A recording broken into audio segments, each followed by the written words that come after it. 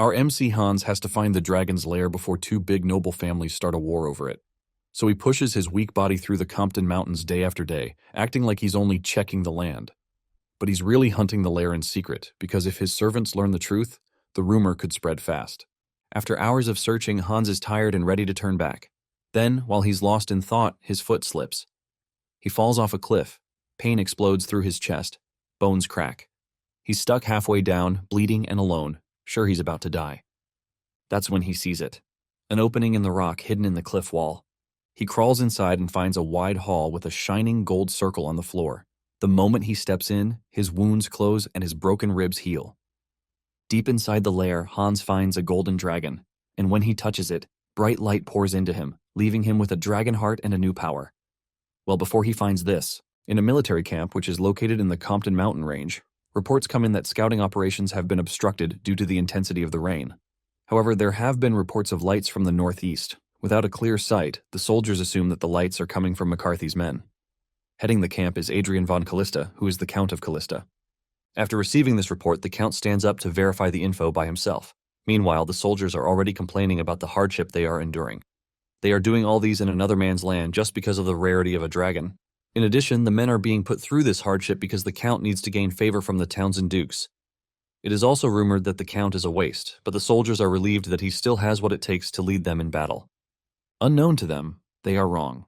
The person under the battle helmet is not actually Kalista himself. The person under the helmet is our MC, Hans, and he has been serving Kalista since he was a kid. At first, he helped with homework, but not long after this, he was forced to learn swordplay and the like. After Adrian's father died, Hans was forced to take on management and other tasks in the county. Eventually, Hans ended up being a double for Adrian while he wasted away drinking and having fun with women. And now, he is on the battlefield instead of the real Adrian. Hans has accepted everything that comes with the job, but he never imagined that he would have to go to the battlefield. Hans and the soldiers finally reach where the scouts saw the lights. Because the visibility is poor, one of the soldiers suggests that they go back to camp. However, Hans is lost in thought about the commoner's life and if there is even an afterlife once they die. Just as they prepare to return to camp, one of the soldiers gets struck down. This is when it dawns on them that they have run into an ambush. In the commotion, Hans gets impaled by a spear from behind. He crashes to the ground as he wonders if this is the end for him. He couldn't believe that he was going to be a stand-in or body double for someone else. As he slowly loses consciousness, he wonders if there is a second life where he would be able to live as his own self, not someone else. In this thought, Hans finally closes his eyes and fades away. Suddenly, Hans opens his eyes to see one of the maids, Madeline, kneeling and crying in front of him.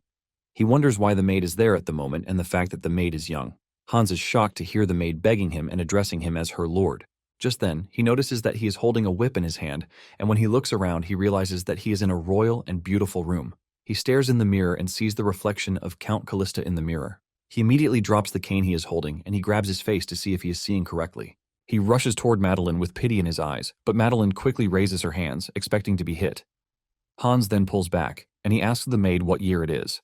Madeline replies that they are in the year 853. This shocks Hans as he figures out something important. It turns out that he has somehow entered the body of Count Kalista, his former master, and in addition to this, everything has gone back 15 years. In disbelief, Hans lies down on the bed, wondering if this is reality or not. He is in a luxurious room with so many shining things, and the body of the Count seems very soft. He is delicate since he has never done anything related to labor in the past. To get a handle on things, Hans tells Madeline to leave the room. As the girl walks away, there are clear indications of cane marks on the back of her legs. This shows that she has suffered repeated abuse at the hands of Adrian. Hans falls back on the bed and admits that Adrian is the worst and most wasteful lord in the history of lords. Adrian is known to stop his servants for petty reasons, and he even treats them like toys. After he got older, Adrian descended into a total life of wastefulness. During all those times, Hans was the one cleaning up the messes made by Adrian. Suddenly, Hans remembers something and he rushes out of the room. He opens one of the rooms in the house, but he sees something else entirely. This was supposed to be his room, but it is being used as the storage room. He can't believe his eyes, but he is very sure that he is not in the wrong room since this is where he lived for over 20 years of his life. He is wondering what is happening when he hears one of the servants call him. The servant Claude wonders what the castle lord is doing in the servants' quarters. Claude is not a stranger to Hans since he grew up with him and Madeline. They were his companions, and they are just like he remembered. Hans then turns to Claude, asking him where the servant Hans is. However, this question leaves Claude baffled, since he has never heard of anyone named Hans. Hans tried to describe who he was, but Claude had no idea what the guy was talking about. This is when the bitter realization hits Hans that his reincarnation into Adrian's body means he doesn't exist in this current world. The news soon started spreading among the servants about the irregularities in the Lord's behavior. Some have seen him wake up early in the morning, which is very unusual because he usually wakes up in the afternoon. Two of the maids are busy talking about Hans when he pops up behind them, scaring them. He apologizes for startling them and asks them to call the nanny for him. It is now a week since Hans entered Adrian's body. Hans realizes that he needs to accept that he is Adrian, and he needs to live the life too. Not long after this, the nanny comes over to attend to Hans. The nanny is worried that Hans doesn't sleep well. Hans replies that he hardly sleeps. Even when he opens his eyes, he opens them again. The woman then asks if she should prepare breakfast, but Hans says no. He tells the woman that he needs to visit his mother first. The nanny is shocked when she hears this, but she immediately agrees that Hans's suggestion is nice. Hans makes his way to his mother's chambers, and when he arrives at the door, his sister, Regina, and mother, Owen, are both shocked to see him. Regina is forced to ask the boy what he has come to do in such early hours. Owen berates her daughter for saying something like, but she is not to be blamed because Adrian has never cared about the welfare of his family. Owen quickly tells her son to enter, assuring him that she is happy to see him. Apparently, 3 years ago, after the death of the former count, Owen had been bedridden because she couldn't handle the shock. Adrian, Owen, and Regina are what is left of House Kalista. Despite being in a remote location in the Rosenbaum Empire, the Kalista family was well-to-do. However, the family lost all of its former glory after the death of the former count. The family became so poor that they had to lease out troops just so they could put food on their table. In the future, where Hans came from, Owen later died, and Regina was left to inherit a house sunk in debt. Hans then holds his mother's hand, assuring her that he will come visit more often. However, his mother tells him not to bother himself too much about visits because she is aware that managing the estate is stressful already. After he finally leaves Owen's chambers, Hans plans to do everything in his power to properly manage the estate. Just then, Hans is informed by the butler, Alman, that Mr. Flynn has come to see him. Hans then remembers that around this time there was a butler who served Adrian, and his name was Alman. He was a very loyal butler who protected the interests of the servants. He even used his own body to protect the servants whenever they were being hurt by Adrian. He was loyal even though Adrian didn't make life easy for him. However, it was around this time that he resigned, and a new butler, Side, was hired. Side was the worst of butlers because he was so incompetent, and he even helped destroy the family's finances. Since it is time for Alman to leave, Hans is already thinking of a way to stop this. Meanwhile, Hans sets up a meeting with Flynn. Flynn is the administrator of the Kalista territory. Flynn is also a bad person who treated the servants very poorly. He beat them up like they were his own slaves. Hans wants to hear what Flynn has to say, and as expected, Flynn tells him that he has found a suitable replacement for Alman. He wants them to get rid of Alman without wasting time. Hans is shocked as he hears Flynn talk about his plan. Just like how Hans remembered it, Flynn recommends a fellow named Side.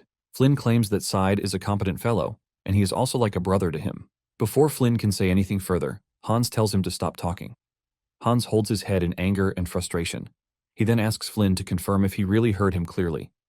He wants to know if Flynn really has the plans to fire Alman. When Flynn realizes that Hans is getting all confused about things, he blames himself for the mix-up. He then reaches into his inner pocket and brings out something. He takes Hans's hand and places 10 gold coins in the boy's hand. Hans was left with utter shock and disgust when this happened. Flynn mentions that he doesn't want the boy to dirty his hands with what is about to happen. He already has plans to settle everything with a simple charge of embezzlement.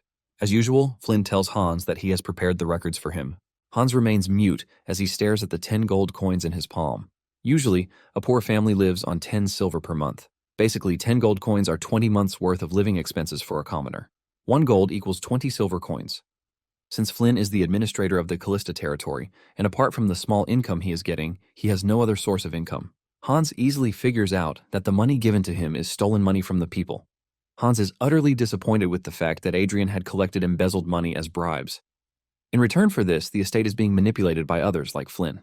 It finally dawns on Hans that Flynn didn't resign but was driven out. Everyone knew the man was falsely accused, but they all stayed quiet, and Hans was also too young at the time to know the truth.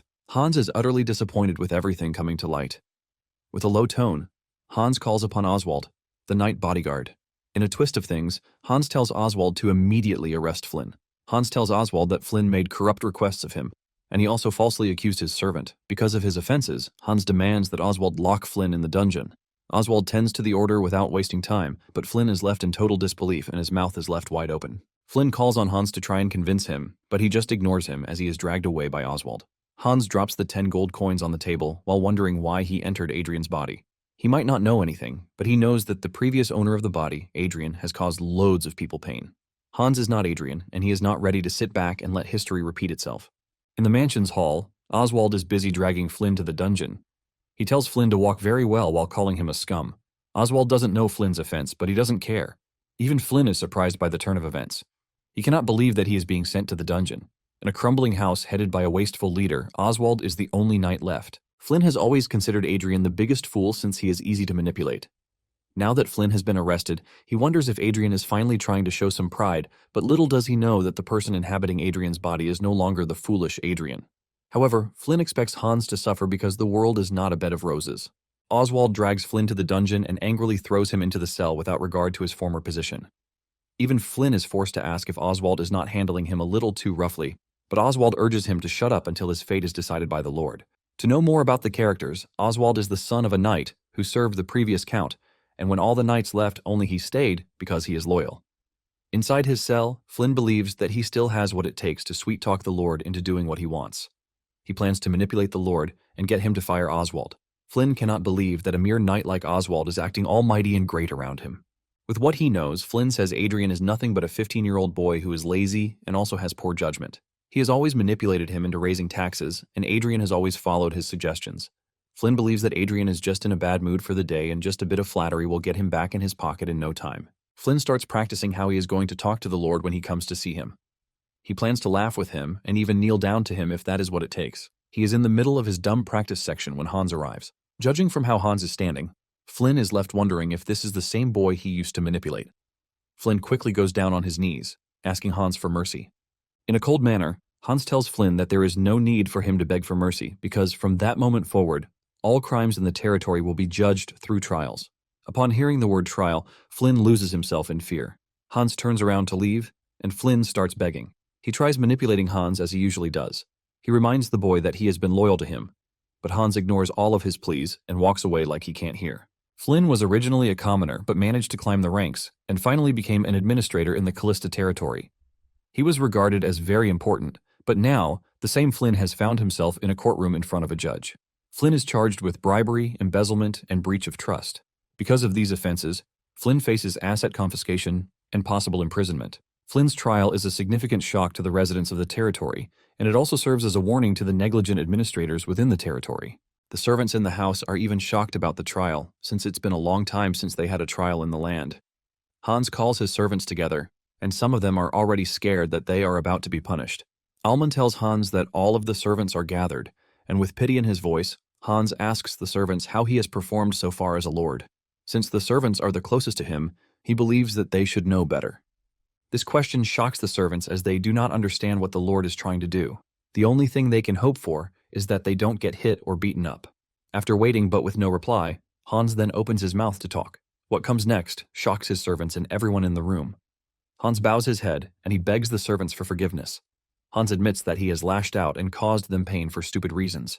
The servants start to whisper amongst themselves as they try to figure out what is happening. Hans continues by saying one apology doesn't erase all of his past wrongs, but he just wants to make amends with the servants.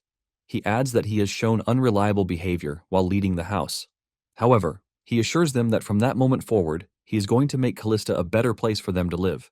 And to start doing this, Hans says he needs to start taking care of the people in his castle.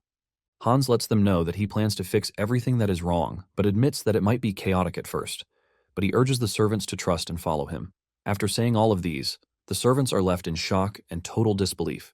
After the meeting, Claude and Madeline talk about the sudden change. Madeline says the Lord still beat her some days ago, but now he is acting totally different. She wonders if someone can truly change in such a short space of time. Inside Hans' chambers, he thanks Alman for his good work and tells him that he is free to leave. However, Alman stays back and he bows his head to Hans to thank him. Hans is shocked by what Alman is doing, and Alman reveals that he is aware that the Lord supported him when Flynn was trying to falsely accuse him. Hans then urges Alman to raise his head, reminding him that they have been together for so long and he only did what was right. Hans then holds Alman's hand, telling him to report to him if anyone ever tries to wrongfully accuse him next time. Hearing this from Hans, Alman is forced to admit that the Lord has truly changed. Alman has been serving the Lord for over 10 years, and even though the Lord's appearance remains unchanged, Alman believes that he seems like a totally different person. Because of his new resolve, Alman pledges his allegiance to Hans, assuring him that he is going to follow him. Later that day, Hans stands by the window in his room. He thinks about everything so far. He realizes that he was not just given a second chance, but he was also gifted with the noble title of Count Kalista. Hans basically controls the entire Kalista territory. To add to this, Hans has the knowledge of 15 years into the future. Thankfully, he has knowledge about how to run things, since he was basically doing that in his past life. Since he has this knowledge, he plans to use it to his advantage. In the first step of doing what is right, Hans plans to protect those who are dear to him. These include his remaining family members and the servants. He also wishes that everyone in the land could live the life they want without getting bound by the restrictions of a status. However, Hans is aware that he can't do all of these without making the territory better. Hans starts to think deeply if there is anything that he knows from the future that can help him with this endeavor. Just then, he remembers the rumors about the dragon lair. Hans's face lights up in excitement when he realizes that he has hit the jackpot, which is the dragon lair that he needs to find. After the revelation of the dragon lair, Hans swoops into action. He organizes his servants in search of the dragon's lair. After searching for days without any result, Oswald urges Hans to take a rest since he looks exhausted. However, Hans is not ready to take a break. He only collects a pouch of water from Oswald and gulps it down. He apologizes for making everyone work so hard. It's been days since Hans joined his servants to inspect the territory, and he has no plan of stopping anytime soon. To his servants, he is inspecting the territory, but unknown to them, he is actually searching for the dragon's lair. Dragons are considered to be the mightiest of creatures, and also the most intelligent divine beings. Each dragon is considered to be almost godlike. However, they went extinct long ago. But whenever their hideouts are found or discovered, it catches the attention of everyone. This is because a large amount of treasures are usually found in the dragon lairs. And to Hans's knowledge, he knows a dragon lair will be found in the mountain range. It turns out that the current emperor of the Rosenbaum Empire is just a young puppet. The two families upholding the empire are the Townsend family and the McCarthy family. These two families uphold the delicate balance in the empire. The Compton Mountain is located between the borders of the two great houses, and this was where the dragon lair was found. A conflict broke out between the two families due to the ownership of the lair. The Kalista land happens to be on the border, and the Kalista family ends up sending troops to align with the Townsend house. Now that Hans has found himself in the past, he has 15 years ahead to discover the lair. Hans leaves his servants and runs deeper into the woods in search of the lair. It is said that dragons hoard mountains of gold and jewels, and these jewels are enough to buy a small kingdom, according to rumors. With this in mind, Hans knows that finding the lair will provide balance to the territory. However, the exact location of the lair is unknown, but its discovery spread far and wide. It was said to have been discovered by an herbalist who was lost in an oak forest. The herbalist only ran into the lair by sheer luck. Since it is easy to recognize, Hans knows that he will recognize the lair once he sees it. Hans continues searching, but after a few hours he is already tired. He fails to find the lair, and not even anything that leads to it. He starts to wonder if the rumor about the herbalist is true or false. Since the sun is already setting, he plans to return. He feels very tired, which indicates that Andrian's body is weak. Hans plans to exercise and work on his body once he returns home. Meanwhile, the servants are already calling out to him. Hans is not happy with the fact that he is stressing out the servants. Hans starts thinking of asking for help so he can find the lair, but he doesn't want to do this since he aims to keep the lair a secret. He knows fully well that the existence of the dragon's lair can as well spark a civil war, which is why he needs to be careful. Just then, Hans loses himself in thought and he slips down a cliff. He lands hard on the ground, sustaining injuries, but he manages to survive. Hans is stuck halfway between the cliff and his eyes just flashed before his eyes. Hans's ribs are broken, but he is worried about how he can get back to the top of the mountain. He manages to get back up, and this is when he notices an opening in the mountain. With the formation he is looking at, Hans easily figures out that he has stumbled upon the dragon's lair. The lair is located in the middle of a cliff, which is such an absurd location. Hans assumes that the entrance was used by a guardian, and talking of guardians, they are creatures that protect a dragon. The rugged terrain of the mountain range was what kept the lair well hidden. Even though he found the supposed lair, Hans is worried about how he is going to return to the mountaintop. He knows there is no way in hell that Oswald will be able to find him where he is. Hans is already thinking about how he is going to die when he enters the lair's majestic hall. In the middle of the hall is a golden magic circle. Hans steps into the magic circle, and suddenly he is healed of all his injuries. Hans is completely blown away by this discovery, as the lair was supposed to be empty. He wonders if the space itself is enchanted with healing magic. Hans is impressed by this because he knows that just with the discovery of the healing magic, the lair is already worth a lot. Hans almost loses himself in the thoughts of what can be, but he slaps himself back to reality. Hans plans to thoroughly explore the lair and know what it entails. With the discovery of the lair, Hans figures that it would be the greatest asset for him, a person who returned to the past in someone else's body. Hans soon finds 4 doors that are supposedly connected to the center. Hans is impressed with the spaces in the lair, as it is built like an ant colony. Hans continues to explore, and he soon finds what seems to be a library.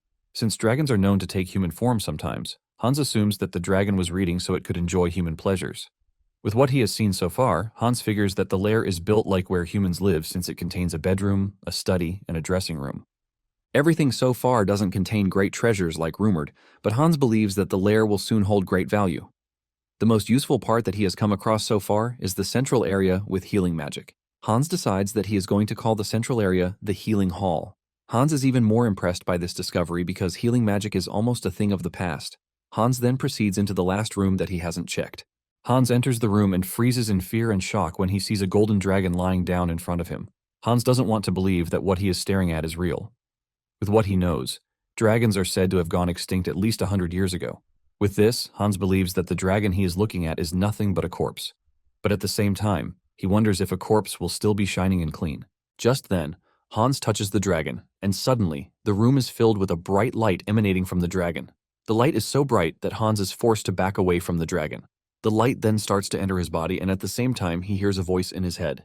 Still trying to figure out what is happening, Hans finds himself in the presence of a man in a royal robe. With fear in his body, Hans asks the weird man who he is. Hans can clearly feel the strange aura from the man, and with this, he knows that the person standing in front of him is not human. The man finally voices out and reveals that his name is Seyfried. He continues by saying he is the last head of the Gold Clan, and in addition to this, he is the final dragon of the continent. Hans is shocked when he realizes that he is standing in the presence of a dragon. Hans then asks the dragon if he is the master of the lair, but he decides to explain things to Hans. He tells Hans that the dragon he saw earlier is nothing more than a lifeless shell. The voice Hans is now hearing in his head is the final magic that he left behind. Hans still doesn't understand this, and Seyfried continues further. He explains that dragons are superior beings on the land, but over the ages, they were consumed and conflicted by rivalry. In the end of it all, Seyfried becomes the last dragon of the continent. Dragons are usually solitary by nature, which is why being alone means nothing to Seyfried, but he can't bear the faintest idea that the dragon's magic will disappear forever after he is gone. This is why he made a crucial decision to pass down his knowledge and legacy to the intelligent being who would find his lair by fate and preserve the magic of dragons. Seyfried reveals that he died in the year 354, and the spell he designed was to last for 500 years after his death. If no one had found him in the space of those 500 years, his corpse would have crumbled, and dragon magic would have been lost to history. Seyfried doesn't want this, but he would have accepted it as fate too. However, he is thankful that Hans, who is now his successor, has found him. Seyfried then wishes that magic continues to exist in the world even for future generations. Hans then protests that he has no knowledge of magic. He adds that there are few mages left in the world, which means it would be hard for him to learn magic. Seyfried laughs when Hans says this, leaving Hans to wonder what is so amusing to the dragon. The dragon reminds Hans that he has been chosen as his successor, and he points to Hans's right chest. Just as he touches Hans, he finds himself back in the lair. Hans is left wondering if what he just witnessed is an illusion or a dream. He looks around the room to see that the dragon's body has totally perished. This is when it dawns on Hans that he has been left a dragon heart, and this is located on the right side of his chest. Aside from the human heart in his body, Hans can feel another presence like a blurry smoke but yet a powerful source of magic. With this, Seyfried's knowledge starts to pour into Hans via the new heart. Hans is blessed with so much information all at once, and he still doesn't understand most of it. However, Hans is certain about something, and this is the fact that he can now use dragon tongue magic.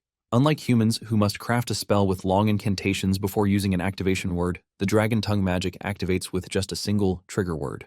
Since the dragon tongue magic requires the power generated from a dragon heart, Hans is confident that the dragon heart left behind for him by Seyfried will do the job. With the help of the dragon tongue magic, Hans is able to get to the mountaintop using the magic activation word known as fly. However, Hans used up all his mana just to get to the top of the mountain. The dragon heart isn't stable yet, which is why his mana is still limited. But Hans isn't worried about this because he knows the heart will grow to match his body. And eventually, Hans will have what it takes to use magic, which is close to divine power. Hans finally reunites with his servants, who have been worried since he disappeared. They all rush toward him to check if he is fine. Not long after this, Hans and the group prepare to return to the estate. Hans is glad that he gained more than what he actually went for. He only went in search of a dragon's lair, but he came back as the successor of a dragon. Hans then remembers what the dragon said about the spell he used, which is supposed to last 500 years. Subtracting the year the dragon died from the present year, Hans realizes that the dragon's legacy would have been lost forever if he had been 1 year late. Hans remembers that in his previous life, the dragon wasn't discovered until 15 years from now, which means magic was not what it was. It is known that most mages can't even break past the first or second circle in their lifetimes, and those who manage to reach the fifth circle are considered to be archmages. However, dragons are born at the highest height of intellect, which is the ninth circle. The ninth circle is considered to be a level far beyond human reach. Hans knows that the ninth level might no longer be a dream to him again, since he has obtained the power of a dragon.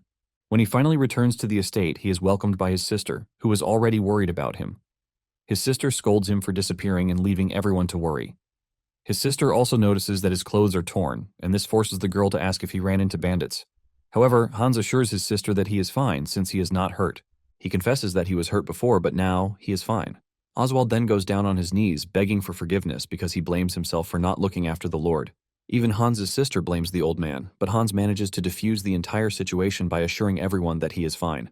Hans manages to return to his room and he heaves a sigh of relief. He knows that Oswald stayed behind because of loyalty, and the same thing can be said for the butler Alman. Hans is glad to have someone like Alman and Oswald by his side, because he knows that these are people who will always be by his side to help him. Hans then summons Alman to his chambers, and in no time, Alman shows up. Hans apologizes for calling on the man very late at night. He asks Alman about the servant list and salary ledger he told him to prepare before he went on the tour. Alman assures Hans that everything is ready, but he wonders if the Lord has plans to review them at that moment. He reminds Hans that it is already late, and coupled with that, Alman was told about Hans's accident while on tour. However, Hans assures the guy that he is pretty fine. He tells Alman to bring the documents to him, and even when Alman still tries to convince him, Hans remains adamant. He considers the well-being of his servants a priority, which is why he needs to handle everything with a matter of urgency. Knowing that there is no way to convince Hans, Alman agrees to bring the documents to him. Moments later, Hans dips his hand into his pocket and brings out some gold coins. He then asks Alman if he knows about Grace. Claude visits one of the market women named Lowen to place orders from her. Claude hands her the list of what he wants, leaving the woman baffled. Claude asks her if it would be difficult for her to supply the order, but Lowen replies that she has no problem coming through. She was just happy, which is why she was baffled. Hans's policy has completely changed everything in the territory. Taxes have been slashed and orders from the estate have also increased. Everyone in the area now believes that life is worth living, and this is something none of them ever thought they could say before. Lowen gives Claude the receipt for the order and assures him that she will deliver the goods by evening. Surprisingly, the woman gives Claude 2 apples before he leaves. Lowen claims that the apples are her own way of appreciating Claude for how well he is serving the Lord. She is convinced that the servant's actions are part of what turned the Lord into such a loving person. Claude then rushes back to the estate. He finds Madeline, who was out gathering herbs. Claude wears a big smile on his face while hugging the 2 apples that Lowen gave him. He gives Madeline one of the apples, and she asks him where he got it. He replies that Lowen gave it to him, leaving Madeline totally shocked. Lowen has always been known as a stingy old lady, but to everyone's surprise, she has changed. Claude then adds that a lot has also changed. It was shocking that Flynn was punished, but in addition to this, all the other corrupt officials were also punished. Hans had to go through the estate ledgers all by himself so he could pick out the bad eggs. Even the illegally collected taxes were all returned to the citizens, and this includes those of the servants. The servants have gotten a better life with improved pay, break times, and new outfits. The castle is also easily accessible to those on the outside now.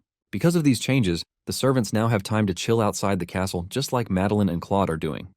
Claude notices that Madeline is already talking nicely about the Lord. He reminds her that the Lord was the one who treated them badly in the first place. Claude doesn't want to believe that people change so easily. Madeline agrees to this, but she reveals that anytime she sees Hans these days, something just tells her that she made hasty decisions. Now, with everything that is going on, Madeline feels like giving the Lord another chance. Claude then asks Madeline if she is forgiving Hans because he is handsome, and she says no. Moments later, the two start returning to the castle. They talk about how Hans has not been staying around so well. It is now hard for any of them to even see Hans. Apparently, Hans lies to them that he has been going on inspections, but unknown to them, he was visiting the dragon's lair. Inside the lair, Hans has been practicing his magic. He is now able to use spells like fireballs, and in addition to this, the shield spell is also available to him. It is now almost a month since he inherited the dragon's power, and Hans has been consistent with training since then. He can clearly see that his magic has improved, and with time, he knows that he will become better. However, he is not comfortable with the fact that he has to travel by horse down to the lair anytime he wants to practice magic. Since the lair is reinforced with magic, no matter how hard he trains, the lair cannot be destroyed. Hans considers the lair the perfect training grounds for him. However, it would have been better if he could come and go more easily. Hans knows there is a way he can achieve this, and this is by teleportation magic, which is called the warp gate. This allows him to teleport to a designated coordinate within a safe zone. However, the Warp Gate is a pretty high spell, which is why it is ranked among the 7th circle. At the moment, Hans cannot perform this spell since he is not higher than level 2 or 3. Nonetheless, Hans's current level is still impressive since the Empire's Grand Mage hasn't made it past level 5. To master better teleportation spells, Hans knows he needs to master the 3-circle short-range teleportation spell, which is known as Blink. He has been trying this for days, but he keeps falling. Hans then decides to try it again, and to his surprise, the spell works for the first time. Hans is able to move a bit forward from where he was standing. Hans is still in the middle of celebrating his small wins when everywhere suddenly turns white. He feels some sort of discomfort coming from the dragon's heart, and when he looks up, he sees Seyfried staring at him. The dragon commends Hans' work rate so far. Seyfried tells Hans that he has now managed to get past the beginner level, and as his reward, Seyfried unlocks a new area of the lair to help Hans continue to advance. He adds that the more Hans goes, the more useful things he gets. Hans then asks Seyfried why he kept the treasures hidden. The dragon reveals that it was his way of making sure that a greedy person does not have access to the lair's treasures. Seyfried then urges Hans to continue growing so that his magic can continue to live. After his discussion with Seyfried, Hans realizes that the dragon wasn't lying. Hans stumbles upon a room that was hidden with magic, and inside the room are treasures. This also confirms the rumor that a dragon's lair is filled with treasures. In addition to the treasures he has found, Hans remembers Seyfried telling him that he will unlock more treasures as he progresses. Hans finds a book in the room that is all about artifacts. Artifacts are objects that have been infused with magic, and the magic remains in them permanently. Artifacts are now rare to come by since magic is almost extinct, and with Hans's present level, he doesn't even have what it takes to make artifacts. After realizing that the books on the shelf are talking about artifacts, he looks around to finally figure out that all the objects in the room are nothing but artifacts. There are a total of 10 artifacts that are on display in the room, and each of them comes with a book that explains them in detail. Thanks to these books, Hans is able to choose the artifacts that are most useful to him at that moment. The first artifact he chose is the Spring Afternoon. The artifact is said to have been made by a 7th Circle Archmage for his sick wife. The artifact contains healing magic. Though healing magic is not that efficient, the effect of the artifact boosts vitality, and Hans knows that it would be great for his sick mother. The second artifact he chose is the Dance of Shadows. This artifact was created by the Red Dragon, Berestein. Even though the artifact looks simple when looking at it, it is very effective. Hans puts it on, generating a red aura around him. The artifact is filled with a highly advanced concealment spell, which makes the wearer basically invincible. Hans stands in front of a mirror, but nothing shows, and even his footsteps are completely silent. Hans feels like his body has no weight whatsoever with the use of the artifact. Hans is very excited about the discovery of the artifacts, as they prove to be really useful. And the third artifact that Hans picks is called the Breath of Earth. This artifact is built in the form of a snake, and it is the only thing created by Seyfried himself. The artifact provides the one thing Hans has been lacking, which is the ability to teleport. With the artifact, Hans can use the warp ability. The warp effect has its coordinates set to the lair. With this, Hans knows he can leave the castle pretty easily without facing scrutiny from his sister and Alman. With the distance issue out of the window, Hans is confident that training will be much easier than before. Hans admits that he is enjoying every bit of training so far. After the day's training, Hans gets on his horse and starts riding back to the castle. He fully knows that this will be his last journey to Mountain Compton, since he now has the artifact to easily teleport him. Hans is relieved that the mountain is deserted, and he hasn't finished this thought when he runs into troops. Hans is shocked to see soldiers on the mountain. Hans then introduces himself as the Lord of the Territory, and he asks the troop leader why he has led soldiers into another person's territory without notification. The knight leading the soldiers comes off very rude when he addresses Hans as a child. He claims that the reports he has heard of Kalista's leader being a child are nothing but the truth. He then introduces himself as Count Pete Ross, the commander of the 1st Imperial Knights. Hans is not delighted with Pete's words about him being a child. Hans reminds Pete that he might be from the capital, but since they are both counts, they have the same authority and status. It is customary that they address each other formally, no matter the age gap. Pete is shocked to see that Hans has no issue challenging him. Hans then proceeded to ask Pete what he had come to do in Kalista. Pete claims that time is not on his side, so he decides to go straight to the point. Pete reveals that the Count of Rodriguez has started a rebellion. He and the soldiers are currently in pursuit of the Count, so he can be executed. Pete then brings out a stamped letter from the Emperor to show that he is telling the truth. By royal decree, Hans is also expected to cooperate with them, using Kalista's resources to find the man. The moment Hans heard the name, it struck him that he actually remembers who Lakia de Rodriguez is. Lakia was a young man who, at the age of 16, became the greatest sword prodigy and quickly reached the rank of a swordmaster. However, he was caught up in his family's treason, and he ended up meeting a tragic end. It was said that Lakia and the Emperor were close friends from childhood. Everything changed when the young prince became emperor. The two great families, McCarthy and Townsend, started playing the young and naive emperor. They were able to get rid of those who would support and help the emperor. That was around the same time when Rodriguez was falsely accused. He died in the process, but 5 years later, it was revealed that he was actually innocent. His name was cleared of all charges, but the damage has been done because his family is already wiped out. The only thing left then was the Empire mourning such an innocent soul and a young genius who died as a victim of the power struggle. Having this knowledge with him, Hans knows he has to save Lakia this time. Pete notices that Hans is lost in thought, and he calls his attention. He informs Hans that Lakia is injured and he ran into the mountains the last time they saw him. Hans then replies that he is going to cooperate, but he urges them to end the search for the day since it is getting late already. He promises that they will begin the search again the following day. Pete arrogantly tells Hans that his men are more than enough to find the wounded man. However, Hans opens his eyes to the fact that the Compton Mountains are not what he and his men are used to. They can't conduct a search while riding a horse, and in addition to this, Pete and his men are all wearing heavy armor. He then calls Pete's attention to the fact that his men are already tired. Hans assures Pete that the only way out is to begin the search first thing very early the next day. Hans knows that something similar to this happened during his previous life when House Kalista sent troops to help the Townsend family.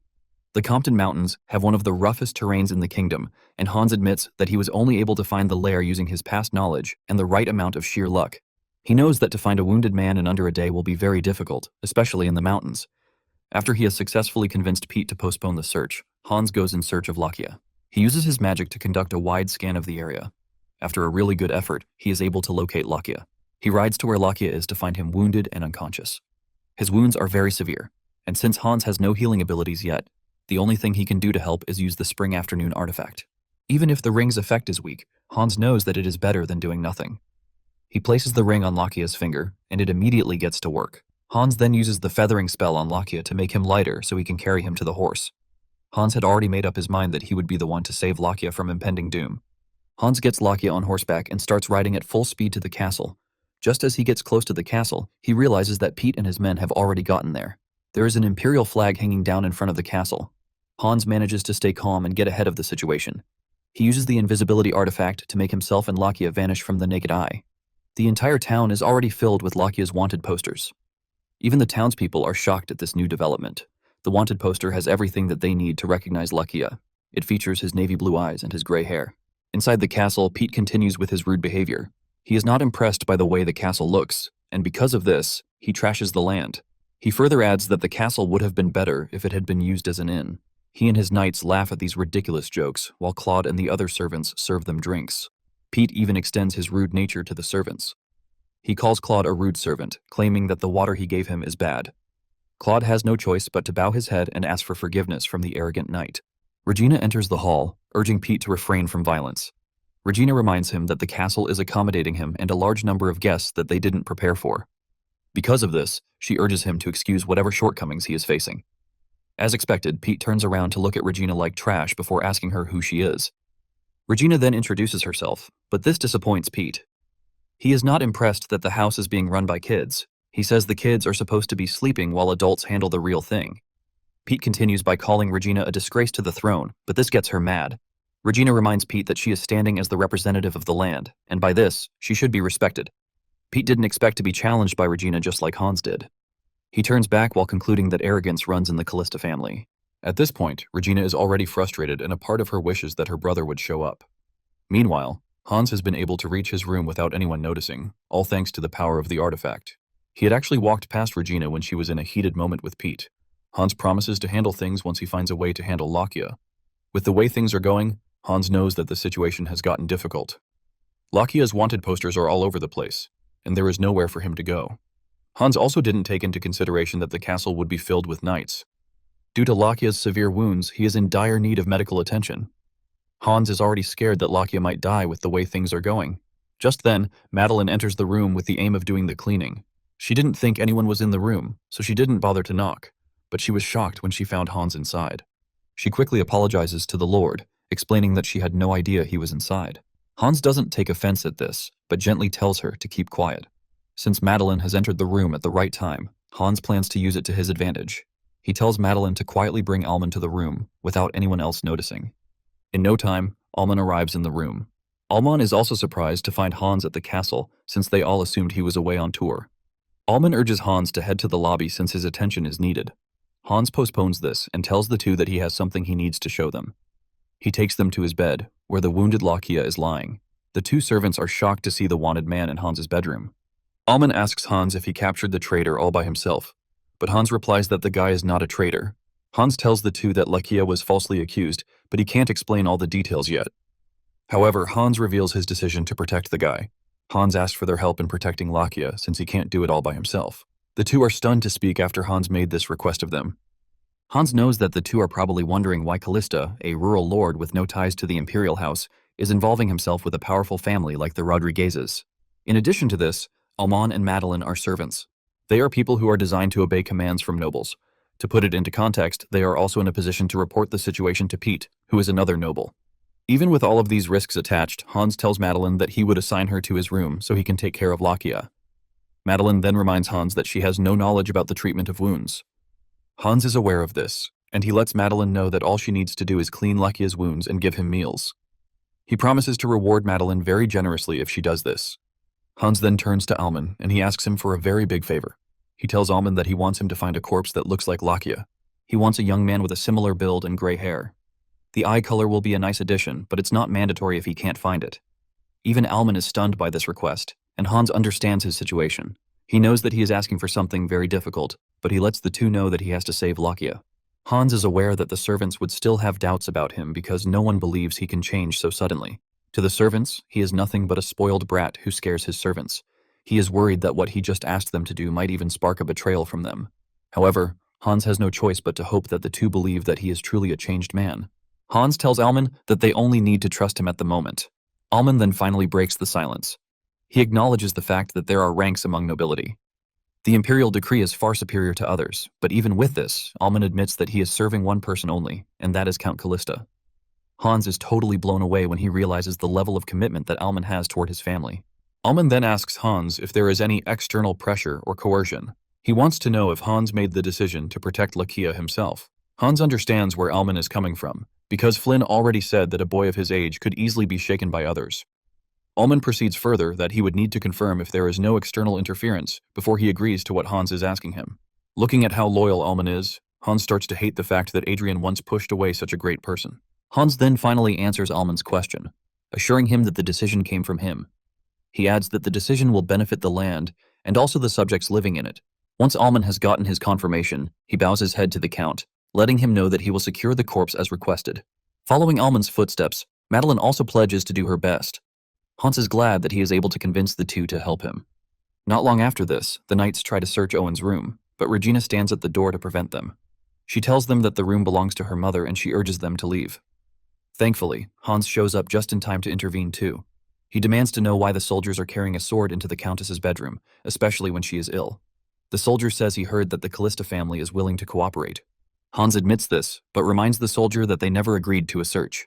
Providing lodgings and men to find the traitor is considered cooperation for Hans. He asks the soldier if there is any place in the decree that indicates that they need to search the castle. Realizing that he has lost the battle, the soldier has no choice but to back off. Regina is glad to see her brother, and she asks him if he is fine because of the traitor running around. Hans assures Regina that he is fine while apologizing for coming late. He also commends her for handling Pete's situation very well. Regina is shocked to hear this because Hans was supposedly away when she spoke to Pete. Hans realizes that he has slipped up, but he manages to change the conversation before Regina digs deeper. He tells his sister that they should enter the room and check on their mother. Inside their mother's room, the woman urges the kids to be careful because of the traitor wandering their territory. She also adds that the kids cooperate with the Imperial Knights so they don't get into any trouble. Unknown to her, Hans has already crossed that line. Hans then assures his mother that he has provided troops to help on the search, and since the traitor is wounded, it won't take long before he is discovered. Hans then lies to his mother that he met an elderly foreign woman when he was out on tour. He claims to have helped the old lady, and in return, she gave him a ring imbued with special energy. Hans assures her mother that wearing the ring would gradually restore her health. Owen is surprised to hear this because she never took her son as the type who believes in myths. Hans tells her mother that he might not believe, but he still wants to give his mother the beautiful ring. He wears the ring on his mother's finger, and the artifact immediately gets to work. Owen immediately wears a bright smile while admitting that she feels much better. Even Regina is shocked to hear this. Owen looks closely at the gem on the ring and figures out that it is a yellow sapphire. With how the ring looks, Even Owen can easily deduce that the artifact must be worth a lot. Hans is the only one who knows the true worth of the ring, and he knows that chaos would ensue if people ever find out that the ring alone is worth more than a castle. A day later, Lakia is still recovering. Hans and Madeline have been taking shifts to guard the room. Madeline watches over Lakia during the day while Hans takes over at night. Hans served as a servant in his past life, so staying up at night is nothing new to him. However, he feels less fatigued, which is all thanks to the dragon heart inside of him. Nonetheless, Hans isn't concerned about himself, but about Lakia. Hans doesn't know if Lakia's wound will be fine if he just leaves it alone. He has wiped the blood and pus, but the wound remains too deep. Just then, he hears someone knocking on the door 5 times. Hans reveals that he and Madeline came up with a trick. Either of them will knock on the door 5 times to confirm that it is them, since they can't risk other servants finding out about what they are hiding. Madeline enters the room carrying herbs with her. Hans is shocked to see this, and Madeline explains that since Lakia's external wound is severe, she brought medicinal herbs which are good for disinfection and recovery. Hans is further surprised by this, and he asks Madeline how she knows about herbs. Madeline reveals that her father was an herbalist, and while her father was working, she usually watched.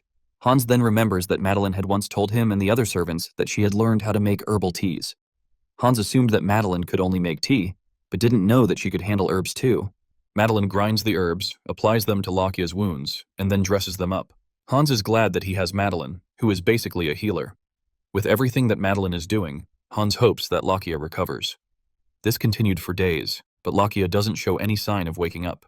It has now been 5 days since they have been trying their best, but Lakia remains unconscious. Later that day, Madeline makes her way to the room, and she is shocked when she enters the room and there is no sign of Lakia anywhere. She immediately runs over to find Hans, and unknown to her, Lakia has regained consciousness and he is hiding behind a chair. While hiding behind cover, Lakia hears the troops outside announcing something quite important. Apparently, they have found Lakia's body in the mountain range. Lakia is shocked to hear this, but unknown to him, Hans is already in the room with him. He is able to get close to Lakia without him knowing, thanks to his invincibility artifact. Hans announces his presence by calling Lakia's name and expressing his surprise that he is already awake. In truth, Hans was already aware that Lakia was awake. Thanks to his dragon heart, Hans now has heightened senses, and he could tell that Lakia's breathing had changed. The only reason he kept pretending to still be asleep was that he was suspicious of the situation. Hans is not surprised that Lakia did this because it is the logical thing to do since he is a man on the run. Lakia must have been startled when he woke up in a stranger's room to see that he was being cared for by a boy and a girl he clearly didn't know. Knowing all of these, Hans is aware that Lakia is obviously wary of his presence. Lakia shows this by aiming a charcoal picker at Hans. Lakia demands to know Hans's name, and if he is part of the troops that are outside. Hans tries the friendly approach, but Lakia suggests that he doesn't come any closer. Hans tells the man to calm down because he is still injured. He suggests that they sit down to talk so he can explain things to him. Lakia finally agrees to sit down, but he still makes sure to keep the weapon beside him just in case Hans does anything funny. Hans knows that his approach and the way he talks will be the only things that can convince Lakia that he is not a threat. Hans finally tenders his explanation to Lakia, and after hearing what he has to say, the first thing Lakia asks is about the corpse. He is surprised that the corpse that the soldiers found was a fake that was arranged by Hans.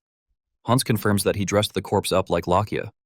He wore Lakia's clothes on the corpse and also put Lakia's signet ring on the corpse. Hans then apologizes for using Lakia's things without asking for permission first. Lakia then reminds Hans that Pete knows his face, which means that he won't be deceived by a fake. Hans acknowledges this fact, which is why he made sure everything was perfect. Since it is August and it is raining, Hans left the body in the swamp so it would decompose naturally. The knights were already tired from searching the forest, and knowing Pete, he also wanted to wrap things up quickly. With this, Hans is able to deceive Pete and the soldiers. Hans then tells Lakia to stay in hiding for 5 years, assuring him that his name will be cleared. He suggests that Lakia stay in the territory for 5 years. Just then, Lakia gets defensive, asking Hans how he knew he was falsely accused. He suspects that Hans is involved in everything, but Hans lets the man know that he can't divulge what he knows just yet. Lakia also asks to know what will happen in 5 years, but Hans insists that he can't say anything. He only begs Lakia to trust him, but Lakia is not ready to have this.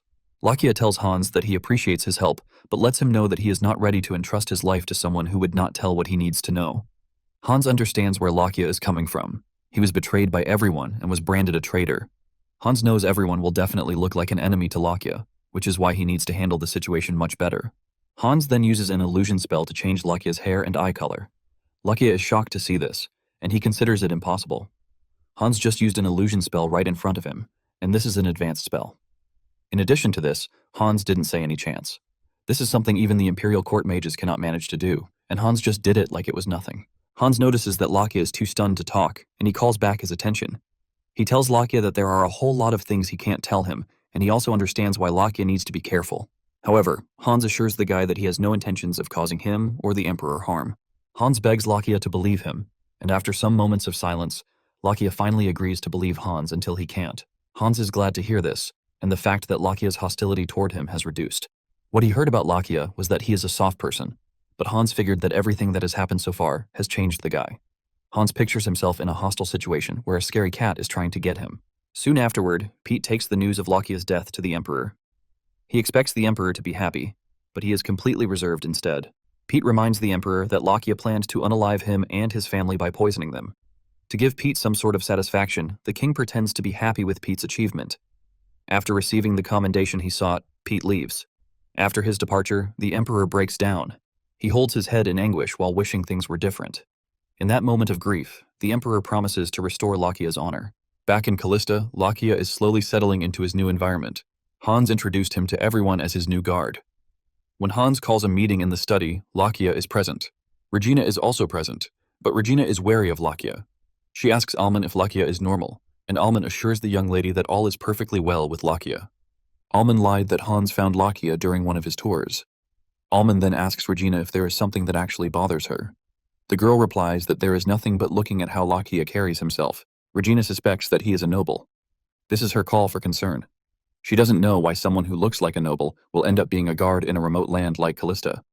The two then forget about Lakia for a second and talk about why Hans called them to the study, but neither of them knows the reason behind the meeting.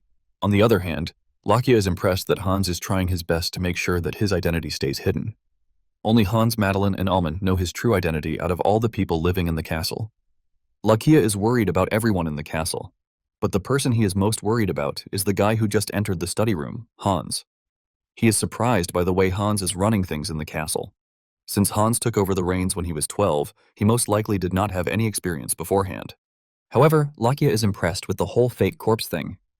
In addition to this, Hans is handling everyone pretty well. Lakia even gets the feeling that Hans is more mature than him because of the way he does his thing. Lakia also commends the management of the castle. All the servants are carrying out their duties with a smile on their faces, which is something that is not even common in the capital. Lakia fails to believe the fact that the castle is being run by a 15-year-old boy. The only question Lakia can ask is, who is this guy? 10 minutes after entering the room, Hans has already prepared something crazy on the board. Everyone in the room is shocked when Hans reveals his intentions to open a bank. Lakia screams at the guy, telling him that it takes a hole to open a bank. He also warns that a lot of people have gone bankrupt while attempting the risky business of opening a bank. However, Hans calmly replies that he knows why most of them failed. Hans starts by explaining that a bank isn't just about acquiring land or capital. Hans identifies that the real challenge is assembling a competent team. Hans adds that to build a bank, they need people who can manage assets and evaluate investments. They also need accountants and people who can guard valuables. Hans admits that Kalista has no way of recruiting such valuable people without connections. Because of this, Hans reveals his plan to start an academy where they can train their own people in the territory. Hans plans to split everything into an accounting track and a security track. While explaining all of these, Lakia realizes that Hans has thought about every possible outcome through and through. However, Lakia is still not impressed as he believes that Hans's plan is still far from being a realistic plan. Regina then raises a viable and important question. She reminds her brother that the commoners will not be able to afford tuition for the academy since nobles are generally the only ones who go to school. Hans acknowledges Regina's concern, but he already has a solution for this too. He reveals that he has no intentions of charging those who plan to attend the academy. Even Alman is shocked to hear that Hans plans to teach the commoners for free. However, Hans tells Alman that he is wrong. Hans will not treat those who are at the academy as students. He sees them as workers in training, and because of this, he also plans to pay them. Hans says it with a smile on his face that they are going to be paying the commoners while they study. This revelation leaves Alman, Regina, and Lakia absolutely shocked.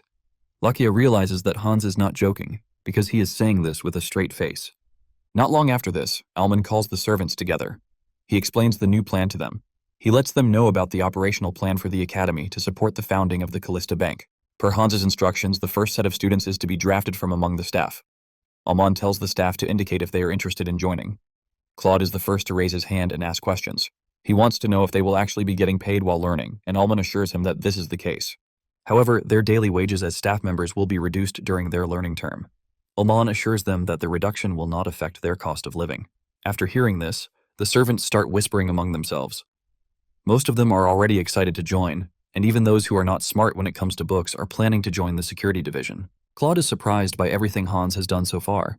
He knows academies are for nobles, and this makes him wonder how commoners like himself and others are supposed to learn accounting or security. Madeline then reminds Claude that he is good at math. In addition to this, Claude handles errands pretty well. Madeline suggests that Claude give it a shot since he is capable. However, Claude is doubtful of his skills. Claude doesn't think the servants' learning in the academy will change anything. Madeline gives this a thought, and when she opens her mouth to talk, she tells Claude that she is planning to leave the estate. This comes as a shock to Claude, and Madeline explains that she recently helped Hans out with something, and as a reward, he is sponsoring her to study medicine. Madeline thought it was too much for someone like her to handle, but with what is going on, Madeline has finally decided to take the offer. Madeline remembers how Lakia thanked her after saving his life, and this meant a lot to her. That single moment filled Madeline with pride, and it made her realize that she could do much better. Even if it sounds too much, Madeline still wants to give it a try. Since she is going to take the chance, she urges Claude to do the same. Madeline's words eat deep into Claude, and he realizes that Madeline has a point. Claude finally enrolls in the accounting class. However, he still has doubts about his existence in the class. He wonders if he is going to be a failure. Since the servant's salary just got increased not long ago, he wonders if he could have just stayed back and enjoyed the salary instead. When Claude submits his test paper to the instructor, Poitiers, the instructor commends him for a job well done. Claude tries to normalize what he did, but the instructor lets him know that what he did was special. The instructor tells Claude that everyone might be able to do basic arithmetic, but not everyone is good with bookkeeping.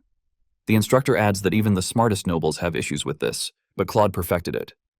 Poitiers admits that he was skeptical when he was appointed as an instructor, but Claude's performance has given him some encouragement. The instructor then says it with all confidence that Claude will become a great accountant. Claude is initially doubtful about this, but then he remembers the sacrifices Hans is making so that they can be better. Because of this, Claude decides that he will do everything in his power to become good. At the security training session, Hans is shocked to find the students serving punishments per Lakia's instructions. Lakia scolds the bunch, calling them useless. Apparently, 30 minutes earlier, the students arrived looking all arrogant. They spoke to Lakia the way they wanted until he taught them a lesson by beating the crap out of them. Now that he has shown them that he is more than capable of being an instructor, the students have no choice but to do what Lakia wants. Lakia is not impressed, and he tells Hans that the accounting division might be good, but the security division is filled with thugs and the like. Lakia believes that he is going to be wasting his time and energy if he tries to teach the lowlifes.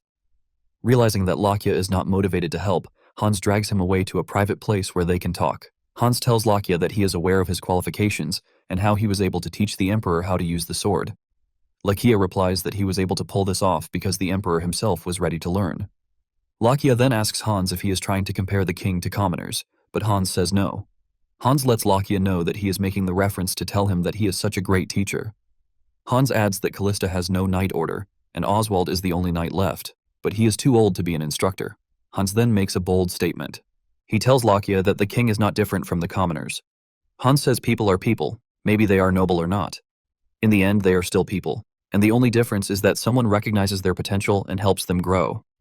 And with the situation at hand, Hans believes that Lakia is the best candidate for the job. This statement hits Lakia really deep. He realizes that Hans has more conviction than he even gave him credit for. Lakia then tells Hans that he is going to need more time and resources, but Hans assures him that he is willing to cooperate with whatever he needs. Lakia then notices that Hans is already getting comfortable with the way he speaks to him. Hans was not like this when they first met, but it seems he has dropped his nervousness. Hans lets Lakia know that he considers him a reliable person, which is why he is comfortable with him. Lakia is done receiving compliments from Hans, and he quickly walks back to the training ground. Lakia gets there, and he is surprised but at the same time impressed by what he sees. Most of the students are still in the same stance that he left them in when he went to discuss with Hans. Lakia then remembers what Hans told him about people being people until someone recognizes their potential. Lakia smiles as he remembers this, and he finally decides to give his all to training the lowlifes. He tells the students to get back on their feet. He then mentions that what the students need is not just muscles or bravado, but grit and persistence. He lets them know that their willingness to stay, even after being punished, is a good quality, and he urges them not to forget what they have learned. With this, Lakia swings his class into motion. Lakia had previously thought he would spend his next 5 years hiding in a boring situation, but he is glad he now has something to spend his time on. In that year, which is the year 853, The Kalista Academy was established to support the founding of the Kalista Bank. It was divided into two sections, accounting and security, and the students were exclusively commoners from the region. And then, in the blink of an eye, 3 years passed since the academy started. 3 years later, Hans's mother is now much better, all thanks to the artifact. She steps outside of her room, which she hasn't done in a long time. Regina is worried about her, but she assures her worried daughter that she is fine. She has missed the scent of nature, which is why she stepped outside to take everything in. Feeling very happy, Owen tells Regina to walk with her. Over the past 3 years, things like Owen regaining her strength and all others have happened in the region. Elsewhere, tax collectors visit a woman's house demanding a huge amount of money for taxes. The woman is ultimately baffled as she has no way to pay such a huge amount of money. The conversation between the helpless woman and the tax collectors continues until her son steps out of the house. Surprisingly, her son is Claude, and he knows all about accounting and taxes. Claude has been studying for the past 3 years, and he now dresses formally, not like a servant.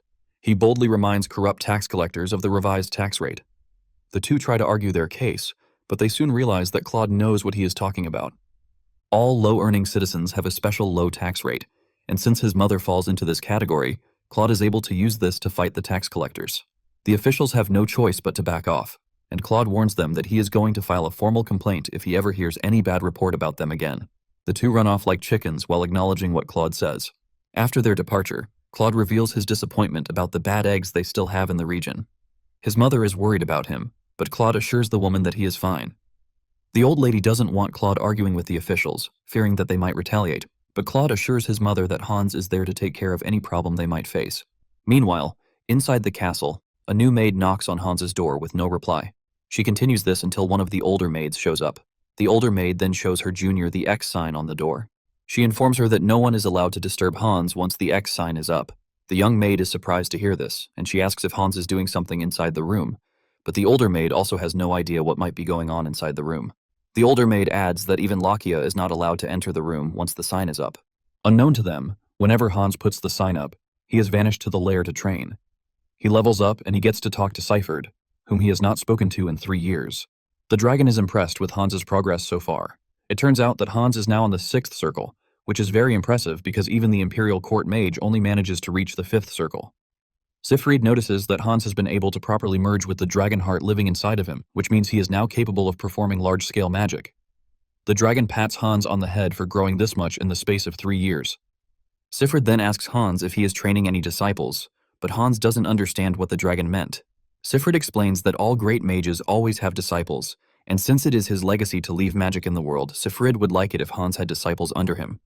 However, he assures Hans that he is not forced to do so since the power has been passed down to him and he is free to do with it whatever he wants. Over the past 3 years, Hans has unlocked new areas in the lair, and these are areas filled with treasures and the like. Even though there are many treasures and Hans could have gotten rich selling them, he has no interest in this because this is not Siegfried's legacy. Hans then tells Siegfried about his plan to build a bank. Siegfried mistakes this for a loan shark, but Hans explains to him that it is totally different. Hans then assures Siegfried that once he is able to make the bank a success and he secures plenty of funds, he plans to establish a magic academy to carry on Siegfried's legacy. Hans comments on the fact that the current magic academies are just there for fashion and nothing significant. No one really tries to become a mage anymore since it is nearly impossible to get past the 1st or 2nd circle in someone's lifetime. Magic is no longer being taught as it is now considered a thing of the past. However, with Siegfried's power running through his body, Hans plans to revive magic. With this, he will be able to have dozens of disciples to pass down the magic to generations to come. Siegfried's pleased with Hans's plan, and he tells him to give it a shot. Hans then leaves the lair, flying in the air with magic. He is able to look down on the territory from above. He is happy that everything has been going on so well for the past 3 years. The preparations to open the bank are also progressing well. Just then, he remembers that Lakia told him about providing the knights with plate armor and longswords. Since the knights will be fighting people, they need protection too. Hans agrees with what Lakia said, but because Kalista was an underdeveloped region with no threat, they haven't put too much importance on weapons and plate armor. However, things are much different now, and Hans knows that they need to prepare for war in advance. Hans then decides to scan the mountains, hoping to find iron ore that will be useful for the next stage in their plan. He is scanning the area when he suddenly spots a golden aura in the distance. Hans has not seen anything like this before, and it catches his attention. Hans moves in that direction to check out what it might be. He finds a wounded cat-like creature lying there helpless on the ground. Using his magic, Hans heals the creature. He carries the creature and admires it, and then decides to take it home. This turned out to be something really huge because the cat-like creature ended up changing into a person inside of Hans's room. After Hans carries the cat the night before, he notices that the cat is getting weaker, and he decides to take the creature to the lair where he can use the magic healing circle. He didn't bother to use the magic circle during Lakia's time, because he wanted to keep the location and existence of the lair a secret. However, he can do this for the feline creature and just set it on its way. He places the feline in the magic circle, and the feline gets healed. Hans expects the feline to stand up in 10 minutes, but to his surprise, the feline remains unconscious for the next 3 hours. Hans has no choice but to take the feline home with the intention of letting it out once it wakes up. He knows he has to do this very early in the morning because he and Lakia, who is now his guard knight, always have breakfast together. Hans places the kitten on the bed so it can sleep comfortably. The next morning, Hans wakes up screaming, and this catches Lakia's attention. He rushes down to Hans's room, demanding that he open the door. However, Hans blocks the door with his body while trying to digest what he is looking at. The feline he brought home the night before had turned into a full-grown man by the time he woke up, which is why he screamed like hell. Hans tries getting rid of Lakia by telling him that he saw a bug, which is why he screamed. He also tells Lakia that he will have breakfast with him later in the day. Hans then turns to the cat guy, asking him who he is. Hans still doesn't know that the cat was the one who transformed until the guy changes back into a cat. Hans had his suspicions, but now that he is looking at the cat guy transform, he realizes that the guy is a feline folk. Feline folks are a mysterious race living in a society that is cut off from the human world. The feline folks have existed as long as the elves and dwarves as well. However, people rarely see them because they are very cautious about exposing themselves. Since they rarely interact with humans, little is known about them. The cat guy starts walking around the room, and he suddenly decides that he is going to continue staying there. Hans is shocked to hear this because he doesn't remember giving the cat guy permission to stay in his room.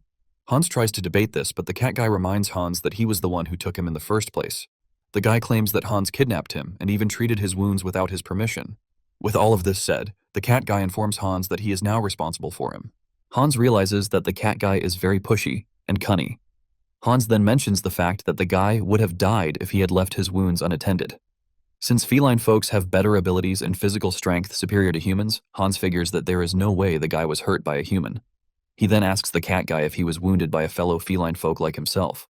The question hits the cat guy really hard, and he stays mute, suggesting that Hans might actually be right.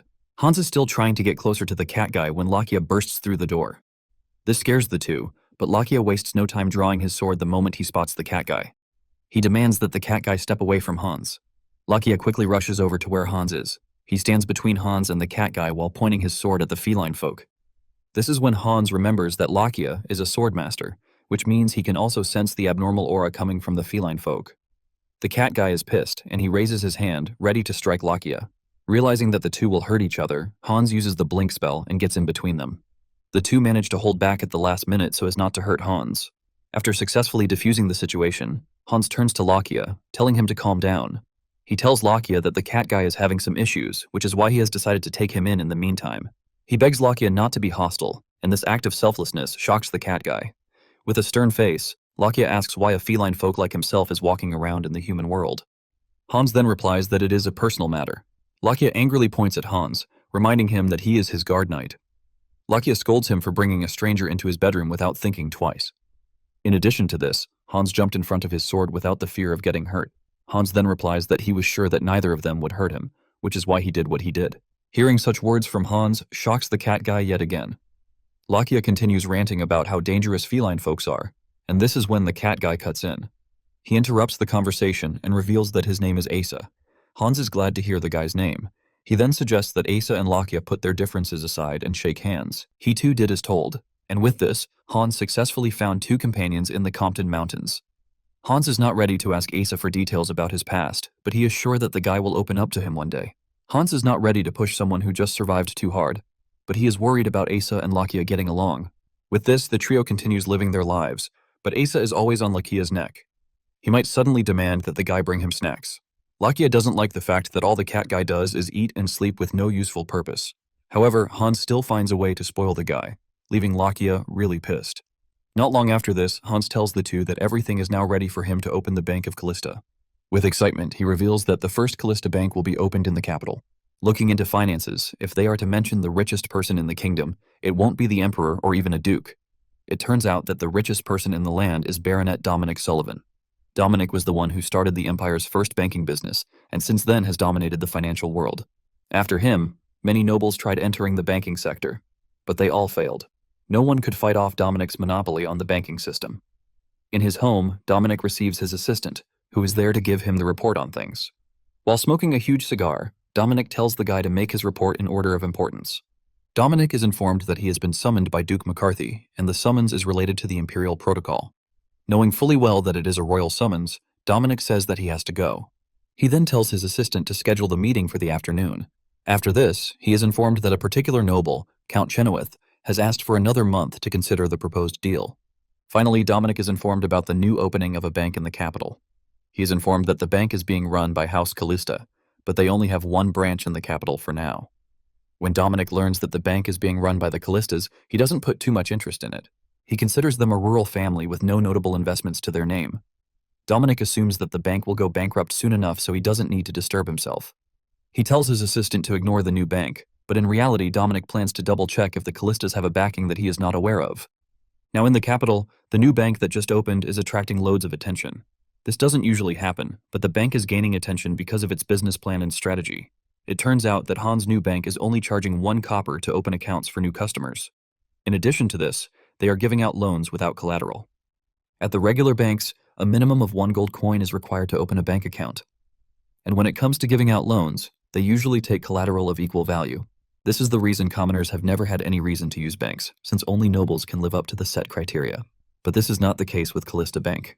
New customers are given advice on how to go about their savings. The bank tellers ask for their monthly income and use this to set a savings plan for them. For the collection of loans, the bank only gives out loans after looking at the customer's income and credit rating. They plan to give out loans that the customers will have no issue paying back due to the level of their income. Even old people who can't read are not left behind. The bank attendants are willing to help every customer according to what they need. Kalista Bank gives room for commoners who are poor and have no financial backing to get access to banking benefits too. The bank takes into consideration why their customers are opening the account and what they plan to do in the future, and with this, they are able to give solid advice. A woman enters the bank with doubts about getting a bank account, but she is ultimately shocked when the bank opens an account for her. Something surprising then happens after she is done opening the account. The woman is given a raffle ticket. These tickets will be handed out to everyone who opens an account with the bank in their first month. The woman is asked to put the raffle ticket in the designated box, and in a month's time, lots will be drawn to announce 3 winners. The woman is further surprised when she hears that the bank will be giving out prizes. Apparently, the first place person will receive 25 gold coins. The second place person will receive 10 gold coins, while the third place person will receive 5 gold coins. Everyone present in the bank is shocked to hear this, and they all start rushing to open an account just so they can get a raffle ticket. Standing in the lobby are Alman and Claude. Alman applauds Claude for his ingenuity. Apparently, the raffle thing was his idea. In addition to this, he brought the credit rating idea after brainstorming with other students like him. Moments later, the two receive a report that they have hit their goal of opening 100 accounts on the first day, and they still have 4 hours of work time left. Claude is absolutely blown away to hear this, and in addition to that, they have received 30 load applications. Alman is confident that Hans will be excited when he hears the news. Alman wishes that Hans could come over to see things for himself. The bankers and guards who were locally trained in Kalista are all doing just fine. Alman says they have succeeded in creating a bank which everyone can use, and this is Hans's goal from the start. Not long after this, reports reach Hans in Kalista. He is glad to find out that Alman and Claude are doing well in the capital. While having drinks with his sister and mother, he tells them that the bank has reached its target and everything is going well. Hans is impressed, and he plans to give all of his workers a hefty bonus. Regina is glad to hear this impressive news, but she still cannot believe that her brother has become a bank manager. Just then, Hans asks his sister if she is willing to try out a business too. Hans remembers that Regina once learned management. He asks her sister if she has ever thought of where to apply the things she has learned. Hans assures his sister that he is going to help her in whatever business she chooses to run. Regina then mentions that there is nothing coming to her head. She doesn't see herself as a talented person like Hans. In addition to this, she doesn't see herself doing anything in Kalista. Hans then makes a suggestion. He wants them to go to the capital. Hans also tells Lakia and the cat girl this. Lakia is shocked when he hears this, but he is open to going to the capital. For the past 3 years, Lakia has been serving as Hans's guard knight, and he has done his job diligently.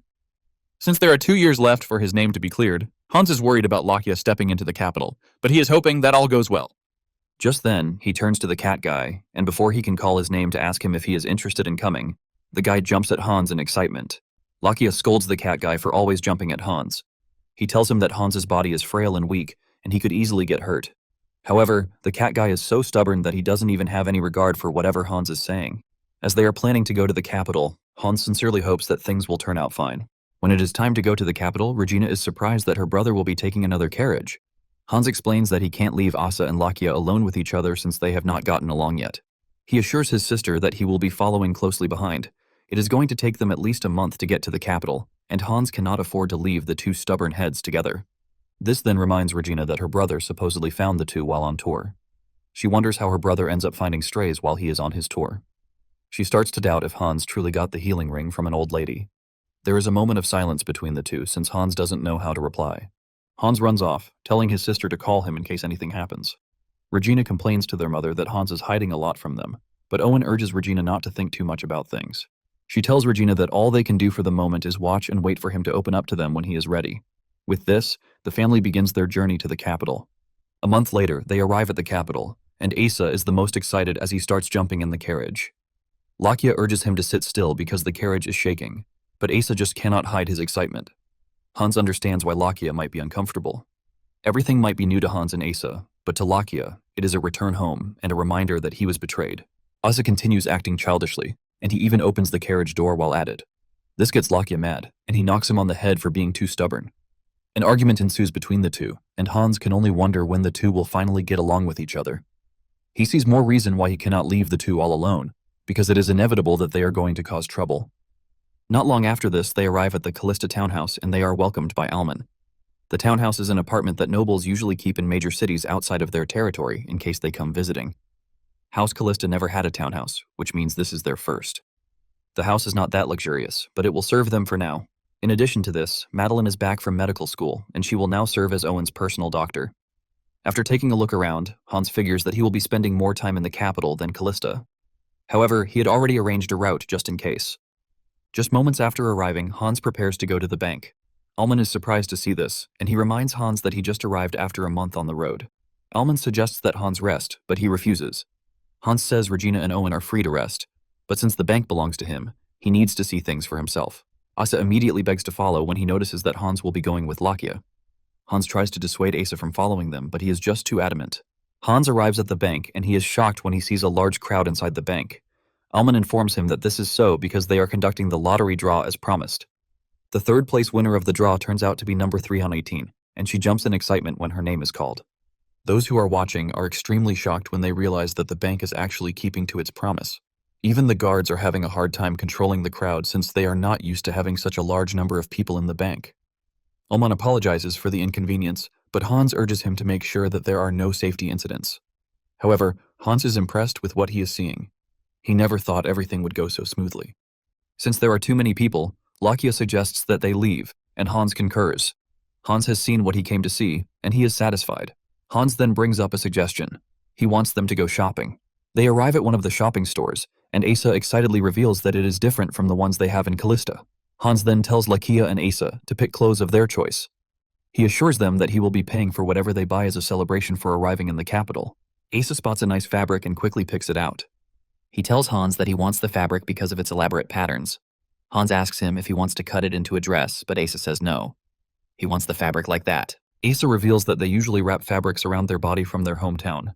Asa tries it out, and it looks beautiful on him. Once Hans has settled Asa, he asks Lakia if there is anything he would like to buy, but Lakia says no. He claims that the knights have no need to dress up. Since Lakia has no interest in buying a dress, Hans suggests that he change his sword instead. However, Lakia still says he is not interested. Hans notices that Lakia is acting strangely, and he asks the guy if there is anything wrong with him. Lakia claims that he is fine, but deep down, Hans knows that he must be feeling the pressure of coming back to the capital. The trio talks past a knight commander, and it seems their conversation catches his attention. The commander turns back after hearing Lakia's voice. He suspects that the voice resembles that of Lakia de Rodriguez, but he has no way of proving it yet. Meanwhile, at the bank, something interesting is happening. The commoners who are present are shocked when they see a noble enter the bank. Inside the manager's office, the branch manager, Poitiers, is seen talking to a noble. Apparently, what the noble is asking for is way past Poitiers' pay grade. The noble wastes no time asking the branch manager to arrange a meeting with the bank owner himself. The noble finally introduces himself. He is the eldest son of the Count of Chernovis, and his name is Duran von Chernovis. He is at the bank because he needs a loan of 7,000 gold. Hearing this sends Hans and Poitier into shock. 7,000 gold is a really huge amount of money. When converting it to modern money, it is 14 billion won, or 10 million US dollars. Poitier wonders how Hans plans to handle such a huge amount of money. A few minutes earlier, Hans was just about to return to the townhouse when he was informed that he had an important client at the bank. He had to rush down, and now he is hearing that Duran needs 7,000 gold. Hans then asks Duran what he plans to use the money for. Duran is stunned by the question, and Hans lets him know that he is aware of his status as a noble, but the money he is requesting is huge, which is why he needs to have an idea of what the money will be used for before giving an answer. This is when it dawns on Duran that Kalista Bank is capable of giving him the required funds. Realizing this, Duran comes clean. He explains that the Chernovis were once ranked among the 10 wealthiest families in the empire. This is all thanks to their possession of the empire's largest grain supply in the Chernik region. Chernik is a land blessed by the goddess of earth herself, making it a fertile region where even scattering seeds brings overflowing harvests. It produced the majority of the empire's grain supply, and because of this, the Chernovi remained wealthy for generations. This continued until the new count came in. The count is an addicted gambler, and before long, he exhausted Chernik's liquid assets. In a bid to recover his losses, he kept raising the stakes, using the family treasures. However, things went really bad, and he ended up putting the estate itself up for collateral, and currently, the debt has grown to a huge sum of 7,000 gold in total. Talking about this large amount of money, the only financial institution capable of helping is the Sullivan Bank. However, the bank is demanding Chernik itself as collateral. Because Chernik is precious to the Chernovis, it is hard for them to put it up as collateral. Hans then thinks to himself that Chernik can actually pay Sullivan in a couple of years if they are able to manage their revenue. Hans gives it a thought after hearing everything Duran has to say. Hans tells Duran to stay put as he has to discuss with his staff. Hans then steps outside with Poitier. Inside, Duran already concludes that there is no way Kalista Bank is giving him the loan. While discussing with Hans, Poitier reveals that Chernik is essentially lost if the Chernovis put it up for collateral. Hans doesn't get the logic behind this, and Poitier explains to him. He lets him know that Sullivan Bank will do everything in its power to make sure that the Chernovis fail to repay the loan, and with this, he will be able to collect Chernik. This is why the Chernovis keep stalling the deal with Sullivan, hoping for a miracle. Their issue with Sullivan is already a public issue in the capital. However, Poitier still believes that giving out a loan without collateral is wrong. Hans then starts racking his brain to try and find a way out. Hans has the capacity to give out the loan, all thanks to the treasures in the lair, but he wants to be careful with his spending. He doesn't want to throw money around out of pity or pride. He then tries to recall what happened with the Chernovis in his past life, but it is hard for him to pick something out. Since the Kalista territory is in a remote area, they rarely receive information from the capital. However, Hans continues thinking, hoping that he will remember something that he can connect to his past life. Suddenly, something clicks inside his head, and his eyes light up in shock. Without even telling Poitier, Hans runs into the room to talk to Duran. With the knowledge that Hans has from his past life, he knows something quite important, and he knows that giving out the loan is the best course of action. Hans tells Duran that Kalista Bank will provide the requested loan, and this shocks both Duran and Poitier. Poitier tries to argue with Hans, but Hans tells him that it will be fine. He then asks Poitier to step outside so he can personally handle the contract with Duran. Even though Poitier is skeptical about the whole thing, he has no choice but to do as told. Duran sits there with total disbelief. He never thought he would get a lifeline because, since they ran into debt, the family has been mocked and trashed. They have been subjected to predators who want to get their hands on Chernik. But now, Kalista Bank is coming to his aid with a loan with no collateral. With deep gratitude, Duran thanks Hans for the help. Hans then tells Duran that the money he is giving to him is not a donation or charity. Hans mentions that he is offering Duran a legitimate contract. Duran reminds Hans that the Chernovis no longer have any property to use as collateral, but Hans is not concerned about this. He places a paper sheet on the table and tells Duran that 2 written promises are all he needs from him. With this, Hans approves the loan to help Duran and his family. When Dominic Sullivan hears about this, he gets absolutely mad. He couldn't believe that a boy of 18 years was able to manage a bank to give out such a huge amount of money. With the information he has, the Kalista territory has nothing of great importance, which means there should be no good revenue from there. However, Kalista still managed to give out the loan. He then asks his assistant if there is anything or something that they are missing when it comes to the Kalistas, but the assistant says no. With everything they have gathered, the territory is so underdeveloped that it has no artifacts or anything of value. All of these just keep driving Dominic crazy since he doesn't know how Kalista is able to raise 7,000 gold. He tells his assistant that they need to carry out more investigation into the Kalista family. Dominic cannot believe that all of his efforts to get Count Chernovis bankrupt are about to go underwater. Apparently, he is the mastermind behind the Count's gambling addiction, just so he can get his hands on Chernik. Not long after this, Hans receives a letter. He hasn't stayed long in the capital, but he is already receiving letters. This is all thanks to his sudden popularity because of the loan he gave to Duran and his family. It turns out that the Kalista family has been invited to a banquet. The invitation was sent by Count Al von Heisbert, whom they have not even interacted with in the past. Lakia tells Hans that it is not a surprise because Hans is the most popular guy in the capital at the moment. Hans's bank was known to be a bank for commoners, but its ability to give Duran the loan of 7,000 gold made everyone curious. This is why Kalista has become the focal point of countless rumors and speculation. To avoid suspicions, Hans had to lie to Regina and Owen that their late father managed finances well, which is how he was able to get the funds he needed for business. However, Hans knows that he needs to be cautious so he doesn't expose himself. Hans then asks Lakia and Asa if they are interested in coming to the party with him, but the two reject the offer. Lakia's rejection is not surprising, but Hans is shocked that Asa is not interested in going to a party. Asa is the fun type, and avoiding a party speaks volumes. Asa then reveals that he has no interest in social gatherings. Asa is considered a fun person because he likes to play with Hans. He lets Hans know that he only wants to play with him and no one else. Because of this, Asa has made the decision to stay at home, and even Lakia is shocked to see that Asa still has some level of restraint in him. At the banquet, lots of nobles are present. While some are drinking and having fun, some are talking about the next business idea. Just then, Hans, Regina, and Owen enter the room, immediately catching everyone's attention. Without introduction, most of the nobles in the house already figure that the trio is the Kalista family. They were expecting someone who was older, but they were shocked to see that Hans is very young. They also find it hard to believe that Hans started a business at her age. Everyone has heard about the Chernovis affair, but they keep wondering how a noble from a rural area is able to pull off such a big stunt. Their attention soon shifts to the beautiful dresses that Owen and Regina are wearing. They are intrigued by how classic and original the dresses look. This sparks questions among the girls as they start wondering which shop made the dress. One of the girls wastes no time approaching Regina. Introductions get underway, and in no time, Regina starts getting the social life she deserves. Even Hans admits that he intentionally came to the banquet because of Regina. He is trying to introduce her to society since she has always been backstage. In his past life, Regina was the backbone of the family since her brother was useless. This prevented her from making friends or having a social life. However, Hans aims to change things up. He wants Regina to enjoy herself at this current time. It turns out that Hans also got the dresses from the dragon lair, which is why they turned out great on the girls. Hans is in deep thought when two nobles appear behind him. This startles Hans, forcing an apology from the two. They introduce themselves as Count Milligan and Viscount Roxon. The two reveal that they are big fans of Hans' works. They are impressed by Hans's ingenuity in opening accounts for people with just 1 copper. Hans is flattered by the praises, and he thanks the nobles for their kind words.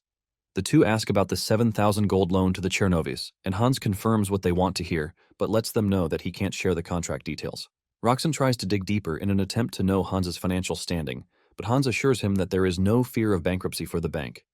The two then start talking about their businesses and how hard it is to secure funds because of the recession. As expected, Hans offers them a way out by letting them know that they are free to come to the bank to get loans. They are in the middle of this conversation when Hans's mother shows up to tell him that she can't find Regina. She is already worried, but Hans assures her that Regina will be fine. Owen claims she left her with the other kids so that they could talk, but she suddenly disappeared. She has asked the other girls, but no one seems to know where she is. Hans then urges her mother not to worry, assuring her that he is going to find Regina. He tells his mother to rest while he searches for Regina. Hans assumes that Regina got lost because she is not used to banquets and parties. Using his magic, Hans searches the hall, but there are no traces of Regina. He expands the search outside but still doesn't get a glimpse of Regina. His search area finally reaches the garden, and he realizes that Regina is talking to someone. Hans steps outside to find Regina, but just as he gets closer to the garden, he hears Regina scream. Using a magic spell called Haste, Hans rushes to where Regina is. He arrives just in time to see a guy drawing his sword at Regina. Hans is shocked to see this. Apparently, weapons are banned at banquets, which is why Lakia didn't even bother to escort Hans to the party. Before the guy can hurt Regina, Hans teleports between them. Regina is shocked to see her brother appear out of nowhere. Using the rejection spell, Hans disarms the suspicious fellow. Just then, something interesting happens. A mage appears out of nowhere, and after a brief chant, he places a shield between Hans and the suspicious fellow. Even Hans is shocked to see a mage come out of nowhere, and the only thing he keeps wondering is who the guy is. Realizing that he is going up against a mage, Hans decides not to hold back, especially when his family is in danger. Not ready to back down, Hans launches a wind arrow attack at the mage. This pierces the mage's shield and flies past him and the sword guy behind him. The attack hits the wall, but the fact that the attack came through shocks the mage. Out of concern for the person he is trying to protect, the mage speaks out. He asks if His Majesty is okay. And this is when reality dawns on Regina and Hans, 30 minutes before the entire thing. Regina was having fun with the girls inside the house. Regina talks to them about how Kalista is totally different from the capital. They are in the middle of this conversation when Regina looks through the window and sees a beautiful flower standing in the garden. Interested in the flower, she excuses herself from the gathering and walks to the garden. Her newfound friends are disappointed that Regina left them early since they haven't asked her where she got her beautiful dress. Getting to the garden, Regina stares at the beautiful pink flower, wondering what kind of flower it is. Just then, she hears a voice behind her telling her that the flowers are lilac. This startles Regina, and she immediately turns around to see the young man talking to him. The young man mentions his love for scents. He says this is why he spoke out without thinking twice. He then asks Regina if she also likes flowers. Regina is too stunned to talk because of the presence of a handsome man standing in her presence. When she finally opens her mouth to talk, she reveals that she doesn't know much about flowers, but she likes the fragrance. Because of how nice the scent is, Regina is thinking of planting the flowers along the street of the estate where she lives. The young man is surprised to hear this because most nobles do not plant lilac since it is expensive. The young man then takes Regina's thought further. He believes that the flowers will be nice if they are planted on the public street instead of being inside a walled garden. Without realizing it, the two start to synchronize in their thoughts. When the two finally realize that they are already talking in sync, Regina apologizes while blushing. Her face is already red from excitement. Even she doesn't know why she is so free with the young man she just met. Regina realizes that she hasn't even asked for the guy's name. She opens her mouth to talk, but at the same time the guy speaks up too. The situation gets even more awkward with the two lovebirds. Regina finally reveals that she wants to know the young man's name. Just as the young man is about to speak up, he spots a snake crawling out of the grass, and it is headed toward Regina. Regina also sees this, and she screams in fear. In reaction to this, the young man unsheathes his sword in an attempt to kill the snake. And this is when Hans showed up, believing that the young man was about to hurt his sister. By instantly teleporting between Regina and the young man, Hans stepped on the snake without even realizing it. It turns out that this is how everything unfolded, and the young man was not trying to hurt Regina. Regina and Hans bow their heads, asking for forgiveness. They didn't know they were standing in front of the Emperor, but the young man didn't take offense at this. He understands that the situation was a misunderstanding. It turns out that the young man is the Emperor of Rosenbaum, Late's Crowell Carter III. And the reason he has a weapon with him is that only royals are allowed to carry a weapon to banquets. To make things even more interesting, the mage who protected him is the Imperial Archmage, Rumbly Ivan. He is the wielder of the continent's highest magic, which is level 5 magic. The soldiers stationed in the area hear the commotion and start rushing to the scene. Crowell has no interest in the soldiers seeing him or the situation escalating. Seeing how the Emperor reacted, Hans jumped into action without thinking twice. He immediately casts a mirage wall to deceive the incoming soldiers. The soldiers reach there and see nothing, causing them to go the other way, believing that they heard the noise from the other side. Once they are gone, Hans tells Crowell that he placed the barrier so that the Emperor won't have to get caught in further commotion. Hans is talking smoothly, but behind him, his sister is freaking out. This is understandable because she has no idea that her brother can use magic. As if this is not enough, Ivan grabs Hans. Ivan is totally blown away by the level of magic that Hans used. The Mirage spell is a level 6 magic, and Hans just used it without even uttering any incantation. Ivan cannot believe what he just saw, and he starts to wonder if he is wrong, but he is damn sure that he didn't mishear Hans. Crowell then taps Ivan on the shoulder to try and get the excited man under control. Crowell thanks Hans for his help and then demands to know his name and that of his sister. On the other hand, Ivan still cannot hide his excitement. Hans and Regina finally introduce themselves, and upon hearing their names, Crowell realizes that they are the current talk of the town. As for Crowell, Hans knows that he is a puppet to Townsend and McCarthy. This is why he doesn't have any strong allies, and the more reason he has not affiliated himself with any noble family. Because of these issues, Crowell barely makes public appearances. As expected, Crowell and Ivan say their goodbyes with Crowell, hoping that he will get to talk to the two much longer another time. Hans is surprised that even with all the issues Crowell is facing, he still showed up at a banquet. Hans then turns to his sister, suggesting that they go back to the banquet. However, Regina is not about to let what she just saw slide. She demands an explanation, and as usual, Hans tries to dodge the conversation. But Regina is not having it this time. Realizing that his sister will not let go, Hans promises to tell her later and urges them to head back inside first. Upon re-entering the hall, they notice that something is totally off from the way things were before. Regina rushes over to her mother to ask her what the problem is and why people are suddenly looking at them like they are trash. Owen replies that she is also confused but knows that everything changed when a certain gentleman entered the room. Talking about a certain gentleman, it turns out to be Dominic Sullivan. He entered the hall and tried to turn everyone against the Kalistas, claiming the family lacks etiquette. Apparently, it is customary to greet all the guests in the house when a family is making its debut. Dominic trashes Hans and his family, saying they have no manners because they are from the countryside. Everything Dominic is saying is eating really deep into Hans, but Regina most especially. Regina wants to react to this, but Hans stops her.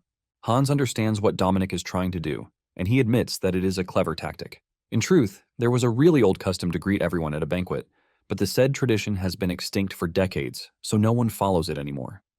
Hans is aware that everyone is already seeing them as rude and uncultured with the way things are. And the one leading everything is none other than Dominic. Dominic has a vast knowledge of etiquette, and in addition to this, he started the banking business. This gives Dominic the edge over everybody. It is no private knowledge that almost all the nobles owe Dominic's bank. This is why only a few will dare to defy whatever he says. Hans was already expecting Dominic to come after him because of the whole Chernovis issue, but he didn't expect Dominic to use a disgraceful tactic against him. Hans is totally confused, and he doesn't know what to do at the moment. He doesn't want to do anything that will escalate the situation. He knows he can endure the embarrassment, but his mother and Regina are out of the picture. Hans starts blaming himself for not thinking things through before inviting Regina and his mother to the party. He clenches his fist in anger, but out of nowhere, he hears someone call his name. It turns out to be Duran, and he is walking toward Hans with excitement all over his face. The moment people see Duran talking to Hans, the atmosphere starts to change. Duran tells Hans that he has been looking for him since he heard that he would be attending. Duran goes as far as introducing Hans to his friends. Hans is blown away by Duran's reception and that of his friends. In turn, this rubs off on everyone present in the room. The girls from before run over to Regina and start talking to her again. The girls want to finish their conversation from before, and Regina openly welcomes them. Duran and Hans then move to a private place so they can talk better. Duran apologizes if he spoke too familiarly with Hans, but reveals that he saw how difficult the situation is, which is why he stepped in. He reveals that Dominic has caused situations like this several times. Hans is in no way angry with what Duran did, but instead, he is grateful because the guy literally saved him and his family from embarrassment. Hans then reveals his surprise to see Duran command such presence from the other nobles. Duran reveals that his presence is highly influenced by his father's reputation. In the past, his father had good conduct, and he was always welcomed in every social circle. However, things are different now that he is only known as an addicted gambler. Duran also tells Hans that he is grateful for saving his family because without his help, he wouldn't be present at the banquet. Hans then realizes that he didn't help the Chernovis out of pity because he didn't even know Duran's father was well respected. On the way back home, Hans starts to reflect on the event of the day. He realizes that he messed up really badly. His encounter with the Emperor could have gone sideways all thanks to his recklessness. Hans realizes that magic and money won't help him shape the future. What he truly needs is information. Upon getting home, Hans partially reveals his identity to his mother and Regina. He confesses that he is a mage, and his power even surpasses that of the Archmage. However, Hans couldn't reveal more than this. Not that he doesn't trust his family yet, but because he is not powerful enough. In addition, he cannot let it be known that there is a dragon lair, as this alone would cause a conflict that he wouldn't be able to control. Hans's mother is not about this revelation. She has always known that Hans is hiding something, but she couldn't believe that Hans is a mage. On the other hand, Regina is still not satisfied since she was the one who witnessed it firsthand. Hans then reminds Regina to keep his magic a secret, and Regina agrees to this. Regina asks if Asa and Lakia know about his magic, and he says yes. This only gets Regina madder, because she can't believe that Hans told his friends about his magic, but not his family. Unknown to them, Asa and Lakia are standing outside, and they are hearing everything. Owen then tells Hans that he is free to hide things from them, but urges him to be careful because his safety matters most. Hans assures his mother that he will never make her worry, and he thanks the two for also believing in him. After the meeting with his family, Hans reveals that his intention in this world is not to be the strongest or to enact revenge, but to change the world for the better. Hans then heads to the barn while thinking of his next step. He enters the barn, closes the door behind him, and teleports to the lair to train as usual. Asa and Lakia see him entering the barn, but the two can only wonder what Hans is doing there. Lakia doesn't want to push things because he knows that Hans is not ready to tell them all his secrets yet. Asa and Lakia end up arguing with each other again, and while this goes on, Regina is reflecting on the event of the day. Her face turns red from blushing as she finds it difficult to get Crowell out of her head. Elsewhere, we see two fellows, Jeprion and Annabelle, in the Information Guild. Jeprion is playing with cards since there is nothing to do. Annabelle screams at Jeprion to find something to do, but Jeprion reminds his boss that they are the Information Guild, which means people are supposed to come to them for information. However, their guild has been abandoned by all the nobles because of a particular rumor that spread some time ago. Jeprion believes that it is time for them to close down the guild and give up. Just then, they hear a knock on the door. Jeprion runs over to open the door. Hans and Lakia are standing at the door like clueless rats. Since Hans claims that he lost his bird, Jeprion asks him what color the bird is, and Hans simply replies that it is blue. Jeprion then leads Lakia and Hans into the building. As they climb the stairs, Hans thinks to himself that the only thing he now lacks is information. He didn't put too much importance on this before, but after the situation at the banquet, Hans realizes that he needs to equip himself with the right info. All his past life memories are limited to Kalista or the major events that happened in the Empire, thus reaching Kalista. Aside from this, Hans is clueless. This is his reason for visiting the information guild recommended to him by Lakia. They get upstairs where they meet the guildmaster, Annabelle. Hans is about to introduce himself when Annabelle cuts in. It turns out that Annabelle knows who Hans is already. He tells Hans everything about him and what he did recently, leaving a shock on Hans's face. However, this is normal for her to know since she runs an information guild. However, she has no idea who Lakia is. She then spots the cat behind Hans.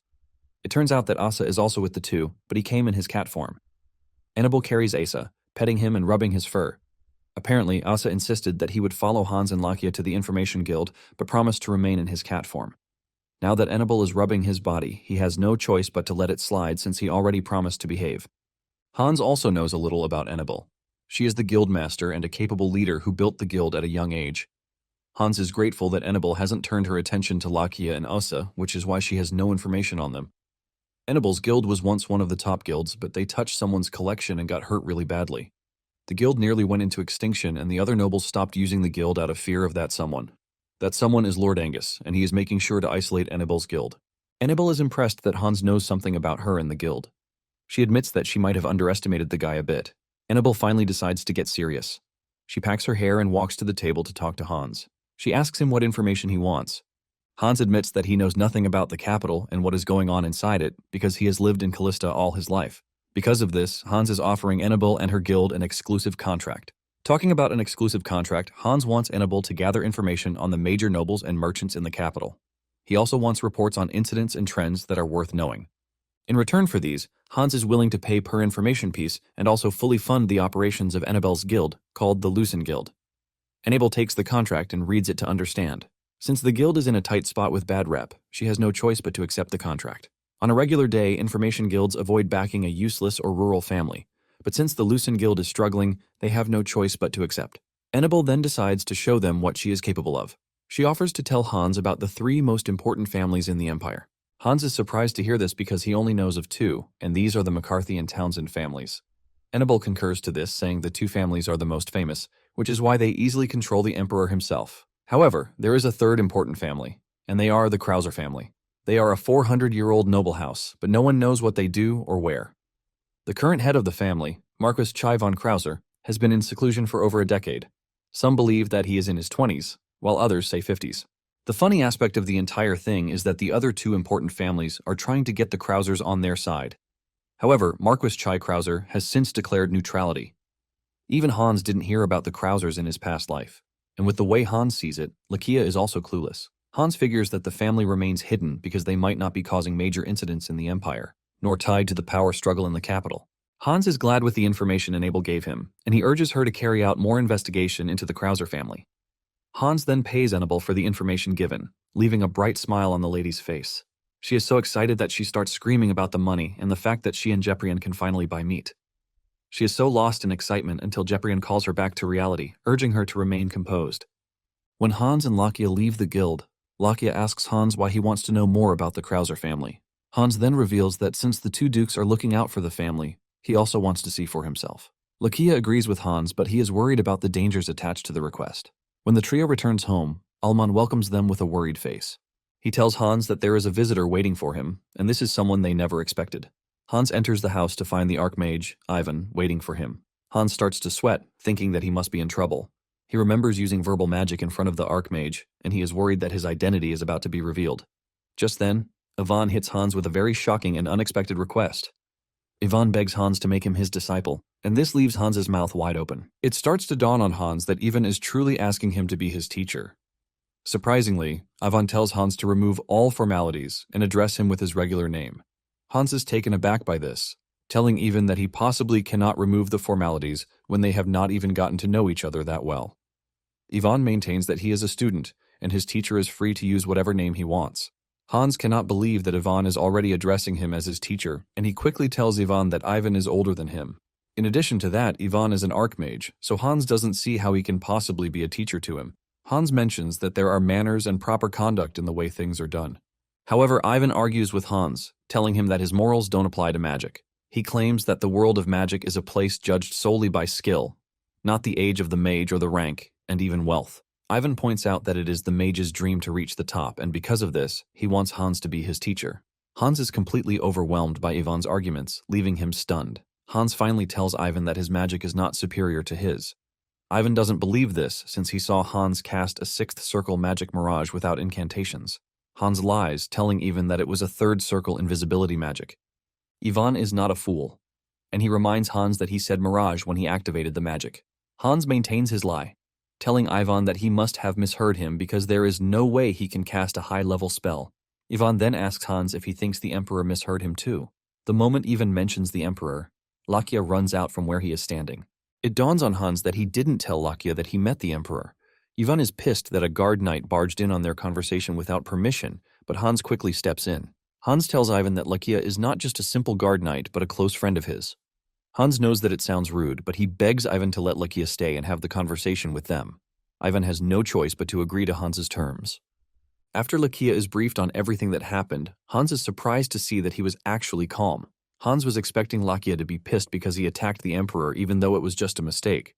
It turns out that Lakia just wants to hear about the Emperor and how he is faring. Hans is more surprised that Ivan doesn't recognize Lakia.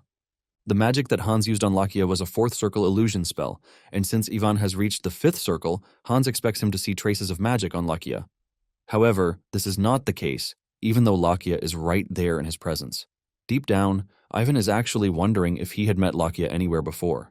Hans decides to overlook it since it is his first time meeting a mage, so everything is still strange to him. Lakia then asks Ivan if he truly wants to be Hans's student, and he says yes. Lakia then decides to come in, telling Hans that it is a good proposal. Lakia tells Hans that helping Ivan basically means helping the Emperor at the same time. Lakia then says the Emperor will recognize Hans's talent one day, which will be of good fortune for them. Hans immediately figures out that Lakia is just trying to use him to get to the Emperor. Hans has no choice but to finally give in. He tells Ivan that he is ready to help, but he lets him know that it is only advisory, not an official master-disciple relationship. In addition, Hans begs Ivan not to expose his existence to other people.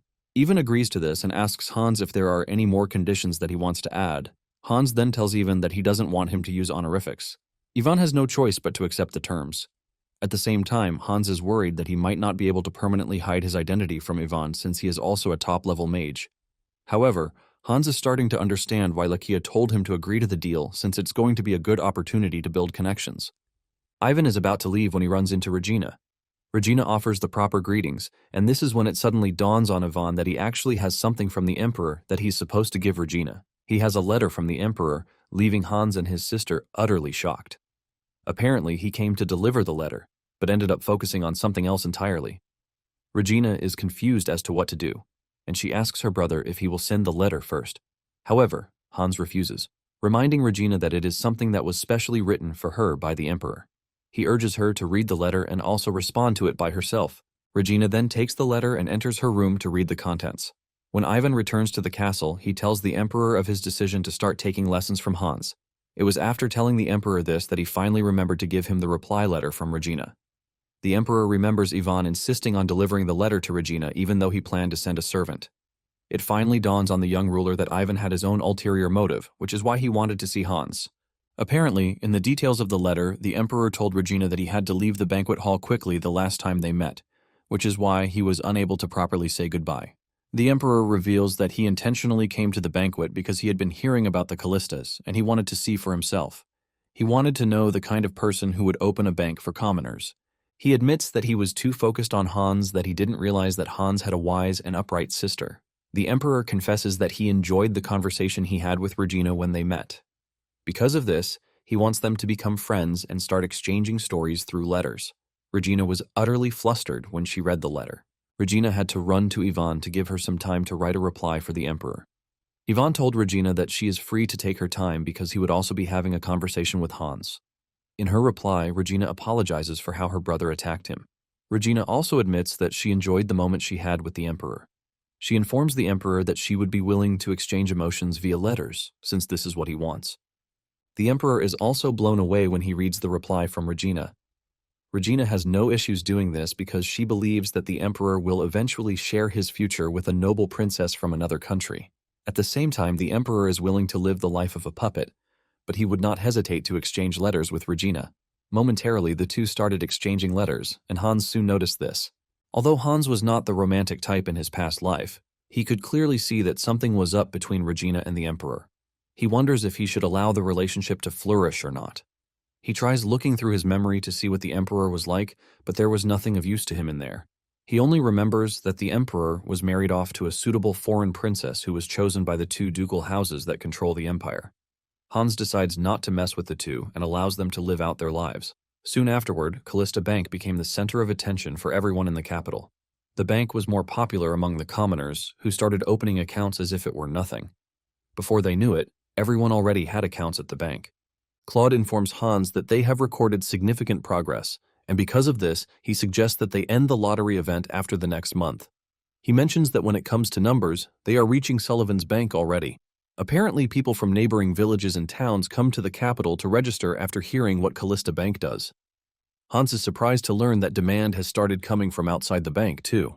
Hans is thinking of opening new branches, but Claude says this might be difficult. Claude quickly apologizes for speaking out of turn, but Hans tells him to speak freely. Claude then explains that most of their customers are commoners. Because of this, the deposit amount is small compared to the number of customers. He reveals that as of the moment, the deposit customers and loan customers are almost in balance. Claude believes that opening new branches will only drain their reserves further. Hans grins when he hears Claude's explanation. Claude then asks him why he is laughing, and Hans lets him know that he is impressed that he knows his way around. Since they are looking for a way out, Hans tells Claude that it might be the right time for them to start the business idea that he proposed. Claude is surprised to hear this, and he tries telling Hans that the idea is still at the conceptual stage. He adds that the idea was scrapped because it had fatal flaws for actual implementation. Just then, Hans assures Claude that he has nothing to worry about because he is going to prepare supplementary measures. Not long after this, Kalista Bank implemented the use of checks. At the Huffman Trading Company, the man hands his customer a check when he is about to receive payment for 30 gold coins. The merchant was shocked when he was handed a paper. The trader then explains that it is a check invented by Kalista Bank. He assures him that if he goes to the bank and presents the paper to them, he will be given his 30 gold. The merchant believes that the paper is worth 30 gold coins, but the trader reveals that he actually deposited 30 gold coins in advance. Since carrying money around is heavy, he deposited it in the bank for his customer to pick up. The merchant doesn't trust the paper and insists that he will take regular money. The trader mentions that he no longer carries cash, but because the merchant is suspicious, the trader decides to take him to the bank so that they can collect the money together. The clerk attendant takes her time to check the check to confirm that it is the original. The merchant is then given his 30 gold, leaving him utterly shocked. Since it is common knowledge that gold coins are heavy and they also take up a lot of space, trading companies that handle substantial amounts of money put great effort into cash transport. To secure their money, they usually pay huge sums to mercenary guilds for escort services. Even with this, there have been reports of incidents where the transport is attacked and the cash is taken. However, the use of a check allows one to carry a huge amount of money without stress.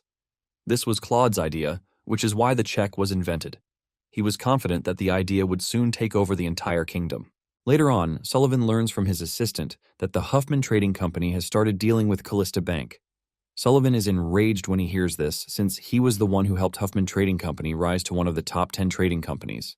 The assistant mentions that people are frequenting Kalista Bank since they need to physically collect their money after being issued a check. The assistant reveals that some customers end up conducting business. Not long after this, nobles, who were in doubt before, started using Kalista Bank too. Sullivan cannot believe that Kalista Bank, which started as a commoner's bank, is gaining influence because of a piece of paper. Sullivan takes one of the checks to assess it. He realizes that there is a serial number, signature, and amount on it. Sullivan concludes that there is nothing special about the check. He notices that the check is also made using high-quality fiber mixed with silk, which will prevent it from getting wet or torn. Sullivan sees this and immediately comes to the conclusion that his bank should be able to do the same. Sullivan then tells his assistant that they need to start making checks of their own. He doesn't care if it is identical or not. He just wants it done. He is confident that merchants would rush back to them since they were already used to the bank. It would be easy for them.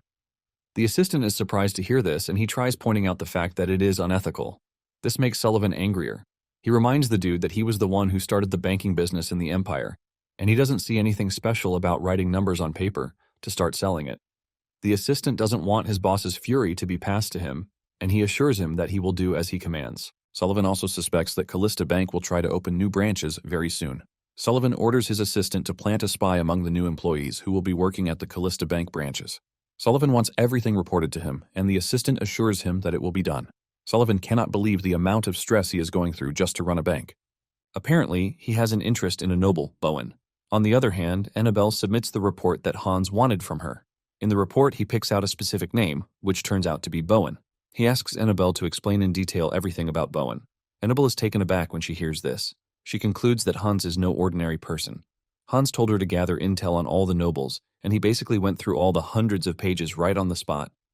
Hans even categorized them based on the priority levels. Annabelle doesn't want to believe the fact that Hans is just an 18-year-old kid. Annabelle then explains that Viscount Bowen has a unique hobby of collecting women's clothing. Apparently, Bowen doesn't take joy in womanizing or cross-dressing.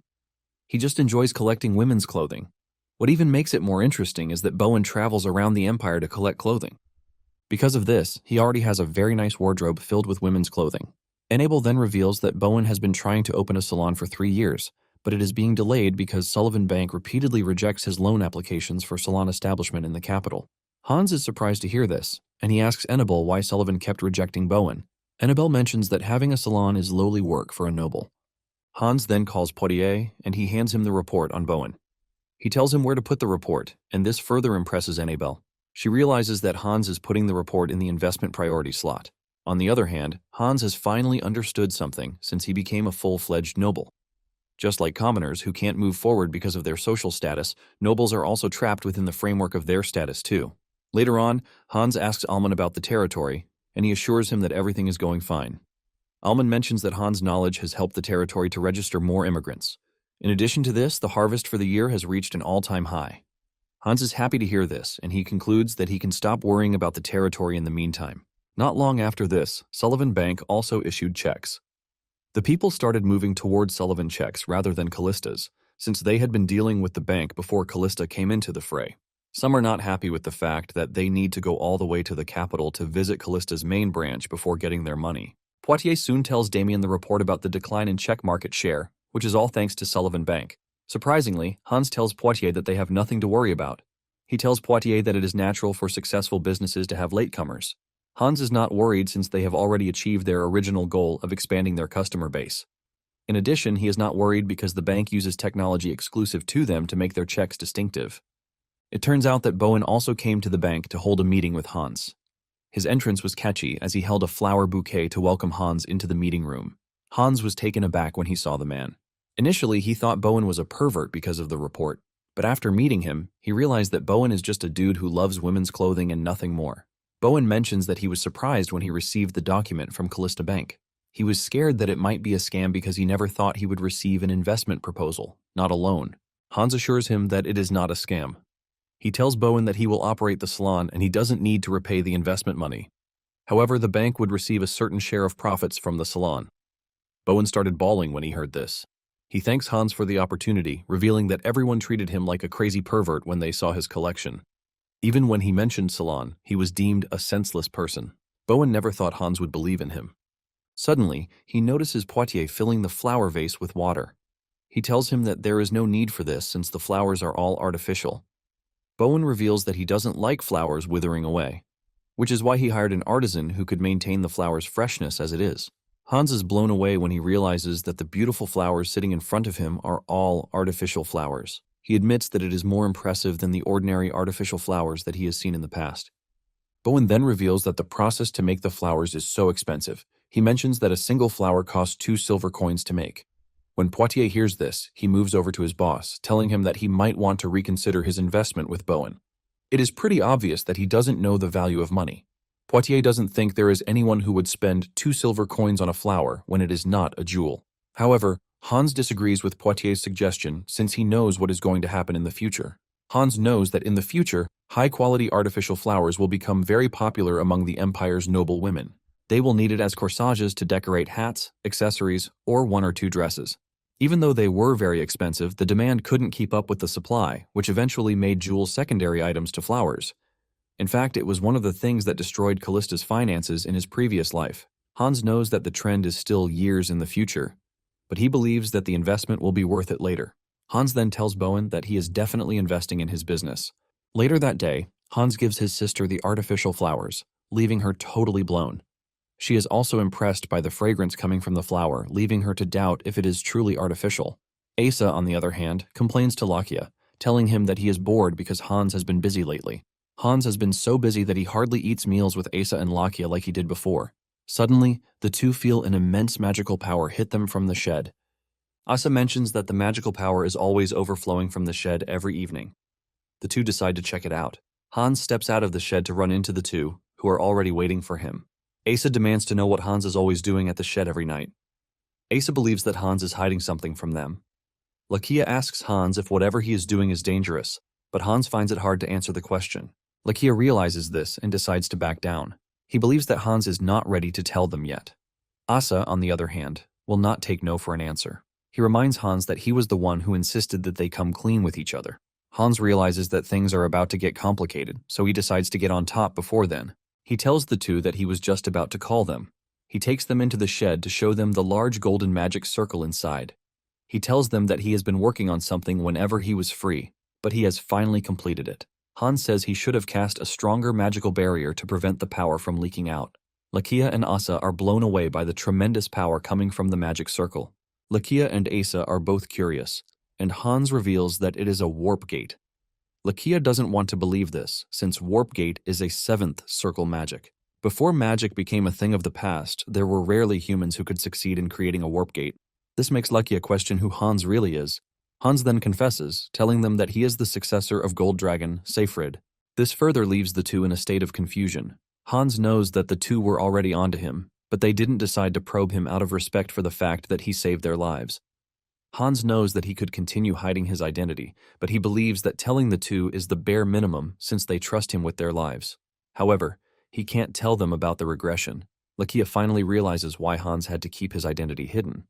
Hans also had no choice but to come clean because he would be going to the territory more often, using the warp gate.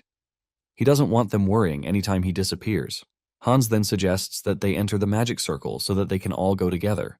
Momentarily, they appear at the Kalista castle, shocking Lakia and Asa. This was Hans's first time with a 7th circle magic, and it gave him a bit of a tough time stabilizing the coordinates. Lakia realizes that they are in the storage room, which Hans has prohibited people from entering. Lakia figures out that Hans has been preparing everything from the start. Hans says he was anxious about leaving the territory for too long. Lakia then asks him if he can only travel between the shed in the capital and the storage room in Kalista Castle. Hans reveals that the warp gate is a magic that only allows for travel between fixed coordinates. Hans is happy to be back in the territory after months. He walks to the window only to see something disastrous happening outside the castle. Hans runs outside the castle to see that everything is totally flooded. The butler, William, is shocked to see Hans since he is supposed to be in the capital. Hans basically tells him to forget about him in the meantime, since they have a huge problem on their hands. He asks for an explanation, and William reveals that the territory is suffering from flooding. Apparently, it has been raining for over a week, and the river finally overflowed at dawn. William and the other officials have been evacuating the citizens from the lowlands. William doesn't know about the warp gate and assumes that they came to the town by road. He asks Hans if he is fine, but Hans is already lost in thought. It dawns on Hans that every year around this same time, it used to rain for several weeks in the territory. However, the river had never overflowed to cause flooding before. He starts racking his brain because he definitely would remember if something like this happened in his past life. William then mentions that the damage to the Western Plains is very severe. Hans starts putting everything together. House Kalista wasn't a wealthy house, despite having one of the Empire's notable territories. This is simply because the East was mostly occupied by high, barren mountains, while the West is occupied by marshlands. It is basically a dead land where people couldn't live and crops couldn't grow. To combat this, Hans devoted himself to land reclamation projects, along with territorial development for the past 3 years. They dug waterways through the marshes and mixed in sand to make the soil fertile. This, in turn, helped them grow several crops, and better than before. With the new fertile land, news soon spread across, causing people to start migrating into the land. This was why he learned from his butler that things in the territory are going well. There was also a high yield of crops in the land as a result of this. Hans had thought he didn't have to worry about Kalista, but coming back to this has messed up everything he thought he knew. He then learns that the river overflowed toward the reclaimed land, and most of it is already submerged. However, it is mostly farmland rather than residential areas. Hans asks if all the residents have been rescued, and he learns that most of them escaped that very morning. However, the knights are still checking to make sure that no one is left. Just then, Hans says everything is his fault. He mentions that Kalista's marshes were there to absorb rainwater during the rainy season. However, during the reclamation project, they had the marshes filled. Asa is confused as he asks Hans how a natural disaster is his fault. Lakia supports Asa, saying it's been 3 years since the reclamation project, which means it shouldn't cause a problem again. Hans, on the other hand, doesn't agree with them. He believed that because of his knowledge of the future, he could control everything. He was expecting better results by fixing shortcomings, but at this point, he is already believing that it is the opposite. He wonders if his actions to try to change the future are creating irreversible consequences. Hans is totally lost in his thoughts until Lakia screams at him, telling him to snap out of it. Lakia reminds him that he is the lord of the territory, and he needs to find a way to handle the situation, not to start blaming himself. Lakia grabbing him and shouting at him is enough to get Hans back to his senses. He asks the butler about the servants, and he reveals that he ordered them to move materials from the underground storage to the ground level. Hans tells him to change the servants' orders. Everyone is to come together to evacuate all of the citizens and make sure that they are safe. He tells Lakia to join the Night Order to help with disaster relief. Hans admits that Lakia is right, and what he needs to do first is save Kalista. Momentarily, Hans learned that there is no casualty so far, and all the citizens are being evacuated. Hans orders that the citizens living near the riverside embankment should be evacuated too, because the ground might have softened. Just then, one of the knights comes riding to them in haste. He tells them that something terrible has happened. Apparently, the bridge downstream has collapsed. They all rush over there to see that the bridge has totally collapsed in the middle. Hans is worried because there are about 20 households living beyond the bridge. He asks for the details of the damage, and if there are still people trapped on the other side. The knight tells Hans that it is hard to confirm the details because by the time they discovered the bridge, it was already in its current bad state. Suddenly, they spot a woman at the other side of the bridge. She reveals that there is a critically ill patient in the village. She begs Hans to save them because they can't cross the river. Hans asks the knights if there is a detour route upstream. The knight confirms this, but lets Hans know that it is completely flooded, which makes it even more dangerous. Hans gets off his horse, picks up a stone, and casts a flying spell on it to confirm something. The stone flies off, and with this, Hans confirms that the flying spell is a levitation magic that is greatly affected by wind. He knows that with this, simple deception won't trick everyone watching him. Hans then calls Lakia, telling him to keep the knights quiet about what he is about to do. Lakia is also curious, but he assures Hans that he has his back. Hans then walks toward the broken bridge, while his subjects are telling him to be careful. However, Hans is not ready to look away because he is the successor of the golden dragon, Seyfried. Hans then casts a kinesis spell, leaving everyone shocked. The rubble starts to move into place, but Hans is not yet done. He started using multiple castings, leaving the people even more confused. With a golden aura emanating from his body, Hans stacks up the castings and finishes it off with a 6th circle hardening magic. Once he is done, the broken bridge is fixed up. Lakia cannot believe his eyes when he sees this. Hans then tells Lakia and the other knights that they can now proceed to evacuate residents because the bridge is safe to use. Lakia acknowledges the order, but Hans is pretty sure that everyone who just witnessed him use magic will have their questions. Hans considers his actions to be reckless, but Lakia takes up the mantle and he screams at the rest of the knights. He tells them to forget about what they just saw and focus on rescuing lives first. He then tells them to assemble after the situation has been resolved because he has an announcement for them. After the bridge was restored, it made the rescue of the residents easier. The residents start thanking Hans for coming to save them. Hans is surprised that there were actually more injured people than he expected. He is thankful that the rescue was swift because things would have been disastrous if there had been a delay. One of the servants walked up to Hans, asking him how he was able to get to the village quickly, even though he had heard that the bridge had collapsed. Hans is taken aback by the question as he doesn't know how to lie or answer. Thankfully, the lady who was rescued came in for the rescue. She lies that the bridge didn't collapse and all she saw was just debris. Another person supports her claim to make sure that it is convincing. The servant still insists that he saw the bridge collapse, but everyone soon turns to him, telling him that he must have been seeing things because the bridge is perfectly okay. An elderly woman walks up to Hans, thanking him for coming to save them. Because the village was home to mostly outsiders, they thought that they would be left to die. But Hans surprised them. Hans is proud of himself when he hears this. Once the flood-related activities are complete, Lakia gathers the knights who were present at the bridge. The lady who witnessed the whole thing is also with them. Lakia tells them that there is something he needs to announce before they all separate. It is no news to them that the lord of the territory is a mage. Lakia knows that they are going to have several questions running through their heads. He then asks them what they would do if they were high-ranking nobles. Lakia mentions that Hans is a young lord who obtained the count's title at just 15. In addition to this, he uses magic, which is among the strongest on the continent. However, Hans doesn't have the means to protect himself aside from the use of magic. Lakia then points out that other nobles would use the opportunity to grab Hans's power if they found out. This strikes the knights, and they finally understand where Lakia is coming from. Lakia opens their eyes to why they need to keep Hans's identity and power a secret. With a thunderous echo, the knights acknowledge the order. Lakia then apologizes to the lady for getting dragged into the whole thing. However, the lady lets him know that she has no issues with this. She reveals that she doesn't know much about magic, but what she saw from Hans is simply an amazing power. She is grateful that Hans risked his secret to save them, and she assures Lakia that it is the bare minimum to keep Hans's power a secret. Lakia heaves a sigh of relief when he realizes that everyone is on board with his plan. Lakia then heads to Hans's office, only to find him working again. Hans reveals that he is reviewing the data on the Western Reclamation Project. Lakia cannot believe that Hans is still on the fact that he is to blame for the flood. With the map sitting in front of him, Hans confirms that the entire western part of Kalista is lower ground compared to the eastern area. This is why rainwater from the Compton Mountains flows into the western plains, forming marshes when it rains heavily. Hans believes that pursuing the reclamation project was an ignorant move on his part. Hans starts thinking of building a dam upstream to make sure that something like this doesn't happen again. He plans to contact civil engineering experts once it's dawn. Lakia realizes that Hans is deeply troubled, and he lets him know that taking care of the territory is good, but he urges him not to make everything his responsibility. Lakia tells Hans that he should learn to use those around him.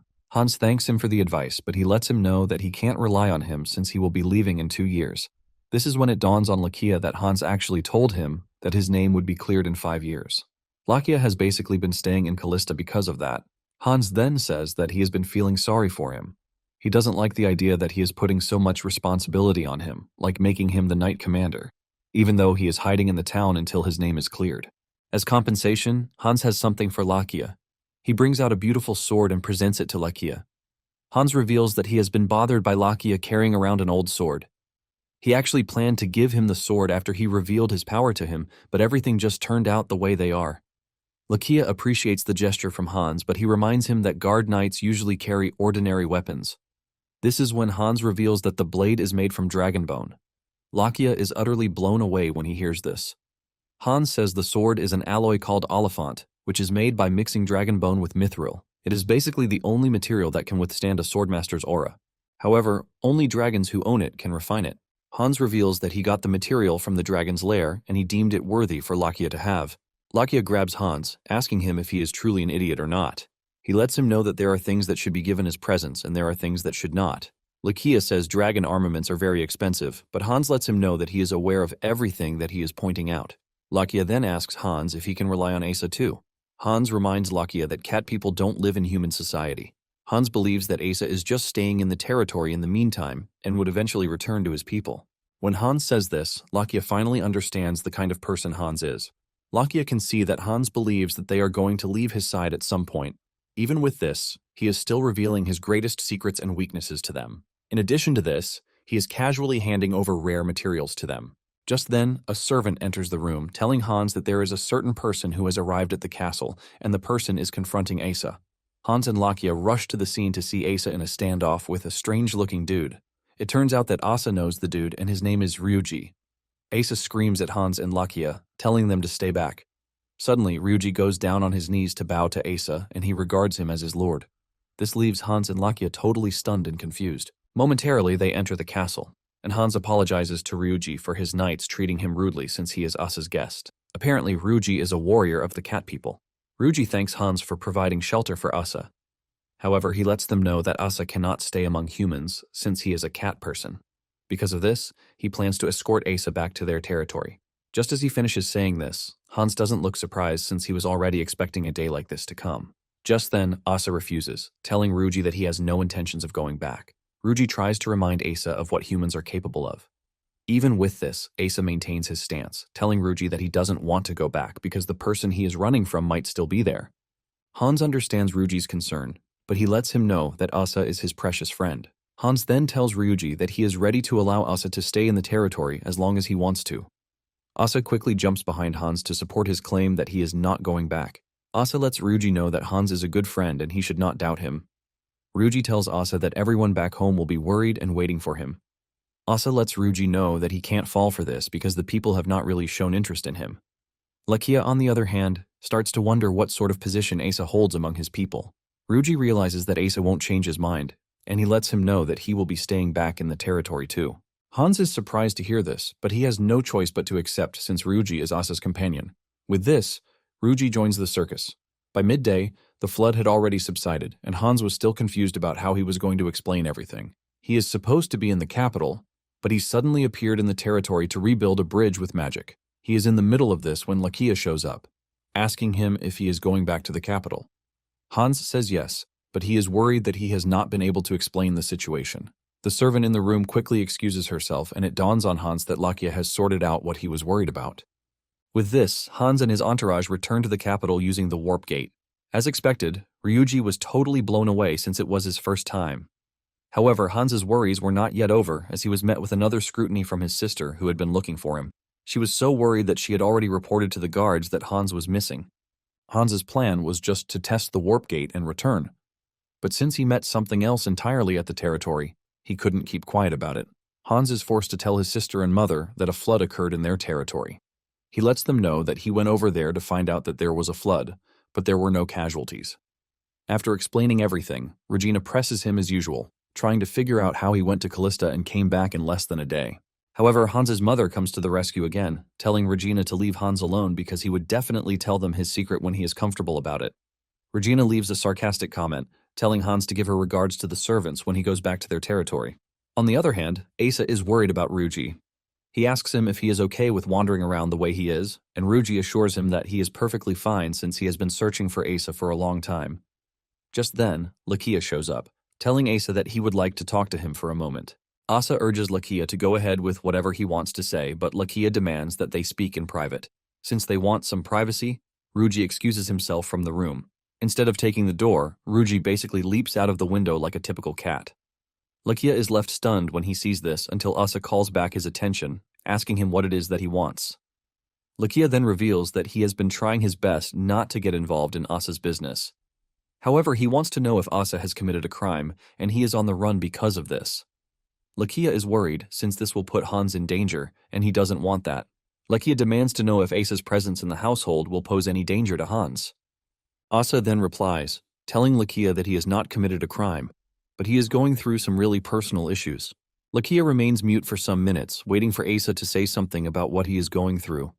He remembers what Hans told him about Asa going back to his place at some point. Once Lakia realizes that Asa is not about to speak his mind, Lakia tells him that he won't interfere in his problems again. As Lakia is about to leave, Asa asks him about his new sword. Lakia reveals that it was given to him by Hans, but he has intentions of returning it because he considers it to be way above his level. The moment Lakia says this, Hans's whole head and mind are already pointed toward the sword. Asa tells Lakia that he would ask for the sword instead. Lakia argues with him, telling him that he can't. Asa is confused because he obviously likes the sword. Lakia mentions that it is dragon armament, which has not yet been revealed to the world. Asa then points out the fact that Lakia has intentions of returning it, which is why he might be entitled to have it. He reminds Lakia that the owner of the sword depends on whoever Hans picks. Lakia realizes that Asa is actually making a point, and since he knows how Hans thinks, he would probably give the sword to Asa immediately he returns it to him. Because of this, Lakia tells Asa that he is no longer returning the sword, but will be keeping it to himself. It soon turns into an argument between the two, and those outside can clearly hear them. Later on, Regina and Hans head to the Imperial castle after getting a special invitation from the Emperor, Carter. Apparently, after the flood incident, Lakia told Hans that he would like to focus on his personal training with his new sword. Asa is also busy with Ryuji since he has so much to discuss with him. Hans considers this a good opportunity to return to the dragon lair and continue his magic training. He was thinking about this when Regina ran into the room to tell him about the letter she had just received from the Imperial Majesty. Panting from excitement, she tells her brother that Carter has invited them to dinner the next day. This is why the two put on their lovely outfit and headed to the Imperial Palace. Carter welcomes them warmly, admitting that their last encounter was a brief one. They all sit at the table, and Carter reveals that he has been looking forward to meeting them again. Hans is shocked to see that the only attendees of the dinner are he and his sister. In addition to this, Ivan, the closest person to Carter, is also present. Hans is surprised that the Emperor is holding a private meeting with him because in his past life, the Emperor found it hard to socialize. Hans also notices that Carter has a different look than when he first met him. Momentarily, they are served nice dishes by the chef, leaving Regina blown away. The Emperor is forced to ask if there is something wrong with the food. Regina quickly assures the Emperor that nothing is wrong. Hans gets a taste of the soup and admits that it is very delicious. The soup is salty, but it is very good. The Emperor then reveals that it is a soup with clams and shrimps. Apparently, the Emperor himself likes the dish, and he is pleased that they also do. Ivan then reveals that the dish is not served regularly, and this basically means that the Emperor holds Hans in high regard. The Emperor then asks his guests if they usually enjoy seafood. Regina replies that she doesn't get the chance to eat seafood, and Hans backs this up. He mentions that Kalista is a landlocked area, which makes seafood pretty scarce for them. The Emperor then reveals that it is the same with the capital. Since the seafood easily spoils during transportation, it is usually very expensive. Even with this, there are certain times when the seafood is totally unavailable. Carter says the food is exclusive to nobles, but he would have loved it if commoners could also have a taste of it. When Hans hears this, he confirms his suspicion that Carter is not like the other nobles in the Empire. During the course of the meeting, more food is brought to them. Regina and Hans thank the Emperor for giving them the chance to taste something really out of the ordinary. Hans soon realizes that the meeting is coming to an end, but he wonders if it is truly a gathering of friendship. Just then, Carter turns to his right where Hans is sitting and he asks if he would like to chat more. Hans quickly says yes, but Carter corrects himself, telling Hans that he wasn't referring to him. It turns out that the Emperor was talking to Regina. The moment Ivan realizes what the Emperor wants to do, he uses the opportunity to also grab Hans. He drags Hans out of the room, telling him that he has a lot to discuss with him. Ivan then takes Hans to the research institute where magic is being studied. Hans is stunned to see that in an era where magic is almost gone, the status of the Imperial mages still remains important. They are free to practice and research magic all they want. Ivan then tells Hans to follow him to his laboratory. Hans is surprised to see that the dude has a personal laboratory. Ivan then reveals that he is not the only one with a private laboratory. Apparently, all mages affiliated with the Imperial court are assigned personal laboratories. The two are having their conversation when a dude in glasses runs into Hans. Hans tries to be cool with the dude, but the dude just insults him for blocking the way. Hans is shocked, but Ivan urges him not to take offense. Ivan tells Hans that the mages believe that their research is the most important thing in the world. After saying this, Ivan asks Hans what he thinks about the institute. There is no rank, wealth, or power in the institute. Ivan tells him that there is also no need to worry about nobles' petty struggles or annoying political situations. Ivan continues to sweet-talk the institute, telling Hans that it is a place where everyone loves magic and they devote their entire lives to researching it. Ivan lets Hans know that the institute is the best place a mage can be. Hans finally understands what Ivan is doing. He asks him if he wants him to study magic at the institute, and Ivan says yes. Ivan assures Hans that he can confidently hide his identity. Hans finally confirms that Ivan intentionally brought him to the institute to try to recruit him. However, Hans declines the offer. Hans admits that the offer is quite tempting because he gets to meet other mages, which would make things more interesting. However, there is a big problem attached to this. The source of their magic is different. Draconic magic is entirely different from human magic. Draconic magic originates from the heart, and it activates with a single command, unlike human magic, which needs incantation. Hans is fully aware that he knows nothing about human magic because he started with draconic magic. Because of this, he concludes that he would be basically useless at the academy. Just then, Hans notices a magic circle on the board, and Ivan reveals that it is a fireburst magic that he is currently researching.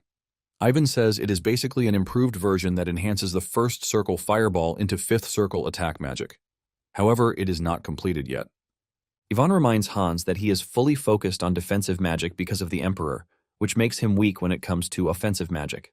After staring at the magic circle, Hans asks Ivan if he is permitted to try to fix it. Apparently, mages take pride in creating new magic because it is a big feat. It is basically a once-in-a-lifetime achievement and proof that they have reached the highest point of their field. Because of this, they make sure not to leak the development of a new magic to other mages. Since this is the norm, Hans is surprised that Ivan is allowing him to make changes to the magic circle that he is currently developing. After some minutes of looking at the formula, Hans tells Ivan where the problem is, and he fixes it. Ivan is totally blown away, and he is forced to hug Hans, declaring that he is a genius. Ivan confesses that he has been trying to fix the formula for months without progress, but Hans did it in just minutes. Hans tries to be modest, telling Ivan that he only tweaked an existing formula. Ivan lets Hans know that he is a genius because he has mastered the ancient runic language. Hans is shocked at the mention of runic language. Ivan reveals that the formulas used in the magic design are symbolized in ancient runic language, and being able to grasp the operating principles just by looking at the formula makes Hans a runic genius. It finally dawns on Hans why he was able to understand human magic formulas, even though it was his first time seeing them. Basically, ancient runic language is draconic magic expressed in linguistic form. Human magic is then reconstructed into said formulas. To put it simply, draconic magic is the foundation for human magic. Hans finally realizes that he can research both sides since they operate on the same principle. Hans is blown away by this realization. However, he calls himself back to the real situation of things, apologizing to Ivan for touching his magic formula. On the other hand, Ivan is not angry because he already sees Hans as his master, even though he declined the offer. Ivan lets Hans know that he doesn't need to worry about formalities because learning from him is the greatest honor he can get. Hans is impressed that Ivan has no pride like the other mages. All he wants is to research magic and nothing more. Just then, Ivan's disciples enter the room, and they are blown away when they realize that he has completed the magic circle on the board. Ivan is not entirely thrilled since he wasn't the one who completed the magic formula. Ivan then introduces his disciples to Hans. Ivan lets his disciples know that Hans came to visit the Emperor, and he is only giving him a tour of the Institute. It turns out that the dude who ran into Hans earlier is also a disciple, and he questions his master's decision to bring a nobody into his personal laboratory. One of the other disciples was trying to tell the dude to forget about that and celebrate the fact that their master completed the magic circle. This only fires up the dude, who suggests that they chase out the outsider. He is pissed that a non-magic user is being exposed to their precious formula. With everything he is saying, he is getting on Ivan's nerves, but he can't say anything since he is trying to protect Hans's identity. Ivan tries to remind his disciples that he was the one who brought Hans to the room, which means they are supposed to show some level of courtesy. He adds that Hans is also the Emperor's guest, and this alone deserves some respect. Ivan cannot basically tell them that the person standing in front of them is a high-level mage. The rude disciple then reminds Ivan that he is the one who usually tells them not to mind ranks or etiquette. Before the whole situation escalates, Hans tells Ivan that they should leave. After leaving the laboratory, Ivan apologizes for what went down in the room. He says he has spoiled his disciples so much, which is why they acted the way they did. Hans assures Ivan that he is not angry. He knows that Ivan was just doing his best to keep his identity hidden. Hans also mentions that he likes the fact that Ivan is close to his disciples. Ivan reveals that their skills are very solid, but they lack manners. He is pretty sure that they would have fainted from shock if they got to see Hans in action. With what Hans saw in the laboratory, he can easily figure out that the three disciples are talented. Given the fact that Ivan is an archmage, he is going to be picky with whoever he chooses as his disciple. Hans is confident that the three disciples will end up becoming the Empire's archmages in the future. Hans thinks to himself that it would have been nice if he could ask for their help concerning the plan he has. The two return to the waiting room to find Carter and Regina having a very lovely time with each other. The two are very comfortable talking to each other as they both smile. Hans is shocked to see this, and he starts to wonder when Regina and the Emperor got so close. Hans knew that they were exchanging letters, but he never knew that they had gotten very close. Ivan stares at Hans, laughing at him. He never knew that Hans was pretty dense when it came to romance. After they have all had a good time together, Hans and Regina jump into their carriage and start going back to their place. Suddenly, Regina asks Hans if men like quiet and graceful people. The moment Hans hears this, he automatically realizes that he is about to give relationship advice. Since he has no experience with this, he starts to stutter. He finally asks Regina if she thinks the Emperor will dislike her. Regina finds it hard to answer the question, and this is when Hans figures out that Regina is basically in love with the Emperor. Regina admits that she is in love, but she certainly has no interest in becoming the Empress. She just likes meeting Carter and having discussions with him. Hans knows where this is going, and he assures Regina that he will always be on her side, no matter what she chooses. He tells her that she is free to do whatever she wants without thinking about what others think, Apparently, Ivan had advised Hans to let Regina be and not try to control her because this would only create a burning sensation inside her. Soon afterward, cases of check counterfeiting start to arise in Sullivan Bank. The head of the Huffman Trading Company is shocked when he tries to cash his check, but they told him that they have already paid out the money on the check. He initially thought the cashier was messing with him since the check was worth at least 50 gold coins. It soon turns into a heated argument that catches the attention of the other customers in the bank. Apparently, the dude was the first to switch from Kalista Bank to Sullivan Bank when he heard that they had started issuing checks. Dominic Sullivan also hears about the rising cases of check counterfeiting, leaving him totally worried. His assistant tells him that the issue is happening all across their branches. His assistant tells him that the checks look so real that they resemble the real thing. It is so bad that even the bank employees cannot tell the difference between the original and the counterfeit. Because of this, they can't put a number to the amount of counterfeits in the market. Sullivan then tells his assistant to recall all the checks within the space of 2 weeks. He says he wants only the person who issued the check to be the one to be able to withdraw it at the issuing branch. Then after 2 weeks, all check withdrawals should be stopped. The assistant is shocked to hear this as he tries to tell Sullivan that 2 weeks is too small because there will be customers who can't exchange their checks in time. The assistant predicts that it might even take months, but Sullivan tells him that he should contact only major customers because he doesn't care about the commoners. Just then, another assistant enters the room to tell Sullivan that check withdrawal customers are flooding the main branch. Apparently, the customers no longer trust the integrity of the bank, and they are all trying to get their money. Sullivan initially thinks it's a good idea since he was planning on recalling the checks, but it soon dawns on him that the problem is that they don't trust his bank again.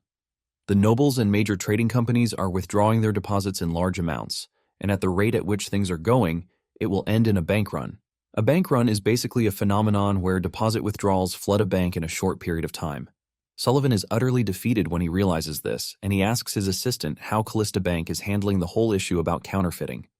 His assistant lets him know that Kalista Bank is handling it pretty well because they were able to catch counterfeiters the moment they entered the bank. It turns out that the bank has a special device that they use to confirm the authenticity of the checks. Hans shows Annabelle the device and lets her know that the moment they introduce checks at the bank, they place the device at every window. They also trained their staff to only pay the money after the check passes inspection. Thanks to the device, they are able to discover counterfeits no matter how well forged they are. Annabelle realizes that Hans was already expecting counterfeiting from the very beginning. Hans confirms this, saying no matter how complex they make a piece of paper look, bad people who are determined will find a loophole around it. This was why he made sure to prepare a solution just in case. Annabelle then tells him that the most expensive item in the information market is data about the counterfeit detector. From the official information guilds to the back alley guilds, everyone is trying to get their hands on the data. The most desperate of them is the Sullivan Bank. They are offering to buy even the tiniest bit of information about the device, but no one has a clue how it works. Hans understands why they can't get the hang of it because the device looks like an ordinary lamp. However, the device is a magical tool that has magic stones inside it. Hans carved magic that responds only to specific wavelengths into each piece of check paper. After this, he designed the detection device with magic stones so that even non-mages can use it. When he was initially preparing it, he thought he was being paranoid, but looking back at it, he's glad that he actually did. Hans lets Annabelle know that the device was made with the bank's special technology, so even if she sells the information about it, there is no one who would be able to replicate it. Annabelle is hurt by Hans's words, even though it is a joke. Annabelle assures Hans that she would never sell information about Hans or his institutions, even if she were offered billions. This is because she sees Hans as her benefactor. He was the one who saved her guild from bankruptcy. Thanks to this, the guild keeps getting tons of requests. Hans is also happy to be doing business with the guild because when he wanted to open new branches, it was Annabelle's guild that warned him that spies would be planted among the new employees. Hans cannot believe that Sullivan is such a disgusting soul who would do anything and everything to bring down someone. Annabelle reveals that Sullivan is able to do as he likes because he has the backing of House McCarthy. House McCarthy is one of the two powerhouses that run the Empire alongside House Townsend. Hans then asks Annabelle if she has any information on Marquis Krauser, but Annabelle says she has nothing. Annabelle says the information practically doesn't exist, which is why she can't get it. Hans knows that McCarthy will soon get wind of Kallista's progress, and they are definitely going to interfere in his business. To prepare for this, Hans wants to make an alliance with the Marquis's house. However, Hans decides to put aside what he can't control in the meantime. Hans then asks Annabelle if she knows any trading companies in Somerville. Annabelle says yes, because Jeprian's hometown is Somerville. Hans then asks her if there are any trading companies that specialize in seafood distribution. Annabelle doesn't have an answer to this, and she tells Hans that she would have to look into it. Nonetheless, she is confident that there will be a few. Somerville is basically the Empire's largest coastal region, and it is famous for seafood cuisine. Hans is happy to hear this, and he informs Annabelle of his plan to open a seafood restaurant, which he would operate directly from the capital. Annabelle is taken aback when she hears this, and she tries to let Hans know that seafood is quite expensive. She tries to point out the transportation issue, but Hans assures her that he will find a solution to the transportation issue. He then gives Annabelle's guild 2 tasks: the distribution of reliable food, and to find out what recipes suit the people of the capital. Annabelle is totally stunned, but she recognizes the honor, and she smiles. Hans is surprised that Annabelle is willing to start the project without even hearing the details. Annabelle then tells Hans that she has learned one thing while working with him. This is the fact that questioning him is baseless because whatever Hans puts his mind to, he always makes sure that he succeeds in it. Hans takes the compliment and he smiles, while telling Annabelle that he will be waiting for her contract. Because of the issue with Sullivan Bank, Kalista Bank is able to garner more customers to its side. When Hans told his subordinates about his plan to open the seafood restaurant, they all took it well, with Lakia offering to go to Somerville so that he could study recipes there. Hans is glad that everything is working out well, and he believes that it is time he returns to his territory. Hans soon informs his sister and mother about his plan to return to their territory. Regina is shocked to hear this, and Hans explains that the business is already stable. In addition, he doesn't think it's a good idea to leave the territory for too long. His mother agrees with him and says she will have to say farewell to her new friends. Regina, on the other hand, thinks of going shopping before they leave the capital. This is when Hans reveals his plan to leave the two in the capital. His mother is surprised to hear this. Hans mentions that his mother has not been able to socialize because she has been ill for the past couple of years. She recently came to the capital, and she has been making friends. His mother agrees to this as she blushes really hard. Regina adds to this, saying their mother is always getting invites to attend social events. Everyone is always looking forward to seeing her at their events nowadays. Hans then turns to Regina, telling her that it would be easier for her to stay in the capital since she plans to study more. In addition to this, it would make communicating with her certain pen partner much easier. Their mother immediately figures out that something is up, and she asks Regina if her pen pal is a man. Owen is proud of Regina, and she lets her know that she is already at the age where she needs to start looking for marriage prospects. Hans obviously cannot tell his mother that the man in question is the Emperor. Regina then asks Hans if he will be fine to stay all on his own in their territory. Hans assures Regina that he is going to be comfortable since he will be at home. Owen, on the other hand, is not worried because she knows that Hans has Lakia and Asa with him. Shortly afterward, Hans and his friends prepare to return to Kalista. Asa reveals his joy that they are finally going back because he enjoys staying in Kalista rather than the capital. Hans knows that Lakia will also be relieved because he was not free to leave the house for fear that there might be someone who might recognize him in the capital. Surprisingly, Ruji is riding with them, but he is sitting with the driver. Apparently, he doesn't like cramped spaces, which is why he preferred to stay outside. Inside the carriage, Asa and Lakia are already disturbing each other. Asa complains about the carriage, asking if they can't use the warp gate. Hans urges him to manage the carriage because they can't return using the warp since it is an official trip. Soon afterward, they arrive at Kallista's residence, and Lakia wakes Hans. He tells him that something is wrong, and when Hans looks outside, he is surprised to find a bunch of people. Just then, William shows up, telling Hans that he personally came to welcome him back to the territory. William advises Hans to get off the carriage because it would be faster if he walked. Hans then asks William why there are so many people at the entrance of the territory. William reveals that they are all immigrants, trying to settle in the territory. There is a long queue because of identity verification. Hans is surprised to hear this since he thought there would be fewer people coming into town after the flooding incident. William lets him know that it is the direct opposite. After the flood incident, word spread around that Hans compensated the flood victims. This made news about Kallista's travel far and wide, with reports of it being a good place to stay. Because of this, people start moving in with their entire family. Hans is blown away by this, and he has no choice but to walk into Kalista on foot. Surprisingly, the citizens are all waiting to welcome him back. Hans is forced to ask William if he is the one who called everyone to welcome him, but he says no. It turns out that people were already waiting for his return, and the news of his return soon spread through the entire region. William also tells Hans that he has formulated a story for the people about how he came during the flood, so he has nothing to worry about. Hans takes a flower from a kid, and after taking a sniff, he realizes that he is truly back home. Hans gets to the castle to see that everyone is lined up to welcome him. The servants ask him if they should prepare food for him, or if he will rest first. Instead of these two things, Hans tells them that he would prefer to check out the administrative logs. He is already back to work, and the servants are not surprised by this since they already know the type of person he is. William then gathers all the reports. The first thing he shows him is the report on the Compton Mountain situation. He tells Hans that mining preparations have entered the final stage and work can begin the following month. Hans is glad to hear this. Hans intentionally made silent preparations to mine the iron ore because he knew that the two ducal houses would want to interfere, even though the ore legally belonged to Kalista. William then adds that he was able to find the blacksmith that he told him to find. The blacksmith is a dude named Grunberg, but William is worried because Grunberg is not displaying the type of talent Hans claimed he would. William adds that the dude was quite confused and puzzled by the role that Hans planned to give him. Hans is not worried when he hears this, since he knows that Grunberg is not going to realize his full potential until later. In his past life, Grunberg became a renowned blacksmith whom everybody wanted, and he eventually left Kalista. Hans understands why William is doubting his talent, but he tells him to put him in charge of managing the mine and the new smithy. After this, William shows Hans the blueprint of the magic academy that he wanted. It is so enormous that William starts to wonder if Hans wants to truly move ahead with the plan. Hans lets William know that the entire project is a promise to his teacher and benefactor. After hours of checking through everything, Hans finally finishes up. Lakia questions Hans's decision to stress himself on the first day of returning to the territory, but this is just who he is. Hans is surprised that Asa and Lakia were both waiting for him to finish instead of leaving to rest. The two assure him that they are feeling very good since they rode in a carriage. Asa wastes no time clinging to Hans while reiterating the fact that Kalista is better than the capital.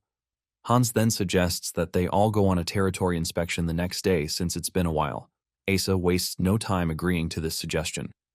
In no time, 2 years pass by as the house continues to expand its business. Meanwhile, at the capital, there is a district that is considered the most bustling area, and before they knew it, they started calling it Kalista Street.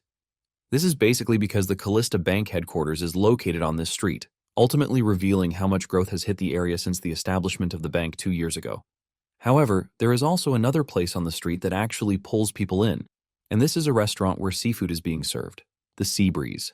Everyone who comes to the restaurant enjoys their meals at the restaurant, and to make it even nicer, it is open to commoners. Even though it is a bit expensive, commoners don't mind patronizing the restaurant because it is manageable when it comes to hosting special events. It is also nice because in the past, commoners wouldn't even think of buying seafood in the capital. The reason seafood is now easily accessible is all thanks to Sea Breeze. In the past, all the fish would have rotted before they got to the capital from the sea. And from the rumors flying around, there is a mage dedicated to casting preservation magic on the cargo wagons departing the seaport, which means no matter how many days it takes to reach the capital, the seafood stays fresh. While the noble class customers are discussing this, they are left questioning the possibility of this, since preservation magic requires at least third circle high-level magic. Because of this, they assume that the Imperial mages are involved. What makes it fun is the fact that Imperial mages are not allowed to use magic other than in their Imperial duties. With this, one of them concludes that the restaurant is linked to the Imperial court. However, the question of who owns the restaurant still remains largely unknown. One of the nobles is pissed that the restaurant is accommodating both nobles and commoners. In fact, the restaurant has intentionally lowered its prices so that the commoners can also eat at the restaurant. However, the nobles use the second floor, while the commoners use the first floor. Apparently, there is still an upper floor, which is reserved only for the big shots. Meanwhile, Jeprian is begging Hans to reveal that he is the real owner of the restaurant because there is no way anyone will believe that a commoner like him owns the restaurant. Hans smiles while saying he only provided funding and planning, while Jeprian was the one who researched and developed recipes to suit everyone's taste in the capital. Because of this, Hans believes that Jeprian should be treated as the owner of the restaurant. Jeprian has no choice but to accept what Hans is pushing to him, and he lets Hans know that he appreciates the gesture. Hans then commends the day's food, and Jeprian confesses that he made the meal even better because it is a memorable day. Apparently, Hans is resuming full capital activities because up until that moment, he had been focused on territory management, but he is now planning to pursue various other businesses. Just then, Hans hears that his guest has arrived, which is a bit early. However, he refuses to ask them to wait since he is done eating. Hans then asks them to be ushered in, and the guest turns out to be Bowen. Bowen presents a bouquet of flowers to Hans while kneeling to him to thank him for reserving the upper floor of the restaurant for them as their meeting place. Once they are seated, Bowen talks about how good business has been and his plan to open another branch in Bensi. Hans is surprised to hear this because it would make it the 5th branch. Bowen's clothing business basically began with high-quality artificial flowers, and this hit the empire with a big wave, which eventually expanded beyond accessories, materials, and women's clothing. Bowen has been hitting the jackpot with everything he touches, which earned him the nickname Golden Hands. Hans also compliments him on his success in the men's salon, because even though there was a bit of resistance in the beginning, everything turned out so well. Bowen then replies that he owes everything to his eyes. Hans is confused when he hears this, and Bowen decides to explain further. Bowen explains how he is able to figure out that Hans has an outfit for each season of the year. Bowen talks about how he would style Hans if he were to be put in charge. At the end of his explanation, he tells Hans that he would design the sleeves tight and thick to hide the gold bracelet that Hans is wearing on his wrist.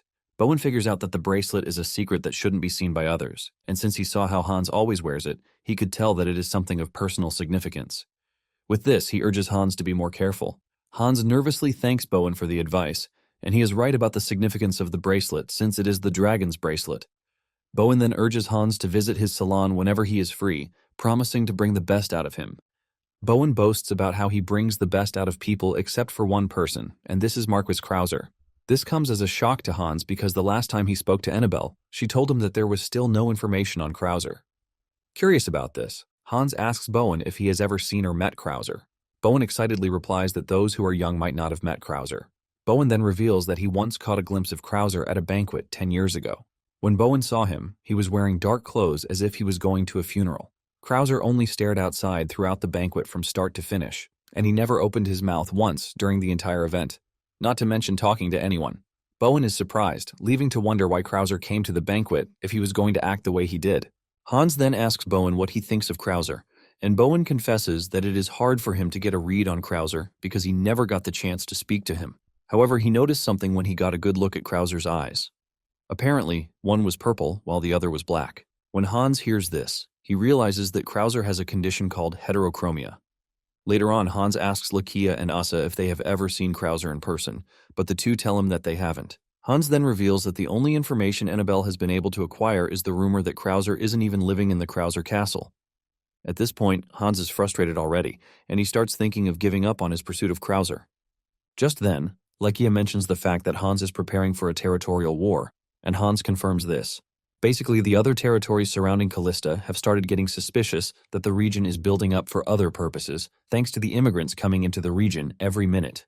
In addition, Hans mentions his plan to properly use the night order that Lakia would soon leave behind. Even though Hans has gotten used to the fact that Lakia is always by his side, he has been wise enough not to include him in his future plans because the 5-year deadline promise they made is about to run out. With this, the two are slowly saying their farewell to each other. Soon afterward, Grunberg is informed that he has been summoned to the castle. It turns out that the castle's servants and staff are already aware of Hans's status as a mage, but no one cares about digging further or even spreading rumors about it. This is because they are all working together to protect the region and their young lord. Moments later, Grunberg arrives at the castle to meet Hans. Even though Grunberg is aware of the fact that Hans is a mage, he is still very much impressed with just how Hans is able to cross between the capital and Kalista as if they are next door to each other. After Hans is done checking William's report, he turns to Grunberg to attend to him. Apparently, Grunberg is done with the sword he was making and he has brought it to Hans. Hans takes the sword from Grunberg and he is impressed at just how light it is. Grunberg explains that he was able to reduce the weight by half and increase the strength more than double. He assures Hans that by the following week, they will be able to supply the swords to the entire Night Order. William is impressed because of just how talented Grunberg is, and he attributes this to Hans's impressive intuition. After Hans is done with the sword's inspection, he shows Grunberg what he will be working on next, which is the armor for the Night Order. William is curious as ever, and he asks Hans if he was the one who made the design. Hans confirms this, saying he used the Imperial Night Order as a reference. Grunberg then points to the hollow point in the center of the chest, asking Hans if this will serve as the power source for the circuit. Hans is shocked and impressed when he hears this because Grunberg is so talented that he already figured out the reason for the hole just by looking at the design. Grunberg then tells Hans that he might not know how it works, but he is pretty sure that it will turn out great. After receiving the design, Grunberg takes his leave, and Hans talks to Williams about how he completely trusts Grunberg.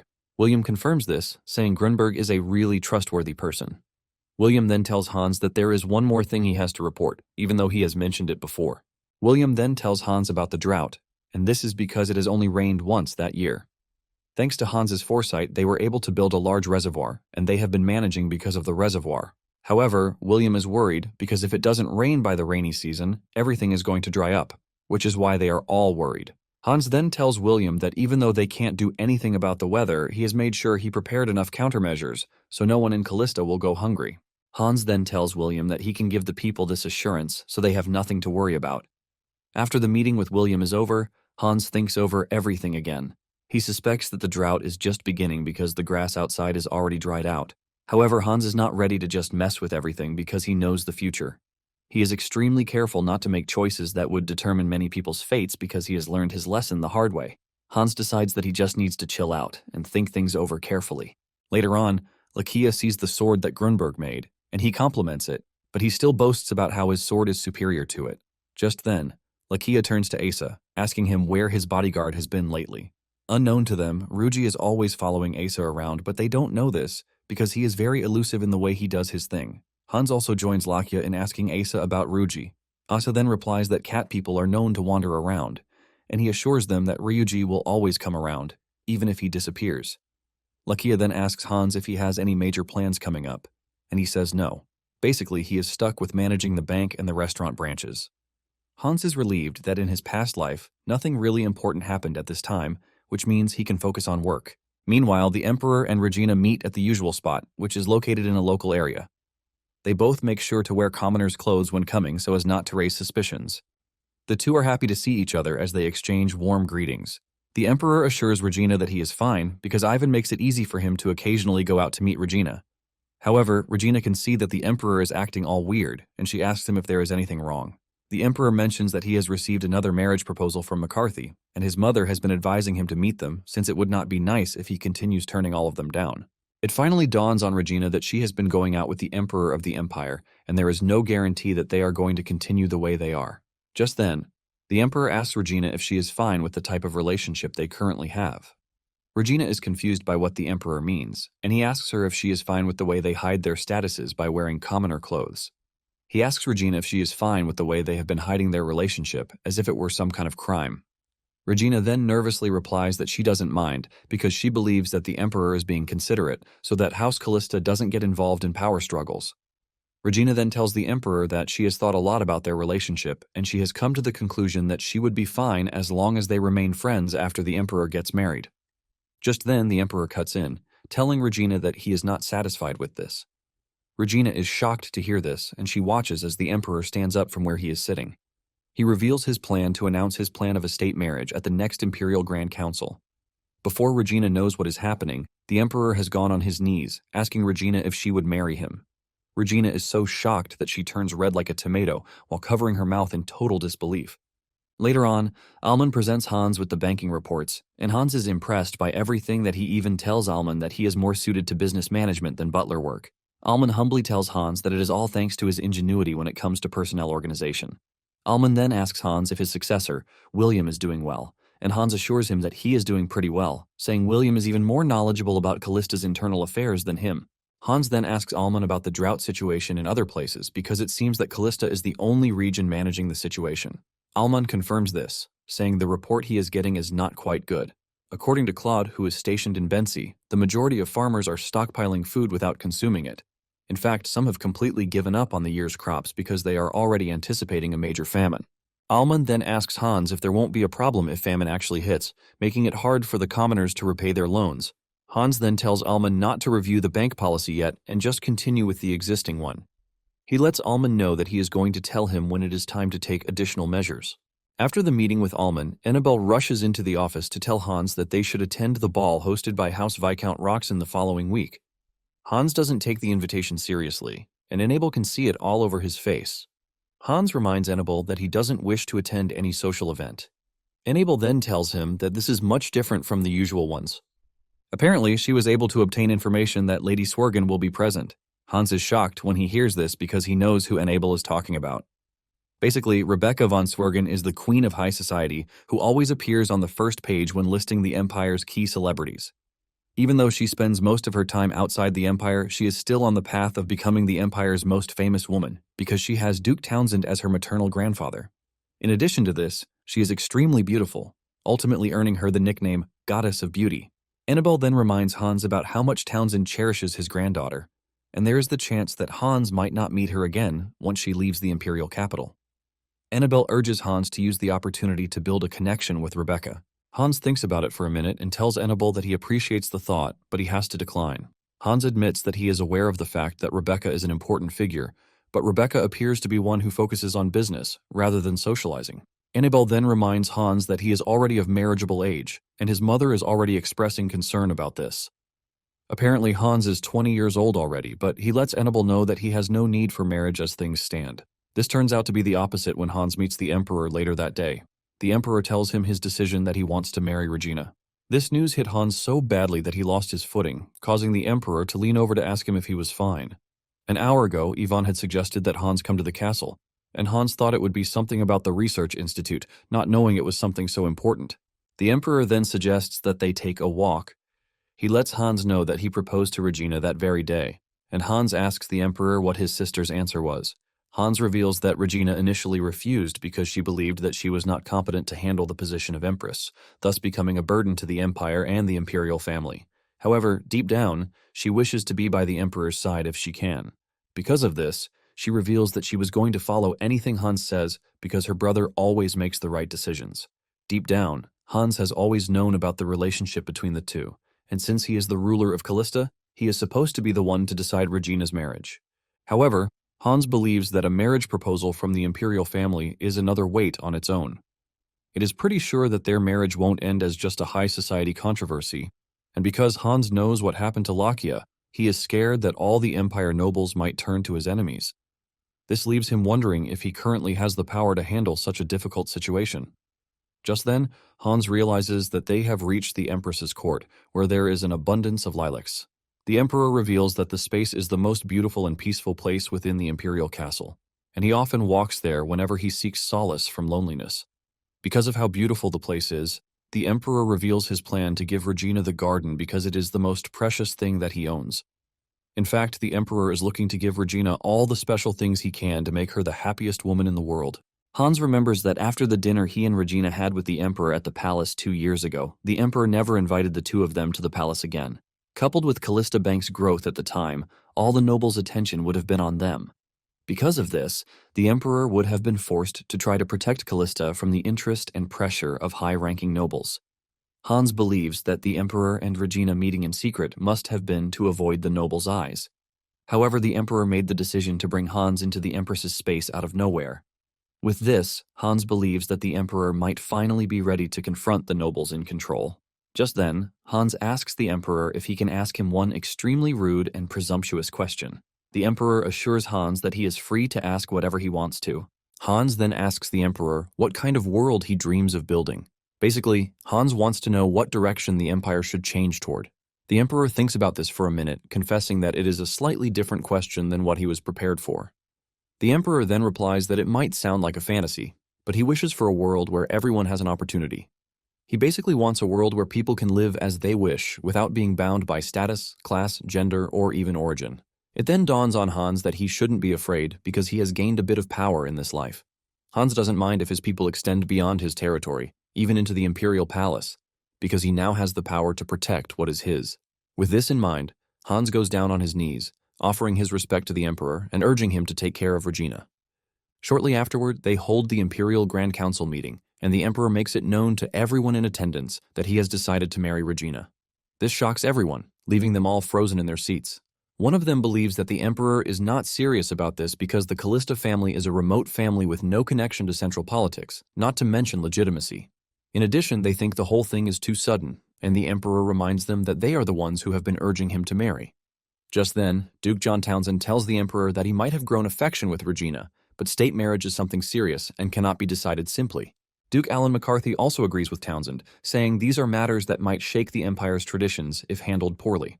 The Emperor then reminds them that House Kalista is also a distinguished noble family of the Empire. The Emperor demands to know with what standard they are measuring the dignity they are talking about. Townsend then mentions that they already provided the Emperor with a list. On their list, they believe that a foreign princess would benefit the Empire.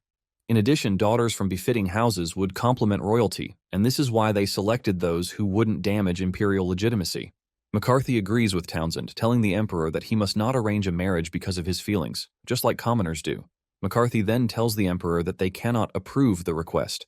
Since the Emperor ascended the royal seat from a young age, he has been voiceless like a puppet, but everything is about to change. Just then, the Emperor asks them where in the imperial regulations what they are insisting was written. He reminds them that his own mother was not from an influential house, and because of this, he asks them if they think the current empress sullied the empire's legitimacy. In anger, the Emperor tells them that it is wrong of them to covet imperial authority while invoking traditions without history. With a stern voice and face, the Emperor tells them that he is the master of the empire, and he is going to be the one to choose the Empress himself. He then adds a condition to it. He lets them know that if they continue to refuse his decision, he will never take an Empress for his entire life. This basically means the imperial line will end with him, and the throne will pass to his paternal cousin, Duke McCarthy. Seeing how angry the Emperor is, the council members try to calm him down, but he stands up and walks out of the room. Later that day, Townsend is seen having a discussion with his son, Glenide, about the events that happened at the council meeting. Glenide is confused about the whole thing, and he believes that House McCarthy should be happy, since the throne is going to fall to them if the Emperor doesn't have an heir. However, House McCarthy also didn't welcome the idea, leaving Glenide totally confused. Townsend berates his son, telling him that he lacks foresight. Townsend explains that the Empire boasts about its supreme history, and no matter how greedy the McCarthy house, they will never try to take on a power game. In addition, if it happens, a war will simply break out, which obviously ends in the total annihilation of one side. Townsend reveals that the Emperor sounded totally different from before, and it appears that he has broken off his leash, which means they have no choice but to follow his will. Townsend reveals that he is going to vote for the marriage just to see how far the Emperor's newly gained momentum would go. Townsend is left wondering if Regina or Hans was the one who made the Emperor change. Later on, Hans and Regina tell their mother about the marriage arrangement. Their mother is surprised to hear this, and she berates them for telling her so late. Hans apologizes for this, but little does their mother know that everything happened in just one day. Their mother then mentions that she is not one to interfere in her children's marriages, but at the same time, she lets Regina know that the position of an empress is not something that she can just take on, because she and the Emperor like each other. Hans then tells his mother that he shares her concern, but he assures her that Regina and the Emperor are prepared to face the future and walk together. In addition, Hans assures his mother that he is going to do everything in his power to protect the family. With this, he urges his mother to trust him and Regina on the matter. His mother smiles when she hears this, as she compliments her son because he talks like someone who has been alive for a really long time. Their mother then tells Regina that she has no reason to object because their happiness is all that matters. Regina thanks her mother for the support, and their mother finally reveals that she had known for a long time because she always saw Regina sneak out wearing a commoner's clothes. She then tells Regina to tell her how she met the Emperor. Just then, Hans tells their mother that the Emperor has actually asked to see her.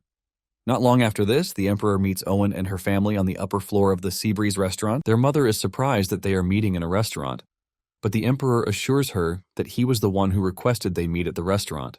Hans then urges everyone to eat their meal, assuring them that the best ingredients were used in making the dish. The entire course of the meeting turns out to be really good, and Hans is pleased to see that his mother is relieved. Ivan is also pleased because he never thought he would see a day when the Emperor would marry someone he loves. Ivan tells Hans that he is grateful because everything turned around when they met him and his sister. Just then, Hans uses the opportunity to tell Ivan that he has a difficult favor to ask him. Ivan is surprised to hear that Hans is interested in hiring his disciples as professors at his academy. It turns out that the Emperor is also aware of the academy being built in Kalista. Hans mentions that there has been a decline in magical education, and to cultivate outstanding mages in the magic department, he believes that experienced and capable Imperial mages are a necessity. However, he lets the Emperor and Ivan know that their permission is needed, since he is planning to move the disciples from the capital. On the other hand, Hans's mother doesn't appreciate the fact that her son is talking about work in such a place. However, Regina lets her mother know that it is fine because she is also interested in the growth of the academy. Both the Emperor and Ivan let Hans know that they are both willing to give a positive answer to his request, but at the same time, there is no guarantee that the disciples themselves would agree. Ivan reveals that the mages at the Imperial Research Institute are those who refuse to be employed by nobles, even though they are aware that they could amass wealth by becoming nobles' servants. They basically decided to work under the Emperor for value and honor. Ivan mentions that asking this set of guys to become professors at a private academy might be insulting to them. Hans assures Ivan that he understands his worries, and he reveals his plan to personally teach those who will become academy professors, being a sixth circle mage that he is. The Emperor is shocked to hear this because this is basically the first time Hans has acknowledged that he is a mage. Not only this, but he also reveals his circle. Even Regina is stunned to hear that her brother is a sixth circle mage, but unknown to them, Hans is actually higher than that. Ivan, on the other hand, reacts over the top, grabbing Hans's shirt as he asks him if he can apply to teach at the academy. Later on, the Imperial Grand Council approves the state marriage between Regina and the Emperor. Fortunately, Ivan's 3 disciples were also appointed as magic department professors. However, the trio is not really pleased with the whole appointment thing, since they don't know about Hans yet. Ivan assures Hans that they are going to come around once they know about him, and they are going to thank him for life. At the same time, Hans is worried that things are going way too well, leaving a bit of fear in him. It turns out that his fear would soon come to pass in the most violent way. Sometime later, Hans, Asa, and Lakia are walking through the street when a supposed pickpocket tries to get to Lakia, but he swiftly takes him down. Asa is surprised that the guy is stupid enough to target a guard knight in plain sight. While the dude is restricted, he starts complaining about how the nobles are fine, while the commoners are hungry. Hans immediately tells Lakia to let the dude go, surprising Lakia. Lakia assumes Hans wants him to release the dude, but Hans tells him not to beat him and hand him over to the authorities instead. Hans is well aware that everything is going south because of the famine, since the farmers' year's harvest is tied to their livelihood. Just then, they return home to see carriages in front of the house, shocking Hans, and he starts to question why there are people at the house. Alman then rushes over to tell Hans that people have been pouring in, requesting to see Hans or Regina. Alman mentions that these people are of high nobility, so he couldn't turn them away. Hans then tells Alman to refuse all audience requests for the time being. In the past, nobles who approached Hans were those in need of emergency funds or facing financial crises, but since the announcement of Regina as the future empress, there will be those who will want to form connections for the future. Hans was already expecting the famine and the sudden interest in other nobles thanks to Regina being announced as the empress, but the combination of these gave a result that Hans totally didn't expect. In no time, rumors start flying around that the famine is because of the new empress. People start talking about how heaven is angered that the emperor picked an unsuitable person as his bride. Hans enters his sister's room to find her crying, while their mother comforts her. Hans is shocked since Regina was supposed to step out that very day to look at the wedding reception dresses. Their mother then reveals that something humiliating happened. Their mother reveals that a stranger tried to throw filth while shouting terrible things like Regina defiling the Imperial family with dirty blood. Even though the guard knight was able to stop them and arrest them in time, it shows something horrendous. Hans is left in dismay when he hears this, but Regina pulls herself together and assures Hans that she is fine. She tells Hans that she was only startled, but she is going to get herself ready to face something like this henceforth. Hans then kneels in front of his sister, telling her not to get used to such words because she didn't do anything wrong. Regina burst into tears again, saying, "The people are not wrong because famine has actually struck the land." Regina believes that this kind of thing cannot be helped, but Hans tells her that she is wrong because he can solve the issue. Later on, an announcement is made for everyone to hear. The people are informed that Regina has commanded that relief grain be distributed to all Imperial citizens. The people are shocked when they hear that they are going to get free wheat. In the year 858, a terrible famine struck the land, but this is also the same time that relief activities under Regina's name began. When the lord in charge of the slums hears this, he is pissed that Regina is carrying out such an act without his permission. However, his attendant lets him know that Regina is doing this based on her status as the future empress, not as a count. Apparently, it is the duty of lords to take care of their territory and care for their citizens, but these lords basically provide a tiny bit of support during famine. They do this to prevent death while also using it as a way to get the people to be loyal to them. Because Regina is not doing this the usual way that they have been doing it, the lord is pissed off. He believes that Regina is naive, and since the famine is still early, the commoners won't appreciate her effort. Just then, the attendant calls his attention to the fact that the wheat relief program might cause the wheat prices to plummet. The attendant tells him that as of that morning, one bundle of wheat was 8 copper coins. This shocks the lord because as of the day before, one bundle was 60 copper coins.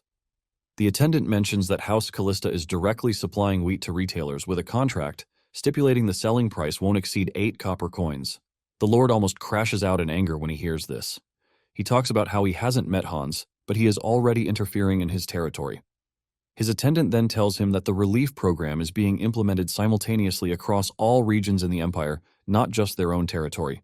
The moment the lord hears this, he is left wondering how House Kalista is able to get their hands on such large quantities of wheat. Thanks to House Kalista supplying wheat across the empire, they were able to stabilize the price hike in wheat. It turns out that this famine relief strategy came to life in a meeting from 2 years ago when Duran von Chernovis visited the bank for a loan. This was when Duran learned the conditions surrounding the 7,000 gold loan that he wanted to take. Basically, for 5 years, there will be an exclusive supply of 50% of the wheat harvested in his territory to Kalista. He was also to pay loan interest this same way. Hans had told him to check the contract and point out whatever he felt was bad for him. When Hans sees that Duran was taking too long, he asks him if 50% was too much. But Duran nervously says no. In fact, he was surprised that the conditions were lighter than expected. Since Hans was lending him 7,000 gold, he could have just asked for 100% monopoly rights. He then asks Hans if he was planning to start a grain distribution business because he knows that Kalista currently doesn't have issues with food. In ancient times, it was normal that the rich became richer and the poor became poorer whenever there was a crisis in the land. In Hans's previous life, countless lives were lost thanks to the greed of the nobles. Wheat that usually traded at 5 copper coins rose to 100 copper coins at some point. These caused even farmers to borrow money that they would never be able to finish paying in their lifetime. Since Hans knows this, he has sold wheat that he got from Chernovis only in an amount that would not affect the market, while storing the rest. Thanks to this, Kalista now has wheat reserves that are sufficient enough to distribute among all Imperial citizens with plenty left over. In no time, they completed relief in the capital, while other regions kept sending in their requests.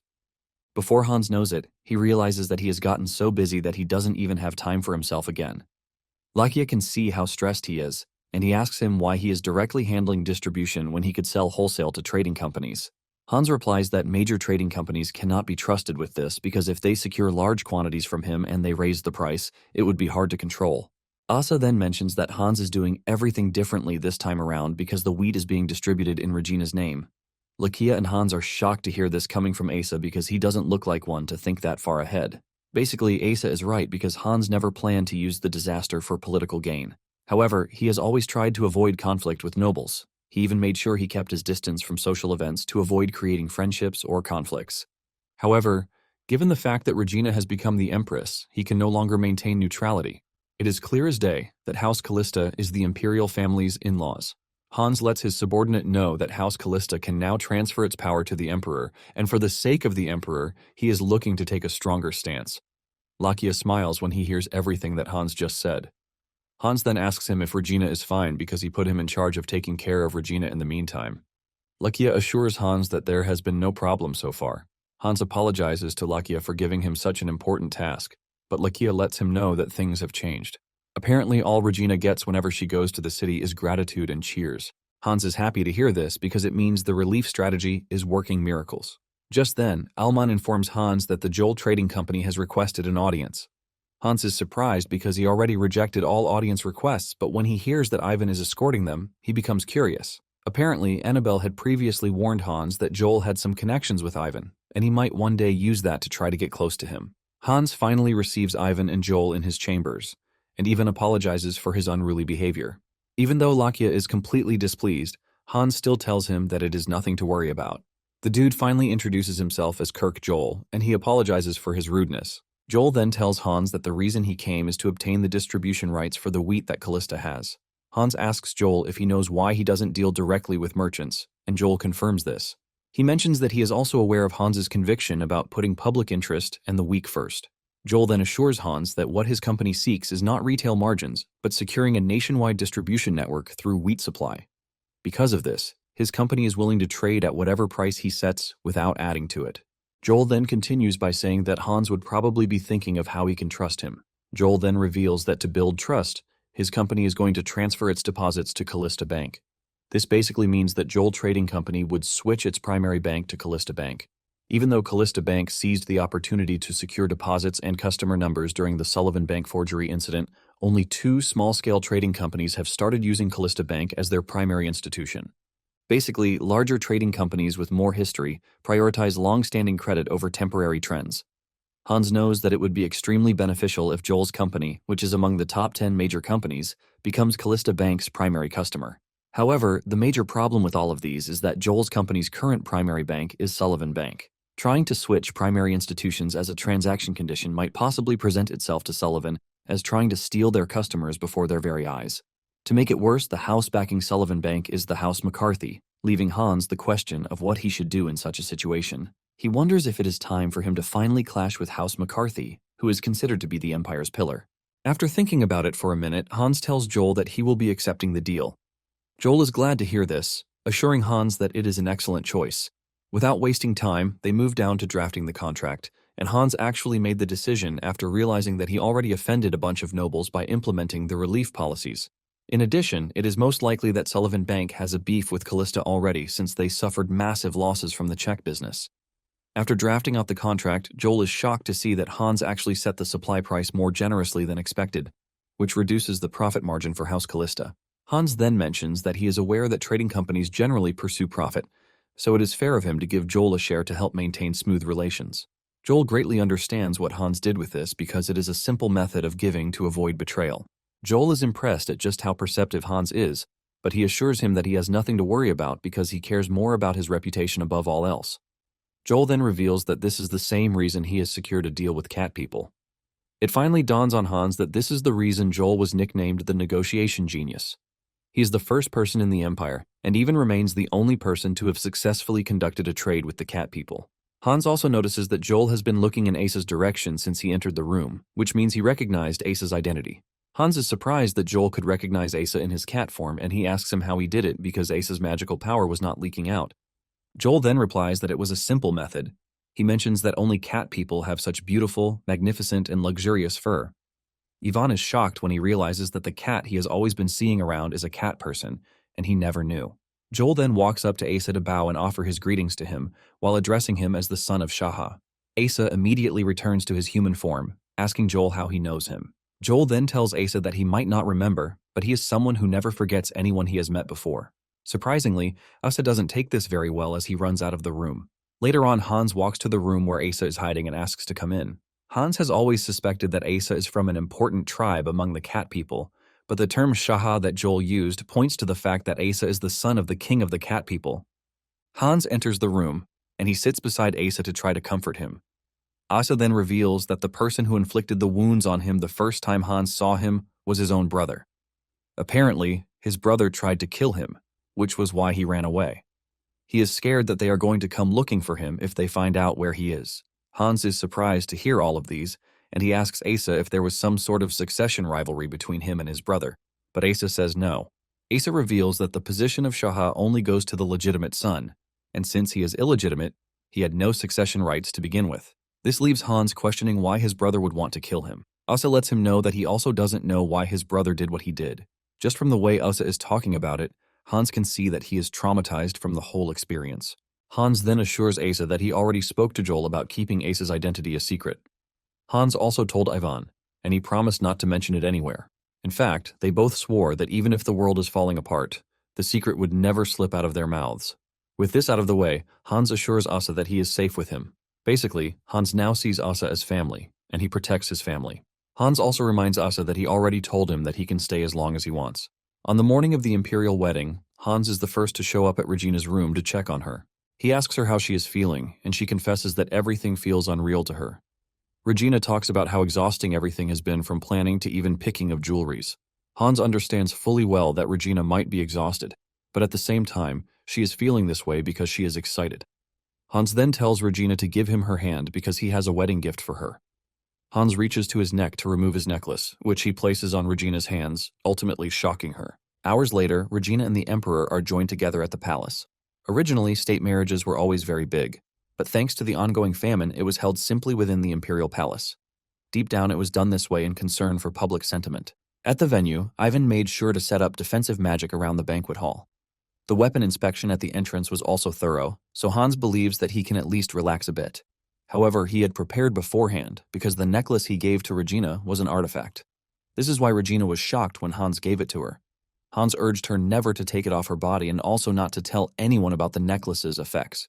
Regina then asks Hans if the Imperial Palace is a dangerous place, and Hans confirms this, telling Regina that she can't trust anyone inside. Now at the banquet hall, Hans hopes Regina will never have to use the necklace. Once they are done with the official wedding, they move to the reception, which is also the beginning of the real social warfare. This is simply a gathering to build connections with influential nobles as the Emperor's brother-in-law. In no time, Hans meets with Duke Townsend, and Hans offers his respect to the man. The two shake hands, and by the time Townsend is done, Hans can feel immense pressure from their encounter, which is far greater than when he met Sullivan. With this, Hans can clearly see that Townsend doesn't have good intentions toward him. He wonders if what Townsend did was a silent warning or just an intimidation. Just then, Hans is informed that Prince Carlisle of Garcia requests to greet him. Just as usual, Hans walks over to offer his greetings to the prince who came from a long distance. Carlisle is shocked when Hans greeted him in his native language, forcing him to ask if he speaks Garcia too. Hans then lies that he learned basic conversation, even though this is thanks to the knowledge he received from the dragon. Carlyle immediately grabs Hans's hands, complimenting the fact that he is the first person in the Empire to speak in such perfect conversation. Carlyle talks about how no one in the room understands Garcia. In fact, his interpreter is pretty useless, leaving Carlyle totally frustrated. It soon spreads across the room that Hans can speak Garcia, which has made it easy for Carlyle to talk the way he wants. This leaves the people wondering if Hans is interested in trade, which is why he knows the language of Garcia. Just then, Hans hears a sweet voice behind him, and when he turns around, he gazes upon an extremely beautiful lady. She commends Hans for his fluency in a foreign language. She wants to know if Hans travels around, and she also wants to know the farthest place he has traveled to. Hans then replies that he has never left the Empire and that everything he learned was from books. Curious about who he is speaking to, Hans asks the lady for her name. The lady apologizes for not introducing herself, blaming it all on excitement. She then introduces herself as Rebecca Swergen, and this is when it dawns on Hans that he is standing in front of the most popular woman in high society. This was the lady Annabelle wanted him to meet earlier. In no time, people start to notice that Rebecca is speaking to Hans, and this is the first time that they are going to see Rebecca speak to a man first. Rebecca soon notices that they have become the center of attention, and she apologizes to Hans for making him uncomfortable, suggesting that she leave. However, Hans assures her that he is fine, so she doesn't have to worry about him. Hans reminds Rebecca that the party is just getting started, but Rebecca insists that she is leaving. As she walks away, she tells Hans that they are going to meet again if fate wills it. The moment some men notice that she is leaving, they waste no time offering to escort her, and Hans can finally see why she is very popular. Since he has greeted most of the key figures, Hans starts thinking of resting a bit. Just then, Claude shows up behind Hans, and Hans asks him if he is fine. Claude says yes, but in reality, it is not the real Claude. Apparently, the person under the mask is Lakia, who was eager to attend the wedding, which is why Hans used illusion magic to make him look like Claude. Before coming to the wedding, Hans had asked Lakia if he would be fine facing most of the high-ranking nobles who ruined his family. Lakia lets Hans know that this might be a worry, but at the same time it would be a big regret for him if he didn't witness the Emperor's wedding with his own eyes. Hans and Lakia then stand together to peacefully watch Regina and the Emperor hold hands, ushering in a new dawn. Sometime later, Regina spends the entirety of the morning discussing with the Emperor's mother, Dowager. Dowager expresses her regret that she couldn't attend the wedding, but Regina lets her know that her recovery comes first. Regina reveals that her mother was also sick throughout her childhood, and she was the one who took care of her throughout this time, so she knows how hard it is for the patient. Regina assures Dowager that she would like to become a companion for her. Dowager is extremely impressed by how Regina carries herself, and she concludes that she doesn't deserve a good daughter-in-law like Regina. Dowager soon catches a glimpse of her son at the door, and she suggests that Regina leave because her husband is already expecting her. However, the Emperor comes in, telling the two that he is not there to rush them, but to make sure that they are getting along well. Nonetheless, Dowager insists that Regina leave to meet her husband. The two then offer their respect to Dowager before finally leaving. Dowager is happy to see that her son is finally smiling. As they walk through the palace halls, the Emperor thanks Regina for being kind to his mother because she has gained strength since Regina entered the Imperial palace. Regina lets the Emperor know that this is not a big deal because Dowager reminds her of her own mother, too. Just then, an attendant tells her that she has gotten a letter from House Kalista. Regina reads the letter, and she expresses her shock to see that her brother's academy has been completed. When Hans took a tour of the academy, he was completely blown away by how big the entire area is. Alman assures Hans that it is going to become the continent's finest academy just as he wanted. Asa, on the other hand, is tired already because of how big the academy is. In fact, he has forgotten everything that he saw during the tour, and Hans offers to explain using the map. Hans mentions that the academy has 3 departments. There are the administrative studies, night training, and magic studies. The main building, which is in the center of the academy, is reserved for all students because this is where they will be taking the required general courses. Hans also talks about the dormitory and dining area. Lakia then cuts in, asking Hans if he thinks many would accept the idea of the dormitory. Hans understands that it is hard for someone like Lakia to understand the fact that both nobles and commoners would share the same dormitories. In fact, there is already great resistance among the nobles, as most have decided that they can't send their kids to the school. However, Hans has a solution in his mind already. Apparently, there are 2 criteria to be admitted into the academy. The first is the enormous tuition fee and the noble status. Hans then reveals that the academy will be tempting to those who can't meet one of these criteria. Hans then plans to select the students based on merit, because even Lakia has seen that commoners can sometimes be superior to nobles. Hans then points to the magic department, revealing that there are 4 academies in the Empire, but only 2 teach magic. Even these said academies just have the faculty of magic for show because they can't offer proper education. This is not the case for Hans's academy because their professors will be Imperial mages, and they are Ivan's disciples.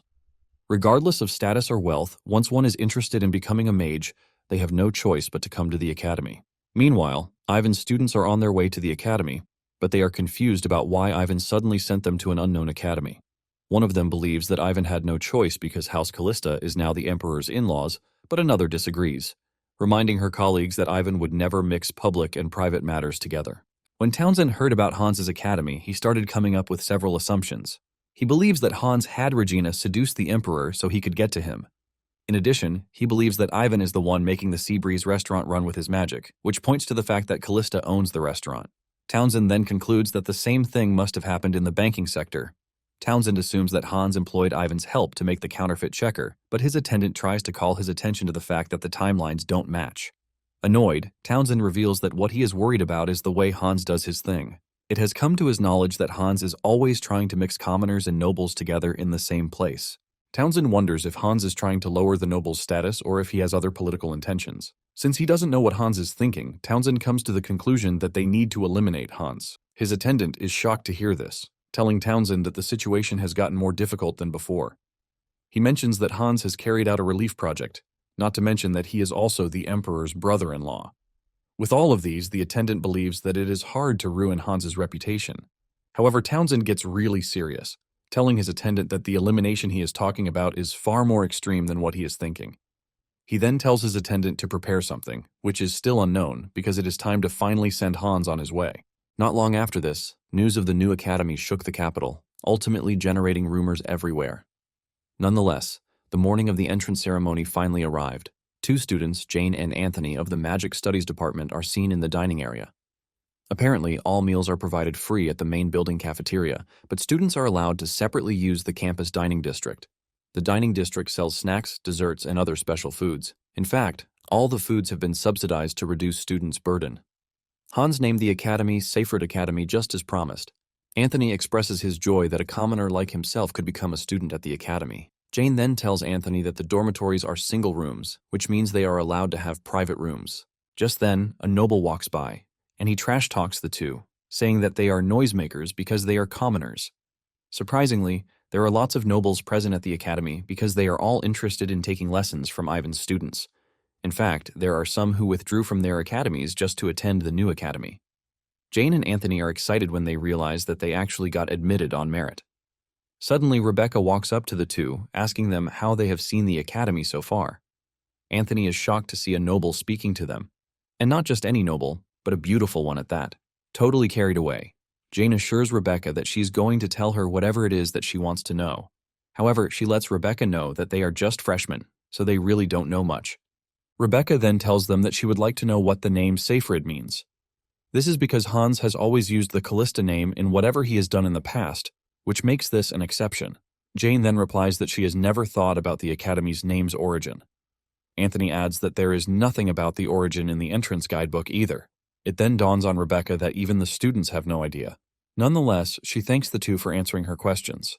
As she is about to leave, Anthony asks about her department, but she reveals that she is only there to tour the academy. Anthony is not entirely surprised because the academy is open to everyone that day, since it is the first day.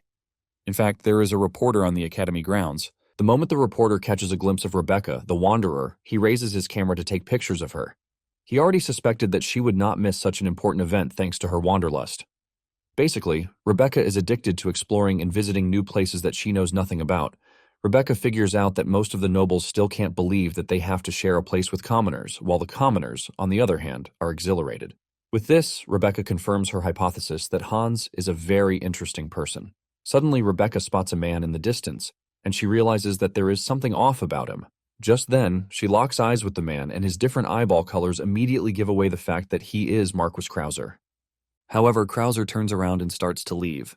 Apparently, Krauser was able to figure out who Rebecca is, and since she is Townsend's granddaughter, he assumes that he has to be careful. Krauser soon walks past another seemingly interesting individual, leaving him to wonder exactly what Hans has brought to the academy. Moments later, the students are required to report to the main hall. Some of the nobles can't believe that they have to share the same hall as commoners. Not long after this, the chairman of the academy, Hans, steps out to address everyone. He thanks everyone for coming far and wide, and he declares the ceremony open. In his speech, Hans tells the students and their parents that the core principle of the academy is equality. He talks about how he wants to give everyone the chance to study and to create a positive cycle where the knowledge is given back to society. The parents are blown away when they see just how young Hans is. This leaves them wondering just how he is able to know so much about education. Some even believe that Hans was able to build the academy through the money he got from the bank. Meanwhile, Ivan's students can hear the parents talking, and they easily figure out that the parents don't trust Hans. The lady among them, Tara, mentions that she doesn't really care about anything else because she is only following Yvonne's orders. Tara believes that Hans is treating the academy as a money-making scheme, but her colleague, Byron, disagrees, saying he already inspected the main building, and everything was built with the best materials. Byron believes that there is no way Hans would have spent so much money on everything if he didn't genuinely love magic. On the other hand, the third guy, Porto, is not impressed because he believes Hans just has money to build the academy, but doesn't know anything about magic.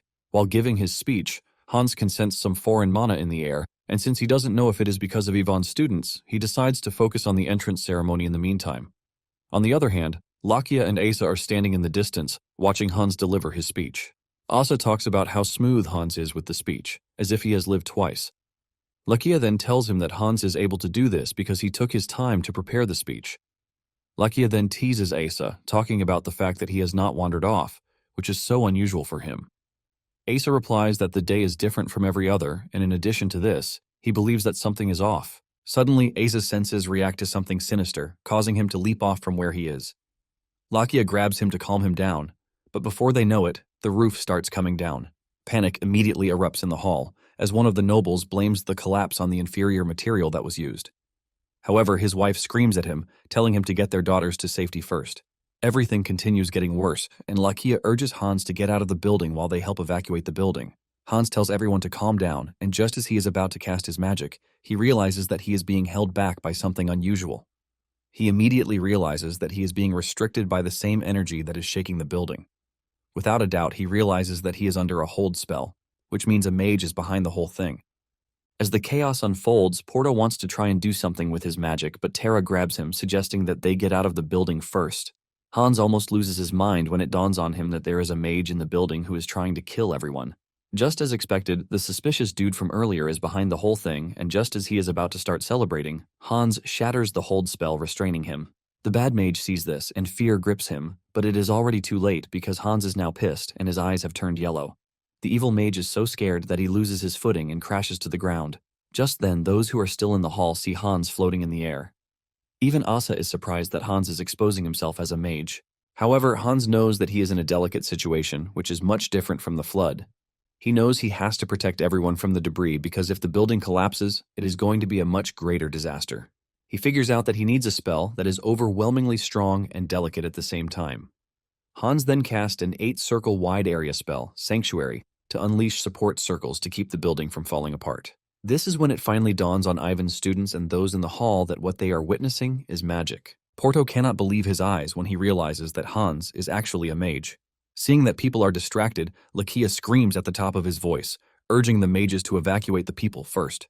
Just as the people are exiting the building, Hans moves over to the scared, evil mage to confront him. Once they are outside, the exceptionally rude noble starts talking about how he is leaving for his territory immediately. But his daughter Ayla refuses, telling her father that she wants to remain at the academy so she can study there. The noble argues with his daughter, telling him that the buildings were poorly constructed and the same thing might happen to the other buildings later. However, Ayla disagrees, reminding her father that he just saw the magic that he used. She lets her father know that the other academies are useless when it comes to teaching magic, and her father knows it.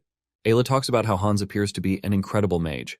In addition, she believes that the incident might have been caused by an attack. Her father asks her what she means by this, and she reminds her parents that Hans was moving close to a strange man as they exit the building. She believes that the man was guilty about something, which was why he couldn't move from where he was.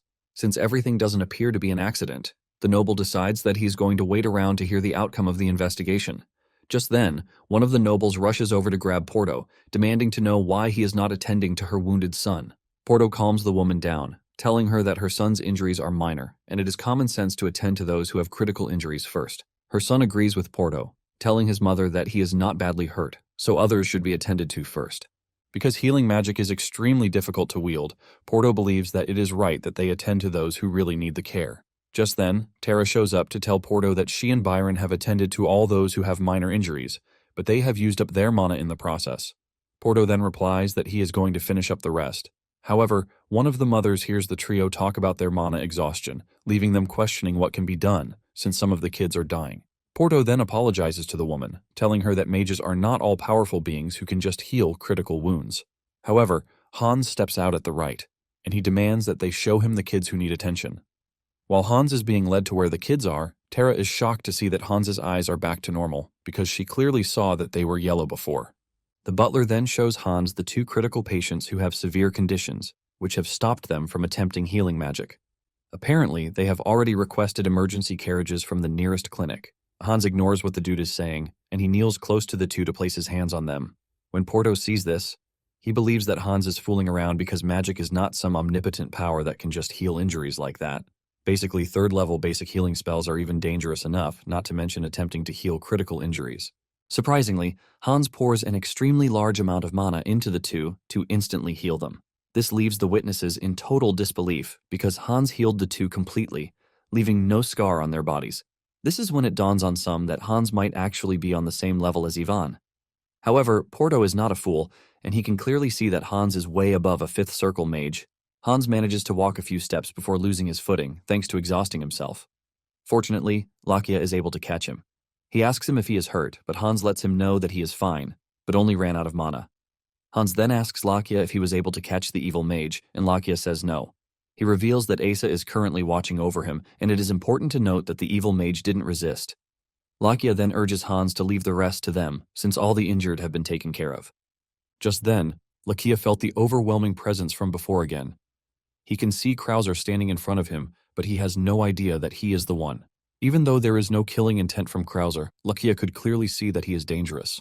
Krauser stares at Hans and Lakia for a few seconds before suddenly walking away, leaving Lakia totally confused. Hans notices that Lakia is worried, but Lakia urges him not to worry because it is nothing serious. He then suggests that they head back to the castle as quickly as possible. Shortly afterward, Regina and her husband arrive at the Kalista castle.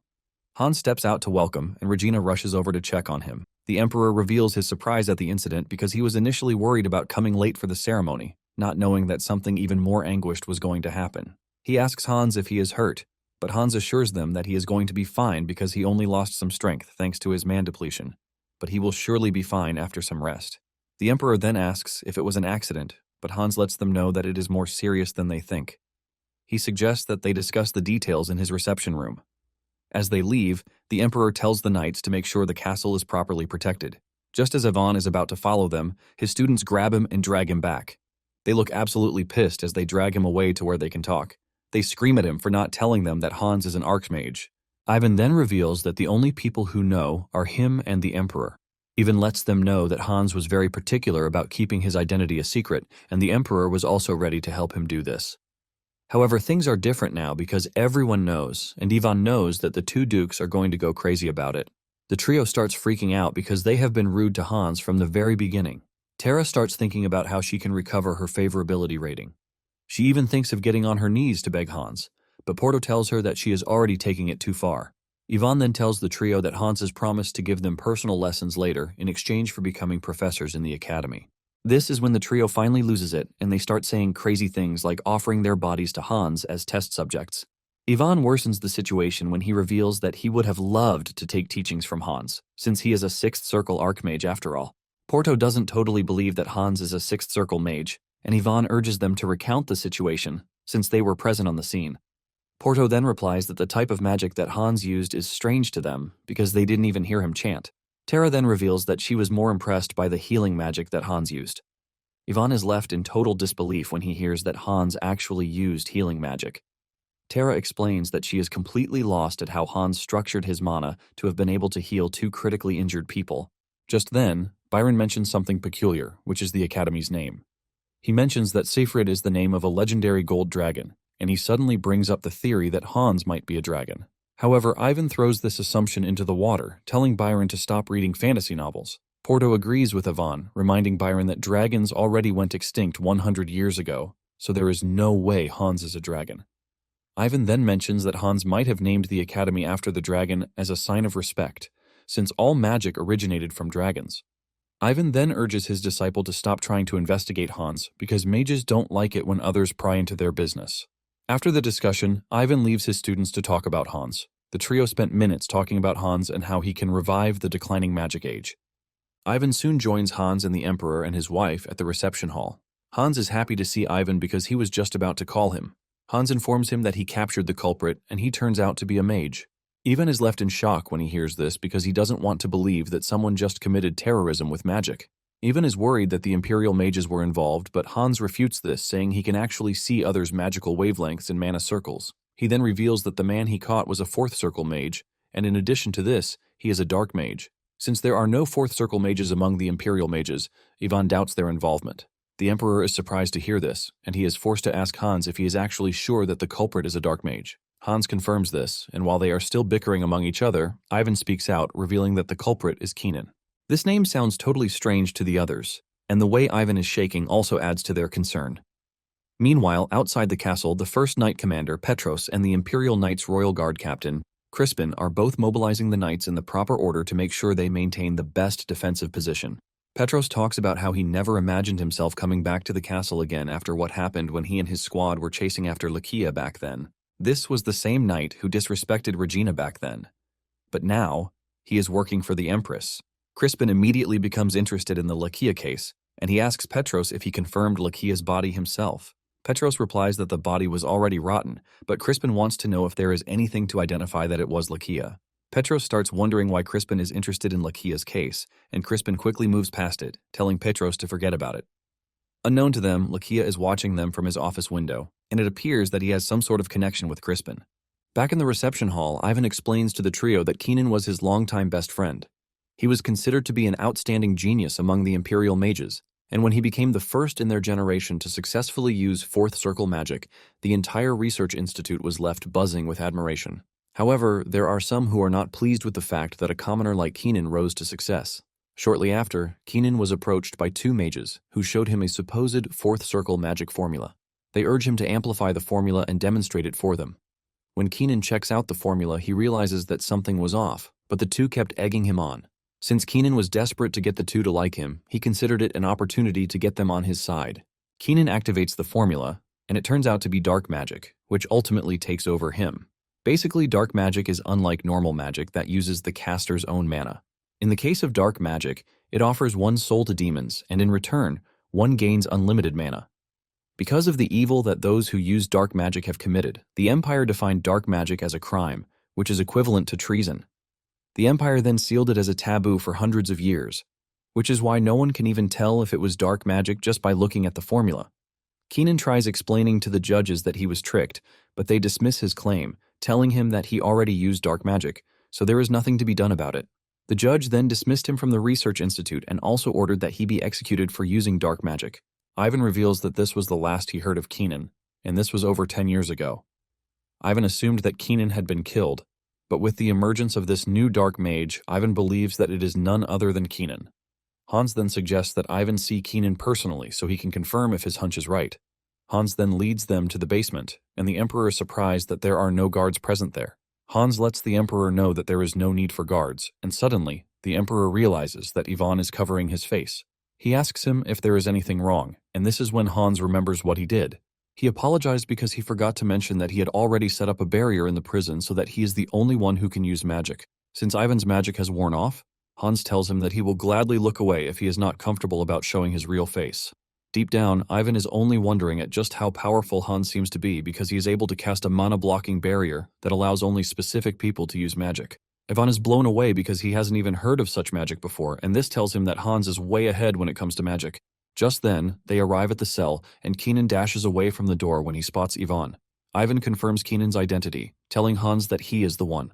Hans is surprised to hear this, but then he lets Ivan know that there is a slight problem. He tells Ivan that Keenan doesn't appear to be in the right state of mind because he can't even have a civil conversation with him. Ivan then asks how Keenan ended this way, and Hans replies that he has no idea. Hans mentions that from the moment they arrested Keenan, he has been acting weird. Hans tells Ivan that he can confirm that Keenan used dark magic, but since he is in bad shape, they can't charge him yet. The Emperor suggests that they turn the investigation over to the Imperial Palace because they need to know why a death row inmate appeared in the Kalista territory. Ivan, on the other hand, is still trying to understand the situation because Keenan is someone who couldn't even hurt a fly. Suddenly, Keenan comes to his senses, and he recognizes that Ivan is the one standing behind the locked gate. Meanwhile, Lakia and Asa have made their way to the top of a tower to get a good look over the house. Lakia mentions that they are doing this because of the suspicious dude that he saw at the academy. Lakia confirms that this dude is strong, but he can't say if he has bad intentions or not. Since Lakia is exhausted and the Emperor and his wife are at the castle, Lakia believes that they must stay on their guard to avoid any major casualties. Asa mentions his surprise that Lakia called him along for the watch, since he is always complaining about his presence. Lakia has no choice but to swallow his pride and reveal that he can't take on Krauser alone with what he has seen. Asa is surprised to hear Lakia say this, and he assures him that they have nothing to worry about since cat people are best at detection. Asa is still running his mouth when he suddenly spots Krauser in the distance, and he calls Lakia's attention to this. Lakia confirms that it is the same person he saw, and before they know it, he vanishes right in front of them. Seeing this, Asa is forced to admit that Lakia is right about their capacity to be able to handle Krauser. After they are done with their scouting mission, Asa and Lakia visit Hans in his chamber to tell him about what they saw. Lakia mentions that he has seen him at the academy earlier and at the house too, which means Hans is his target. Lakia reveals that he and Asa tried to handle the situation, but it appears that they are no match for Krauser. Lakia then tells Hans that he needs to be really careful.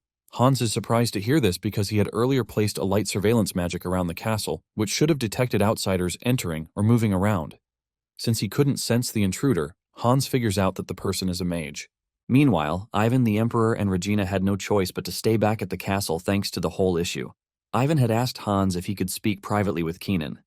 Hans initially refuses because Keenan committed a grave offense, but Ivan assures Hans that he is not trying to get Keenan out of the mess he made.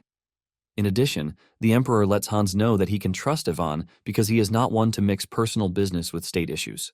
Thanks to everything going on, Hans assumes that Krauser is working with Keenan, and he might even commit another crime soon.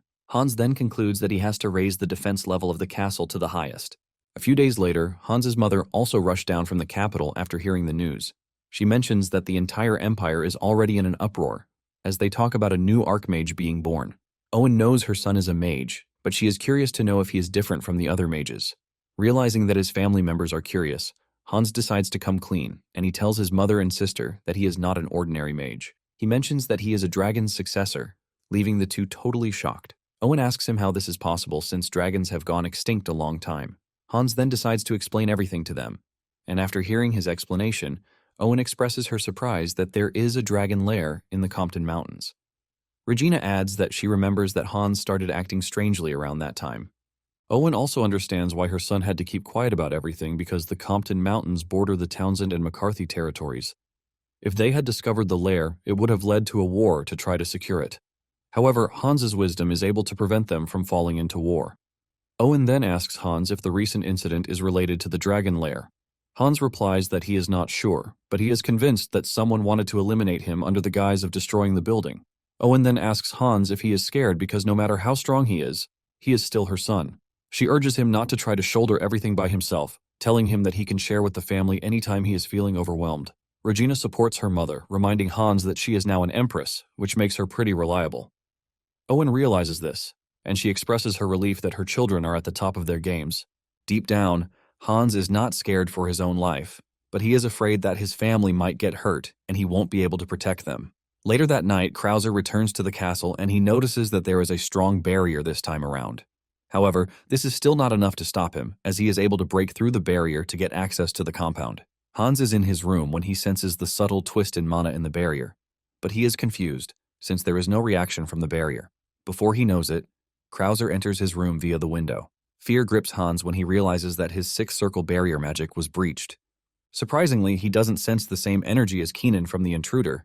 Just then, he gets a closer look at the intruder, and the moment he sees that he has different eye colors, it dawns on him that the person standing in front of him is Krauser.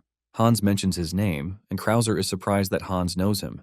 Deep down, several questions are running through Hans's head as he tries to figure out if Krauser has been the one behind everything so far. Out of nowhere, Krauser hits Hans with a surprising question. He asks him why there is dragon energy oozing out of his body because he could see that his body is human, but his magic is that of a dragon. With a stern and dangerous voice, Krauser asks Hans what he is, and this question leaves Hans peeing his pants.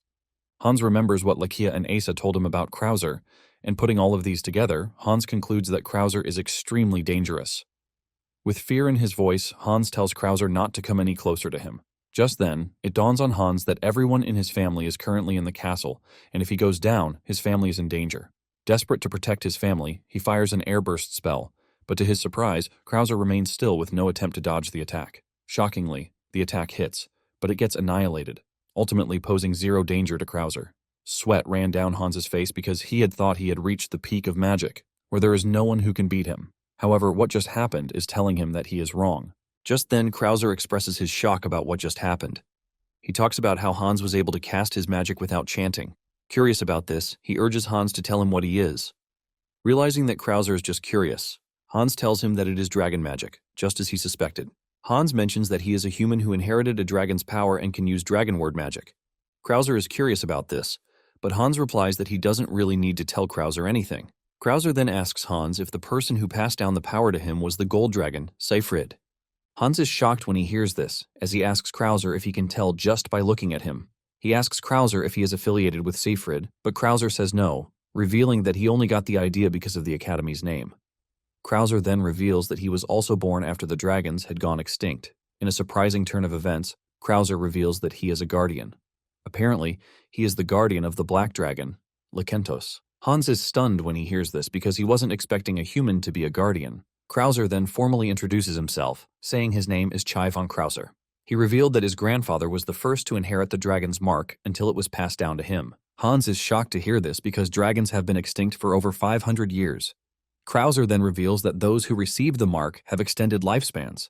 However, the dragon bloodline is getting diluted because his grandfather lived to 500 years, but his father only got to live 400 years old. Apparently, his father wanted to stay among humans and establish a noble house, but in the end, he still failed to fit in. Hans then asks Krauser how his identity has stayed hidden all this time, since they only changed masters once in 100 years.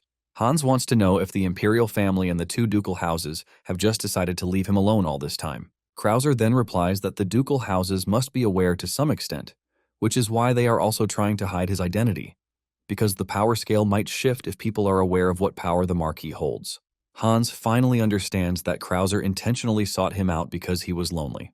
They are still in the middle of the conversation when Asa and Lakia barge into the room. They immediately jump between Hans and Krauser, believing that he is there to hurt him. However, Hans urges them to calm down because he doesn't think Krauser came to harm him. Lakia argues, talking about how he has been tracking Krauser for a while. Suddenly, Krauser calls Lakia by his real name, shocking everyone in the room. They start asking him how he is able to figure out Lakia's real identity. Krauser then reveals that the eye bestowed upon him by the dragon is the eye of truth. This basically means he can discern all falsehoods, no matter how carefully they are placed. Hans then finally explains to Asa and Lakia who Krauser is, and it dawns on Lakia that Krauser is the one Hans has been searching for. Hans suggests that they address Krauser formally, but Krauser rejects this, telling them to call him by his name. Hans is shocked to hear this, and Krauser tells them that it makes him more comfortable if they address him plainly. Hans tries to remind Krauser that there is a hierarchy, but Krauser refuses. He tells Hans that titles are just a rule humans made. Since guardians are made to serve dragons, Krauser makes the shocking declaration that he is going to serve Hans too. This leaves the entire room in shock, but without thinking twice, Hans rejects the request. Hans believes that he's had enough family members to be responsible for already, and he is not prepared to add another. Well guys, that's the end of the video. If you like this video, comment next part in the comment section. Also subscribe to the channel, hit the bell, and like the video. Thank you for watching, and see you next time again.